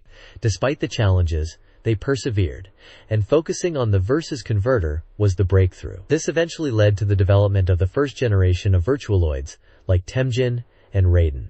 It seems the Balbasbo unit, particularly its BBB system and versus converter, was tested in actual Virtual On machines and was critical to the technology. The versus converter is described as being connected to the neck area of the Virtual On Vertoid. Essentially, the Balbasbo unit was a foundational stepping stone in the creation of Virtual On Dragon's iconic Virtual On Vertoid technology. This page delves into the mystery surrounding Unit 11 from Operation Moongate, a curious incident that occurred before the operation's launch. It seems that a DN corporate army unit encountered an unusual prototype virtualoid during a large-scale operation in a southern region. This encounter resulted in significant damage and casualties. Intriguingly, soldiers uniformly reported receiving identification signals from this prototype virtualoid, something considered highly unusual. Normally, such signals shouldn't be possible from a test unit. It's mentioned that DN Corporation holds exclusive patents for virtualoid anti-interference technology, implying no other company should be able to create similar technology. The article questions how another entity could be producing something similar. The article points out that Unit 11's revolutionary dynamic mobility was unprecedented for frontline soldiers. VR data suggests the BBB unit, previously discussed in connection to Balbasbo, was being developed and utilized in Unit 11. The mystery remains. What exactly is this Unit 11, and who is sending these identification signals? We see screenshots of gameplay from Virtual On, showcasing dynamic movement with a virtualoid launching itself into the air and another combat scene. The bottom image shows a grainy black and white shot, circled in red, apparently showing the prototype Unit 11 encountered by the DN Corp Army, emphasizing its mysterious and unclear nature. It notes that while the image isn't clear, the form does suggest it's connected to the Balbasbo project. This report analyzes the Balbasbo prototype Unit 11, a virtualoid, highlighting its advanced yet flawed technology. Key features include radio-controlled handbits, a confirmed DN Corporation technology, though their practical implementation in Unit 11 is questionable. The left beam claw exhibits inconsistent power, typical of a prototype. Unit 11 incorporates a Vrunique inertia control mechanism, a breakthrough that resolved early development issues. However, the unit suffers from unstable maneuverability, suggesting incompatibility between the unit and the MSBS. The report also raises suspicions of industrial espionage by a rival organization, possibly Garanda, who may be behind the advanced technology and identification signals related to Unit 11, hinting at resource conflicts with DN Corporation. Further investigation is promised to uncover the mysteries surrounding the Balbasbo and Unit 11. This page covers a SEGA private show report, highlighting a bunch of new titles being showcased. First up is Last Bronx Tokyo Bangaichi, with an 85% complete version on display, generating buzz and promising a hit with its 3D weapon combat and realistic graphics drawing in the crowds. Next is Gunblade NY, presented in SD format, popular in arcades and using a 29-inch display. It's mentioned that some players were even clearing it on hard mode. Manx TT Twin is also featured, emphasizing its sheep mode, a popular feature that was drawing attention at the show. The twin cabinet setup is also showcased, appealing to racing fans eager to try it out. Then there's Sonic the Fighters, described as a must-see Sonic, even though it was still in development. Its cute characters and comical action were particularly popular with female players. Lastly, Dynamite Dika, Dynamite Cop, is showcased as a pure action title making a comeback. This polygon-based beat-em-up, with free-moving viewpoints and simple controls, was generating excitement, with developers keen to gauge public reaction. The page also mentions a Virtual On tournament held at SEGA headquarters on May 23. Teams from various magazines and SoftBank participated in this heated competition, with the losers team humorously taking second and third place, showcasing the intense battles and happy atmosphere of the event. The next page dives into the exciting reveal of the final new character for Virtua Fighter 3, named Takarashi, which translates to Hawkstorm. This sumo wrestler is set to debut at the toy show, and the page is buzzing with anticipation. Apparently, the character concept came about during an interview with director Yu Suzuki, responding to keywords like big Japanese manliness. The announcement was made at the toy show on June 6th, and the character is described as a wrestler. His profile reveals he is 27 years old, blood type O, and profession is Rikishi, which is sumo wrestler. The article highlights that Takarashi was carefully kept under wraps until this reveal. It also mentions Yu Suzuki taking to the stage at the toy show on the first day to present this new character. The presentation included showing off CG models of Takarashi and explaining his design process. He was described as a serious character who can use high kicks and 4-point stance moves, but also has humorous elements, making him a fun addition to the roster. The audience at the show seemed very enthusiastic about the reveal, with lots of laughs and applause. Virtua Fighter 3 introduces Takarashi, a massive new character exceeding even Jeffrey in size. Initially conceived at over 2 meters tall and weighing 250 kilograms, stages will feature destructible elements and dynamic camera work. The game aims for deeper character expressions and new parameters, promising a more profound experience. The game is set a few years after Virtua Fighter 2, with graphics evolving to a CG portrait style inspired by the Saturn version's ending movies. Yu Suzuki aims for a balance of gameplay, making it accessible to younger players while retaining complex strategy for veterans. Visual improvements, like snow particles, are being implemented. The team is working to make Virtua Fighter 3 a truly engaging game for all. This page focuses on Sonic the Fighters, a brand new versus fighting game from AM2, known for Virtua Fighter. This time, they're tackling the Sonic universe. The article spotlights the main bosses, revealing Metal Sonic and Dr. Eggman as the big challenges in the game. We get a sneak peek at battles against both bosses through in-game screenshots. One shows Sonic clashing with Metal Sonic in a futuristic setting, while another pits Sonic against Drive Eggman in his classic Eggmobile. The text hints at the game's climax, involving a final showdown at Eggman's space base. The artwork at the top is vibrant, showcasing the playable characters, alongside familiar faces like Sonic, Tails, Knuckles, and Amy. We also see some more unusual characters, such as Fang the Sniper, Bark the Polar Bear, and Bean the Dynamite. It seems the developers are particularly excited to reveal details about these boss encounters, and the unique fighting game experience they're creating within the Sonic universe. This guide to Sonic the Fighters, developed by AM2, aims to help players enjoy the game. Key designers Hiroshi Kataoka and Daiichi Katagiri encourage experimentation. The guide offers 4 lessons. 1. Use barriers strategically to negate attacks and evade combos. 2. Utilize hyper mode to change battle momentum, especially against rushes, while monitoring your barrier. 3. Master wall-based attacks for follow-up opportunities. 4. Consider crouching evasion as an advanced close-range tactic. A final section covers versus CPU battles. CPUs have unique fighting styles more pronounced in later stages. The strategy involves depleting their barrier, focusing on evasion, and counterattacking. The guide outlines the CPU stage progression, advising practice early and adaptation as opponents become more challenging.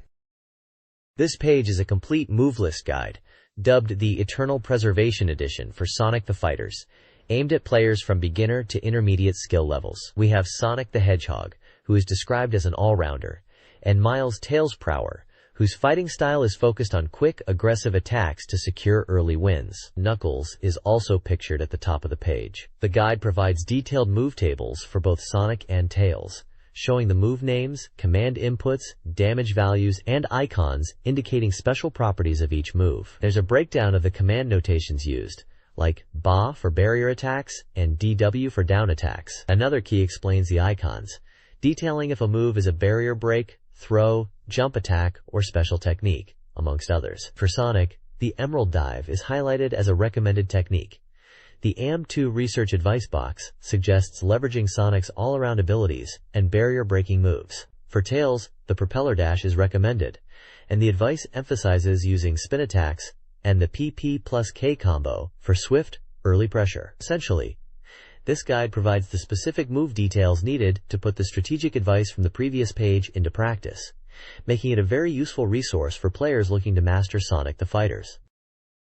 This page continues, the Eternal Preservation Edition, Move Guide for Sonic the Fighters, now focusing on Fang the Sniper, Bean the Dynamite, and Bark the Polebear. Fang is presented as beginner-friendly, using his corkscrew pistol attack effectively at mid-range. The advice for Fang is to use his varied corkscrew pistol shots and to be mindful of defense against projectile attacks from mid to long range. Bean, also beginner-friendly, is described as relying on beak combos for damage, with hyper attacks being key to his offensive approach. The tip for Bean is to be aggressive and utilize his beak attacks and hyper moves effectively. Bark is rated for advanced players, emphasizing his powerful throws and the need to consider timing and positioning due to his larger size and reach. The advice for Bark highlights using throws effectively and leveraging barrier movement to close gaps. Each character section includes hyper techniques: Fang's Great Chaos Bullet, Bean's Bean Whip, and Bark's Great Wheel Crash,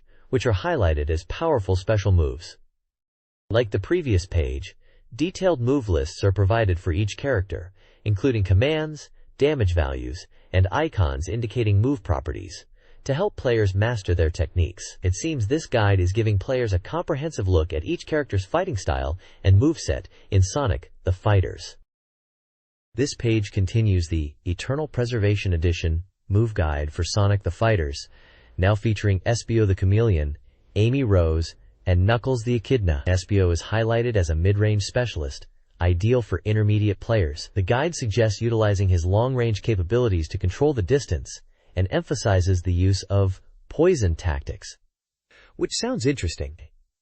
His hyper technique is the Espio Warp, seemingly a teleportation move to reposition himself. Amy Rose is positioned as an advanced character who uses her reach with her hammer to her advantage. The focus here is on utilizing her hammer for attacks and combos, suggesting she's a character for players who like to play offensively with good reach. Her hyper technique is the 16T hammer, implying a very powerful hammer blow. Knuckles is described as a strong rushdown character, suitable for intermediate players who like to get up close and personal. His strength lies in his powerful punches, with the guide recommending players to utilize his spin attack for closing distance and getting into brawls. Knuckles' hyper technique is the Hyper Upper, a strong uppercut move. Like the previous characters, each fighter has a detailed list of their moves, complete with commands and damage values, to help players get to grips with their techniques and master them in Sonic the Fighters. It looks like this guide is really breaking down each character to help players find who suits their playstyle. The next page is all about Virtua Fighter Kids for the SEGA Saturn, which is coming out on July 26th. It's priced at 5,800 yen. The article is diving into what to expect from this Saturn version, highlighting a few key points. First up, they're asking if Kids mode is similar to Virtua Fighter 3, suggesting it's an easier mode aimed at beginners. Apparently, it simplifies the controls, making it more accessible. There's also talk about a new boss character following in the footsteps of Dural, hinting at another hidden boss in this version. And, excitingly, there will be new in-game advertisements in the Saturn version, just like in the arcade. There's also an interview with Mr. Bull, Makoto Osaki, the chief of Virtua Fighter Kids development. He mentions they aim to thoroughly adjust the difficulty for the Saturn release, making it more approachable, especially with features like easier down attacks and balancing. They've also redone everything from hidden moves to command inputs from scratch for the Saturn version. He talks about hidden skills and combo bombs, which sound intriguing. Apparently, the Saturn version is about 80% complete at this point. He also mentions the inclusion of endings for each character. It sounds like they are really focused on making the Saturn version a definitive experience, with lots of new content and adjustments.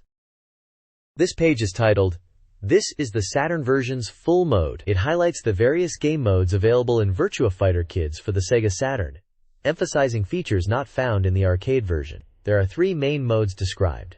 Arcade mode, where you choose one of 10 characters and fight through opponents. Versus mode, for 2-player battles. And a new stage clear mode, which seems to be a single-player mode where you clear stages. It also mentions a viewing mode, similar to Virtua Fighter 2 on Saturn, where you can watch computer-controlled fights with dynamic camera angles, which is further improved in this kids version. The page also reveals a new opening movie specifically for the Saturn version, where the kids characters are victorious, and each character will have their own ending, adding to the replay value. There's also a combo construction mode, where you can create your own original combo moves, which sounds like a fun addition. Other features highlighted are replay recording, extensive option settings like difficulty and stage select, and customizable button assignments. Finally, there's an announcement for a special Giawati Original Kids campaign, starting July 26th at 7-Eleven stores, where you can get original Virtua Fighter Kids goods. The right side of the page showcases fun action shots of the kids' characters in various poses and moves, with humorous captions alongside each image. This AM2 Research E3 report covers Sega and its rivals. Sega showcased Virtua Fighter 3 in arcades, and the Virtua Cop 2 demo for Sega Saturn, highlighting its ripe state. Internet connection kits at $199, and Sony's PlayStation price drop also garnered attention. Sega of America's press conference at the House of Blues, with Tom Kalinske, announced Sonic Stream. The report also questions the Windows as a dream game machine and emphasizes the popularity of Virtua Fighter 3 at E3. Playable demos of Tobal No. 1 were also available. Outside of the show, the report details visits to Universal Studios, Back to the Future Ride, Dodger Stadium, baseball game, and Disneyland, Magic Carpet Ride games. The report concludes with a giveaway of AM2 R&D goods. This page is titled AM2 Research Information Bureau Virtua Surf and highlights Vipers, Fighting Vipers, National Tournament Finals. It seems to be an event report and preview of the Saturn version of Fighting Vipers. The page mentions that the Fighting Vipers National Tournament was a success, with a lot of people attending. There's talk about Sega Jack, CD sales, and questions from readers, like whether they should buy the Saturn version. They also mention a Sega Experience game special tape, featuring music from games like Afterburner, Outrun, and Space Harrier, which is a compilation of Hiroshi Kawaguchi's works. There's a Saturn version Vipers preview section discussing the graphics of the Saturn port of Fighting Vipers, suggesting it looks great, and they are working hard on it. It mentions the poster included this month is a big Bon Fighting Vipers poster.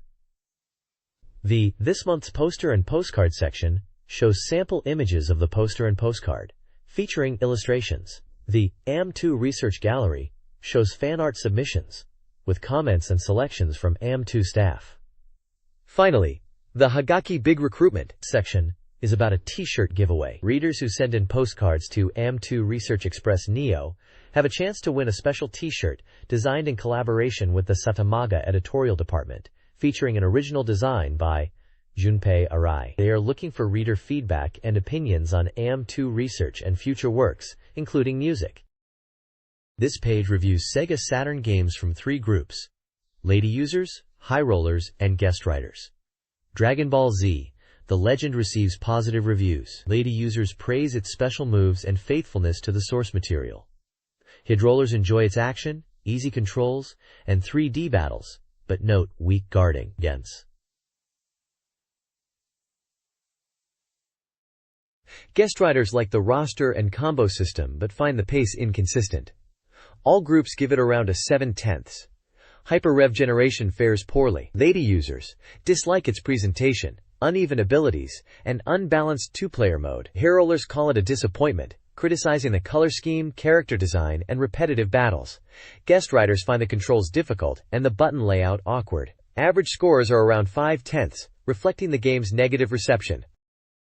SEGA Saturn Magazine's next reviews feature varied opinions. The female user section lauded Dataride 8/10 for its user-friendly mahjong gameplay and Toriko 6/10 for its atmosphere, despite rough visuals.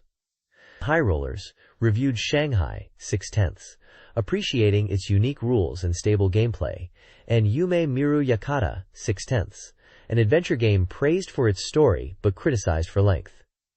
Guest writer reviews began with Shanghai 6/10, a version considered tiresome due to excessive hints and combo system. Finally, Strikers 1945 7/10 was highly regarded as an exhilarating shooting game, praising its arcade port quality, gameplay modes, and SF background. This page reviews several games, focusing on IDO Yusuke Meijin no Jissen Mahjong and Wipeout. IDO Yusuke Meijin no Jissen Mahjong receives mixed reviews, with some praising its simple gameplay for beginners learning mahjong rules, while others criticize its slow pace, small tiles, and excessive hints. Visual clarity is a major issue. Wipeout, a futuristic racing game, is lauded for its exciting atmosphere, visuals, and sense of speed. Reviewers highlight its floaty controls and initially challenging learning curve. One prefers the Japanese soundtrack. Finally, Gamble King is considered mediocre, with a lack of depth and a simplified gambling atmosphere, making it potentially enjoyable for those seeking a low-stakes experience. This page presents diverse game reviews. Shinobi X receives mixed reviews. Female and general reviewers appreciate its challenging gameplay and retro aesthetics, awarding a 7. High Rollers find it uninspired, score 5, while guest writers view it as a collector's item, appreciating the presentation but noting standard gameplay, score 5. Earth S, a PC Engine port, is praised for its polished visuals and idle-raising simulation. Reviews highlight schedule management, score 6. Flawless presentation with high replayability, score 8. And the idle-raising aspect, score 7. Sonic Wings Special is criticized as a standard shooting game. One reviewer dislikes the 3D backgrounds, score 4, while another appreciates the arcade challenge, score 5. The final review finds the balance flawed in single-player, but balanced in two-player, score 6. This page features more game reviews. Pinball Graffiti is reviewed with the tagline, "Close-Up is an Idea Award." One reviewer appreciates the close-up shots of the pinball action and calls it exciting, giving it a score of 5. They like the visual presentation, but find the pinball physics and controls slightly off. Another reviewer notes it as a polygon game-like work, and while it has good points, the story mode is lacking, also giving it a score of 5. Next up is Battle Tenshiki 3, with the tagline, "Newest Soft Check." This fighting game receives an 80% completion score. It is described as an orthodox fighting game, praised for its smooth animation, speed, and refined gameplay mechanics from the King of Fighters series. Finally, The Making of Ninth Tooth is reviewed with a 100% completion score. It's described as supplementary fan disc content, with interviews, voice samples, and behind-the-scenes material. It's suggested for fans of the game to learn more about the creation process and hear from voice actors. This page from SEGA Saturn Magazine highlights secret techniques for a few games. First up is a trick for a Patchislot game, likely from the Patchislo Hishuhao series, where you can choose your preferred playing store in battle mode. By entering a specific command after starting the game, you can jump straight to the store you want to play in. However, be warned that normal Patchislot gameplay will be disabled afterwards, requiring a system reset. Next, for Idol Janshi Tsuchipai 2, there's a fun secret in the dress-up scenes after winning at Mahjong. You can get different reactions from the characters by moving the cursor and pressing a button when it's over specific parts of their bodies, listed in a table with touch locations and reaction locations for each girl. Moving on to Shin Megami Tensei, Devil Summoner Soul Hackers. This section reveals a way to view bosses and demons that you normally can't see. After completing the main game, the View mode will unlock options to view both boss characters and demons, letting you get a closer look at these entities. Finally, for Donpachi, there's an extra option mode that unlocks after clearing the game twice. This mode gives you access to settings, like changing the number of lives and a sound test. And best of all, it seems to offer unlimited continues for those really tough challenges. This text provides cheat codes and hidden features for several SEGA Saturn games. In Gungrafond, the Eurasian Conflict, enter down, up, right, A, left at the title screen to view the ending. The King of Fighters 95 allows CPU team editing by holding left and pressing a +C during team selection. In Taunter from the Puzzle and Action series, B, down, left, right, up, right, left, down unlocks free play for boss and bonus stages. Puzzle and Action, Sandra's arcade-style free play is unlocked by holding L+R at the difficulty screen and quickly inputting up, up, down, down, left, right, right, left, right. In Victory Goal 96, hold L+R during match setup to alter referee and goalkeeper uniforms. Watching World Advanced Deisenryaku. Sakusen files intro 8 times, adds a controllable dragon. Finally, the text encourages submissions of secret techniques for various SEGA consoles. SEGA Saturn Magazine held a reader prize giveaway with various prizes. 20 winners could choose a SEGA Saturn game released before June 14, 1996. Other prizes included signed Virtua Fighter Seeds, Enemy Zero signed caps, Heaven and Earth and Devil Summoner telecards, a 3x3 Eyes poster and software set, and Cebu Island 96 posters. The page also announced winners from an April 12th draw, showcasing prizes like software, posters, and merchandise from games and anime. The page concludes with staff credits, reader submission information, and a release date for the July 12th issue. This page showcases a mix of game-related content and adverts. At the top right, there's what looks like a newspaper article headlined Daily Edo News, with a story about an Oni Corner material swinging riot, mentioning a suspicious character called GSAN, and something about drunk violence. Next to this is a screenshot from a fighting game, featuring some characters in a Japanese setting. Below the game image is a recruitment advert looking for programmers and gag designers for video game development, detailing job roles, requirements, work hours, holidays, and application instructions. On the right side, there are 2 smaller adverts. One for Dango House Main Shop, promoting dango with medicinal herbs, and another for Fortune Daruma dolls, advertising them as wish-fulfilling and bringing good fortune and family safety, with details on special pricing and payment plans from Yasuragi Hall. This page is designed like a newspaper and features the game Kokuryo Jubi Taro Maru, known internationally as Heart-Piercing Killer Taro Maru. The main headline screams, "Cow! Midnight Rampage," and reports on damage totaling 3,000 ryo, focusing on events in Asakusa Gokurakuji Temple during midnight.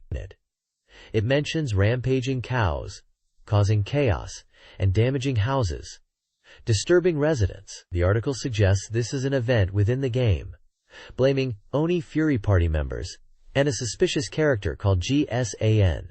The game screenshots show in-game action with characters fighting in a Japanese setting during what appears to be the mentioned cow rampage. The right side of the page is formatted like a newspaper column under the title Daily Edo News, discussing the game further. It details the background of the incident, suggesting it's part of a larger story within Heart-Piercing Killer Taro Maru.